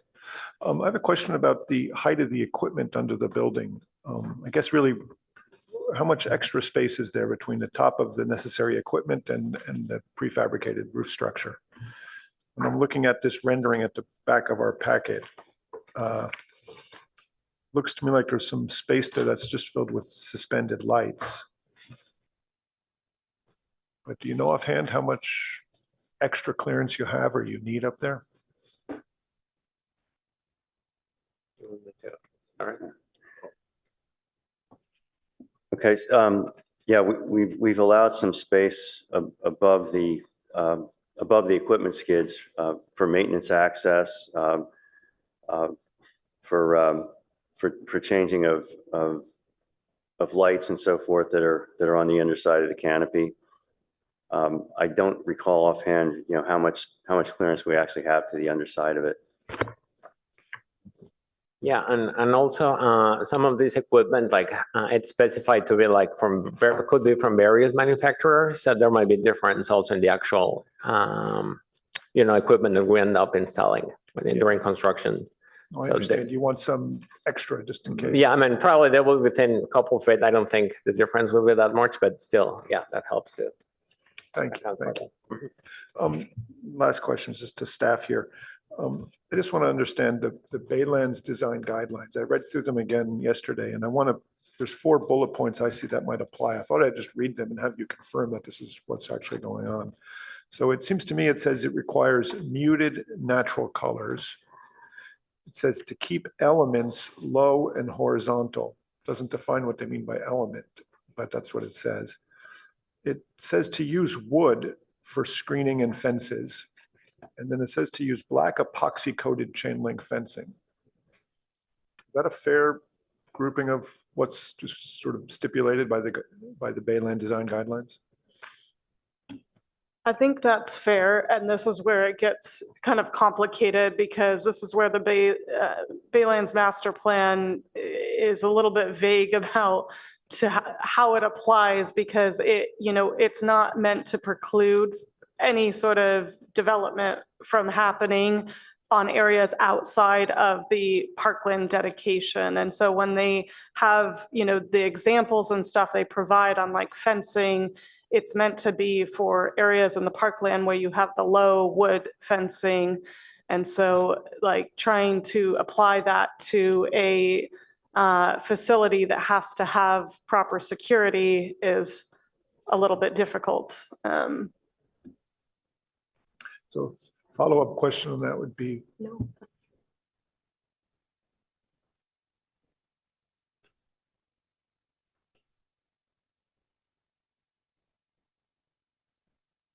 if I could, a follow-up question on that subject is the new building we've just recently reviewed and approved at the corner of Embarcadero and I forget, Bay Road or something, the Mercedes-Benz dealership. And I believe that was also held to these Bayland design standards. I want to confirm that that's the case. So I just asked a question. I apologize. And I waited for you to respond before. I'm sorry. So do these Bayland design standards, they applied to the building at the corner of Embarcadero, the Mercedes-Benz dealership? We Mhm. applied the standards to that project, didn't we? Right, right. I mean, it speaks to mainly applying them to the Baylands design, to the parkland dedication area, but then also applying, it said they also should be applied to commercial. And so. They were applied to that project. And so, yeah, oh, yes, they were applied to that That's the project. question, were they applied? Yeah. Okay, any other questions? Board Member I Redcott? have one follow-up question from the materials. I think the electrical building towards Embarcadero, I understand it's prefabricated, but I couldn't understand whether it's prefabricated concrete or it's metal. Does it have any texture? It's a prefabricated metal building. It's basically going to be fabricated with all the motor control centers and heavy electrical equipment in it. It'll come out shipped as one steel enclosure. Wow. And it's all flat on Yes. the outside? Okay, so that render view with the block is really how it's going to be. Yeah, that's it, that gray block that you see in the slides. Okay. Gray colored block, yeah. I I have have more another issues with question. that than the red roof. This whole thing is. Go ahead. Is the reason why you've left it as an open structure because something inside has to be cooled by natural air, or what is the reason for it? It's for ventilation, also cost saving measure. I mean, we have a lot of equipment that's outdoor at the facility as it is. Thank you. Yeah, and also these membranes have to replace or repair, or I guess replace not every certain amount of years after use. So it's easier if it's open to, just go on and do replacement with cranes or anything besides having walls with doors, etc.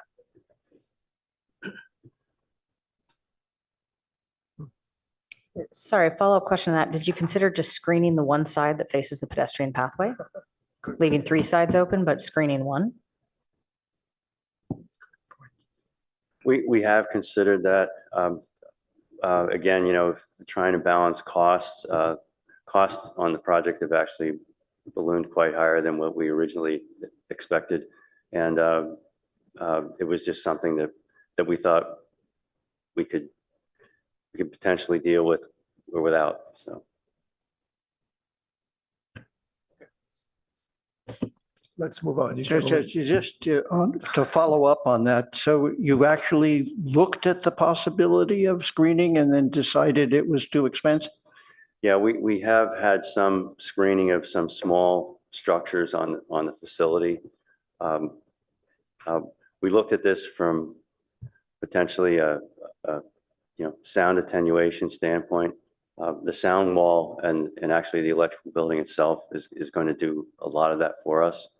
And again, it was more or less to try to save costs on the project.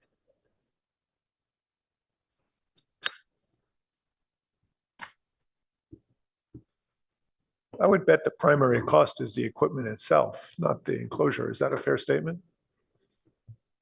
That's a fair statement, yes. Okay, thank you. Are we ready to go into comments here? You gentlemen can have a seat. I think we're all set with questions. Thank you. Yeah, why don't we start, David? You want to get going? Anybody calling in? Oh, fair enough. Do we have any members of the public who wish to address us on this project? No, I have no request to speak. Okay, so we'll close this to public comment, bring it back to the board for a discussion. And David, why don't you start with your opinion? You know, Victoria, could you put it up? It's Veronica, I believe, David. Veronica, I'm sorry. Get it right the next time. Veronica.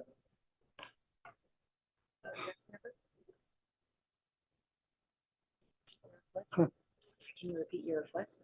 Yes, Veronica knows. The photo?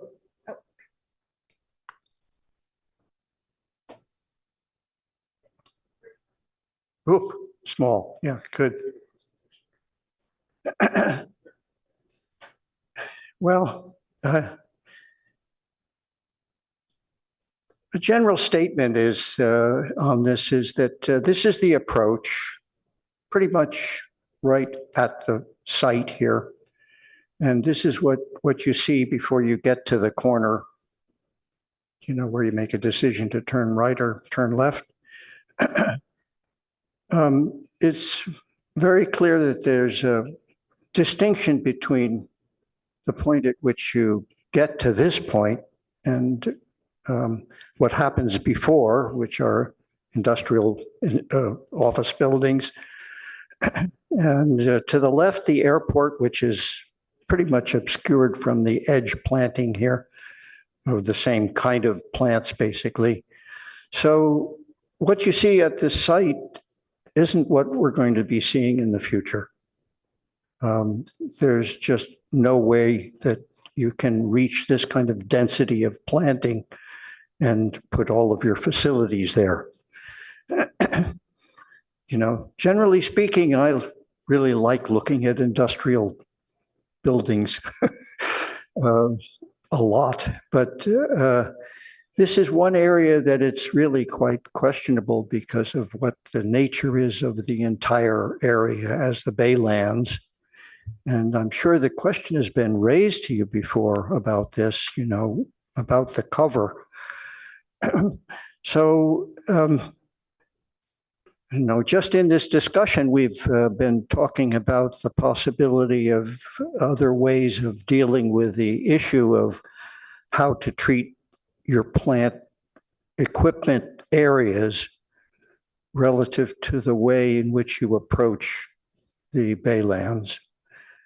So that was one of the reasons why when it sort of came up that it's possible to do some kind of screening on the face of the facility that faces the public right away here, you know, area of access to the Baylands. And 10-foot wall is, of course, another visual. Some of your illustrations here are really interesting, especially the ones on the back of your presentation, which describe the workings of the mechanics of the plant itself. But my concern is really the feeling of entering the Baylands. And this is what you see in the photograph here.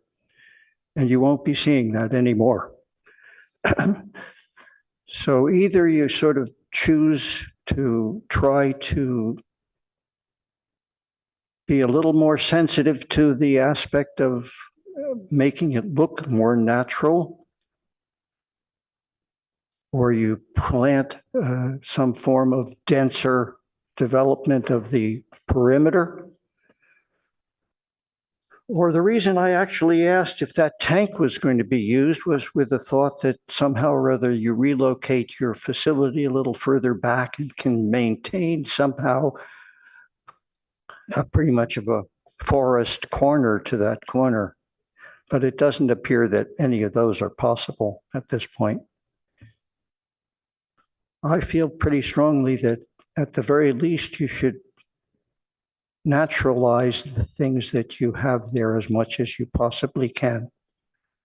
And that some kind of a screening on the face of them would be a an alternative for a treatment that you, at least as my fellow board member stated, it could be on the face of it, only facing towards the street. You don't have to do it where it isn't seen, the screening. And the screening could be planted in some way. Seems to me that that's a possibility. We discussed just now the idea of the Mercedes buildings at the other corner of El Camino of Embarcadero there, which has a natural screening wall on it, which we approved and enjoy the possibility of to soften the look of it, which is something you could apply here too as well. Maybe it isn't a solid wall with because they have repair shops behind this wall, which is, but you could look into that possibility, and I think that's really kind of going to be very important for you to do something like that. I'm frankly disturbed by the thought that we're going to lose this corner of solid green, no matter what you call it, whether it's plants that are not the best of all possible trees to have or not. It's a real solid element and quite a nice transition from the other buildings that are part of this access way to the Baylands. Really, it's quite an impressive corner by itself, even whatever it is planted in. So the more you could make it look like this, the better off, I think, the community would be in having the Baylands transition, a real transition like that between the solid and then you enter into the open lands of the Baylands, which are quite impressive. So, I like industrial buildings. I really like the looks of them and the way, function really is function. It really works with equipment that you guys deal with, but it isn't the best location for this kind of facility. There's no doubt about that in my mind. It's in conflict with the nature of the Baylands. I can't think of anything else to say about it. Maybe the wall needs to be battered in some way instead of just a straight up wall. It needs to bend in. I just think that somehow you have to think about softening this corner and actually hiding some of it really as much as you can. Thank you, Board Member Hirsch. Board Member Adcock. More than the view, which is also important. And I think the renders don't show vine growth on the walls that clearly. And I think that's really, really important. But I'm also worried about the light because the electrical plans show like in the order of 30-foot candles. And if it's going to be 30-foot candles at night, it's going to be lit up like a Christmas tree. And I think that's of big concern. So whether it's screening at least on the street side and maybe a little bit towards Baylands as well, I think is really important. Since you mentioned it's a 24-hour all time lights are on kind of facility, I think that's a major concern as well. And that screening could include some planting and make it all better as well. So, yeah, thank you.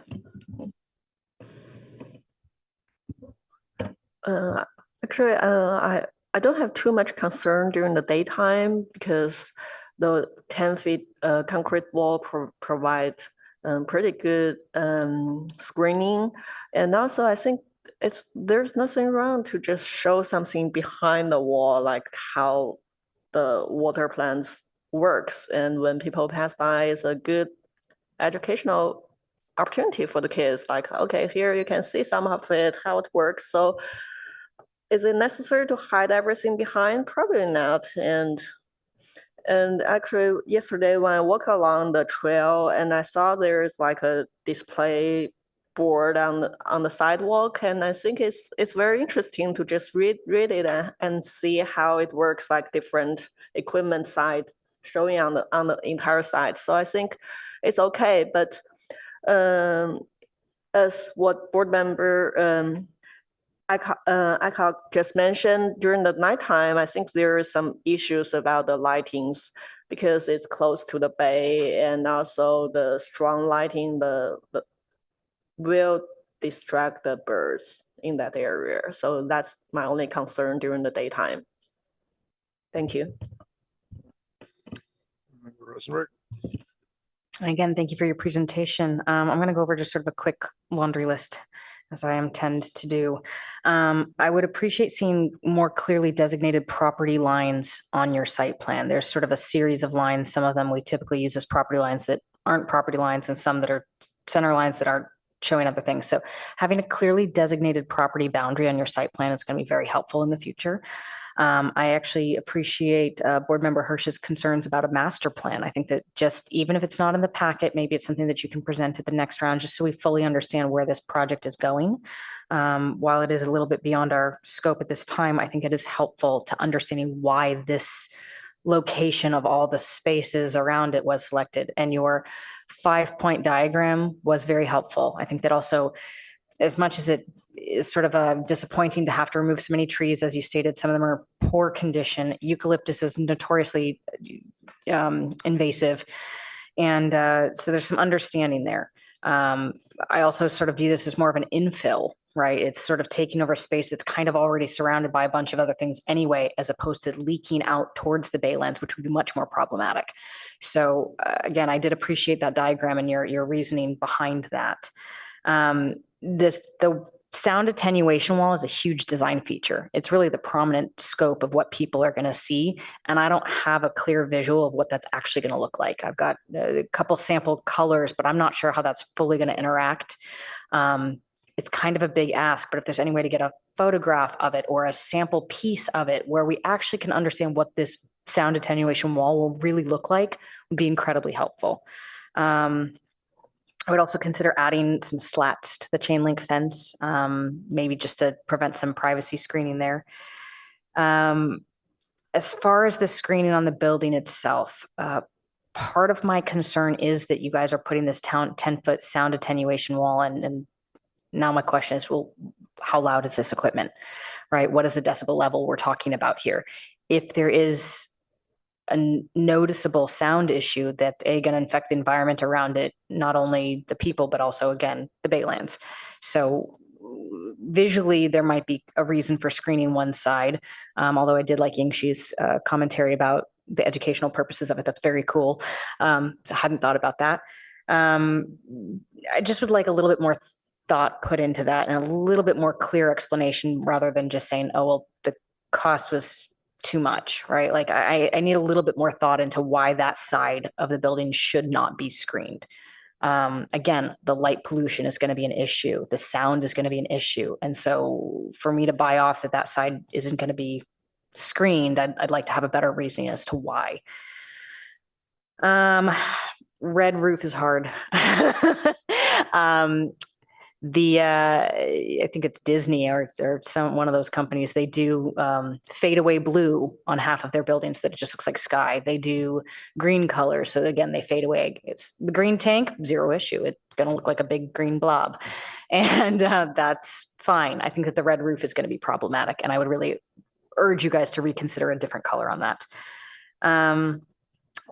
To Board Member Adcock's commentary about lighting, I think that is a big concern, especially being so close to the baylands, and that there needs, we have the capacity for timers that can dim the lights after a certain hour. Maybe there's use of red lighting instead of white lighting after certain times of day. And I think that really needs to be considered. And lastly, I love Yingxi's idea of the education component. And if there was the possibility for educational signage along the pathway, that would be pretty cool. So again, not a requirement, just food for thought. I love it. If you guys are saying that's included, awesome, great. And again, just more information on the sound decibels would be appreciated. Thanks very much for your time. Thank you, Board Member Rosenberg. Yeah, I find myself in agreement with Board Member Hirsch. I was really disturbed by the loss of this greenery, this gateway into the deeper ends of the Baylands. And unfortunately, I feel your design seems to have disregarded its impact on the natural environment. I get all the great things you're doing for the town and support them, want this treatment plant. And I understand you have budget constraints, but it seems to me that you really haven't embraced wholeheartedly the guidelines, the Bayland design guidelines, to keep this muted, natural, low-lying, horizontal. To that effect, it seems to me that the building could be pushed about 10 feet further away from Embarcadero. And I think you'd still have room on your site to do that. And that would be all the difference in getting a little more planting along Embarcadero. There's one oak tree on that street. I think it's number 506, I believe. It's a southern live oak. It's a really beautiful specimen. It's right on the edge of the road and it really ought to be preserved. So I'd vote strongly to get that done. Then I think the building itself is just a little bit too tall. I really question the open nature of it in the sense that the noise and the light are going to be extremely problematic. Just the idea of that level of light on all the time is just unacceptable. It needs to be addressed in a very comprehensive way so you don't have light spillage whatsoever off of the site. This is the Baylands. You just have to do that. I think the red roof is also problematic, but really it's just the fact that it's such a tall building. It will be quite visible. And to Board Member Chen's comments, I don't think the building itself is what's educational, and yet that's what you're going to see. Unfortunately, you're not going to see all this equipment. You might hear it, but I don't think the building is educational. In fact, what I found is that the big green tank will be, I think, attractive in a way of David's mentioning. It's this industrial tank, and that's easy to make that educational. And it's quite attractive, I think. The green tank seems to fit into the Baylands somehow with all the other tanks and things that are there. I want to put out one last thought, which is just looking through the history of developing all these industrial facilities out there. Back in 1976, when they put the first two large treatment plants along the edge of Bay Road around the corner from this, there was quite a lot of community involvement in how to screen those buildings and what to do about the look of them. It's not at all unreasonable for us to be trying to hold a firm line on the appearance, on the visual appearance of these buildings. We've asked for repeatedly on other projects a lot of extensive landscaping, and there was a bunch of berms created for this project I just mentioned. I think in this case, we just need to see much more landscaping along the road, put the building a little bit farther back from the road, try to make the building lower, get some more choices on the color of the roof. I just think you have to be very careful about the sound and the light. So those are my comments at the moment. Do you want to take off, Board Member? Okay, so we're going to lose Board Member Adcock. That's fine. That's fine. I think we're okay without you. Do you have any other comments or follow up on this? It doesn't matter. Anybody else? So I've heard us ask for some more concern about the design of the building, although not unanimous. I've heard a unanimous concern about the lights within the building. I've heard concern about the color of the roof and compatibility with the design guidelines. I think the comments about the fencing, the chain link fence are well taken. I've heard concern that we want to see more detail for the concrete sound wall. I think that's unanimous again. I've heard concern that we get a master plan for the whole site. We'd really like to see some sort of clear drawing showing what's going on.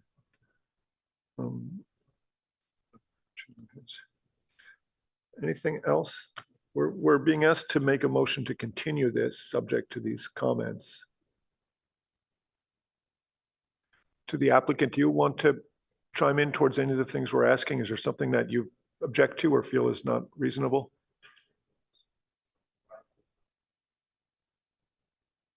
You need to come to the microphone, yeah. Yeah, we don't want to just be telling you what to do. We want to work together. Yeah. So we want you to hear our concerns.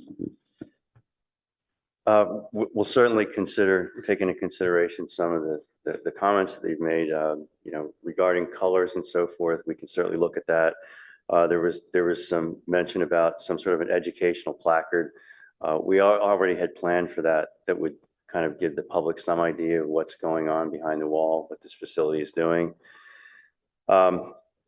We can take a look at at maybe modifying the fence somewhat such that it more so adheres to Baylands guidelines.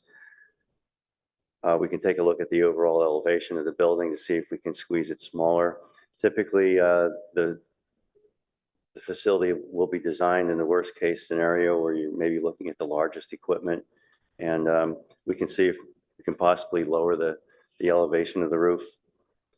And we can certainly look at more screening on the outside of the wall, you know, with landscaping and so forth.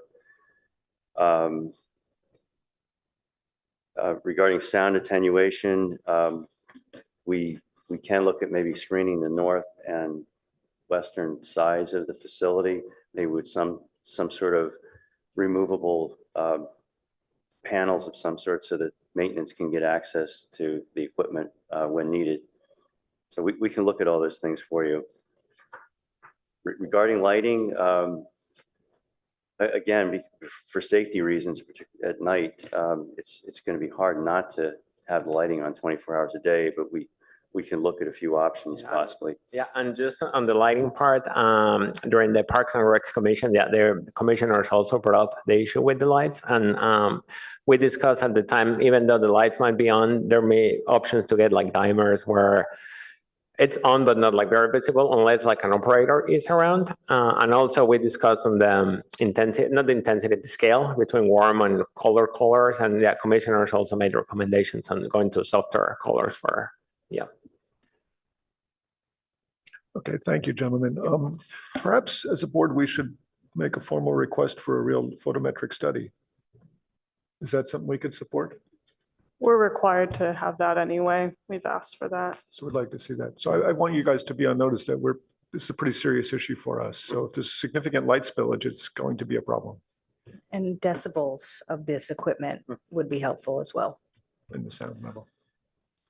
Okay, staff, have we covered this? Anything else?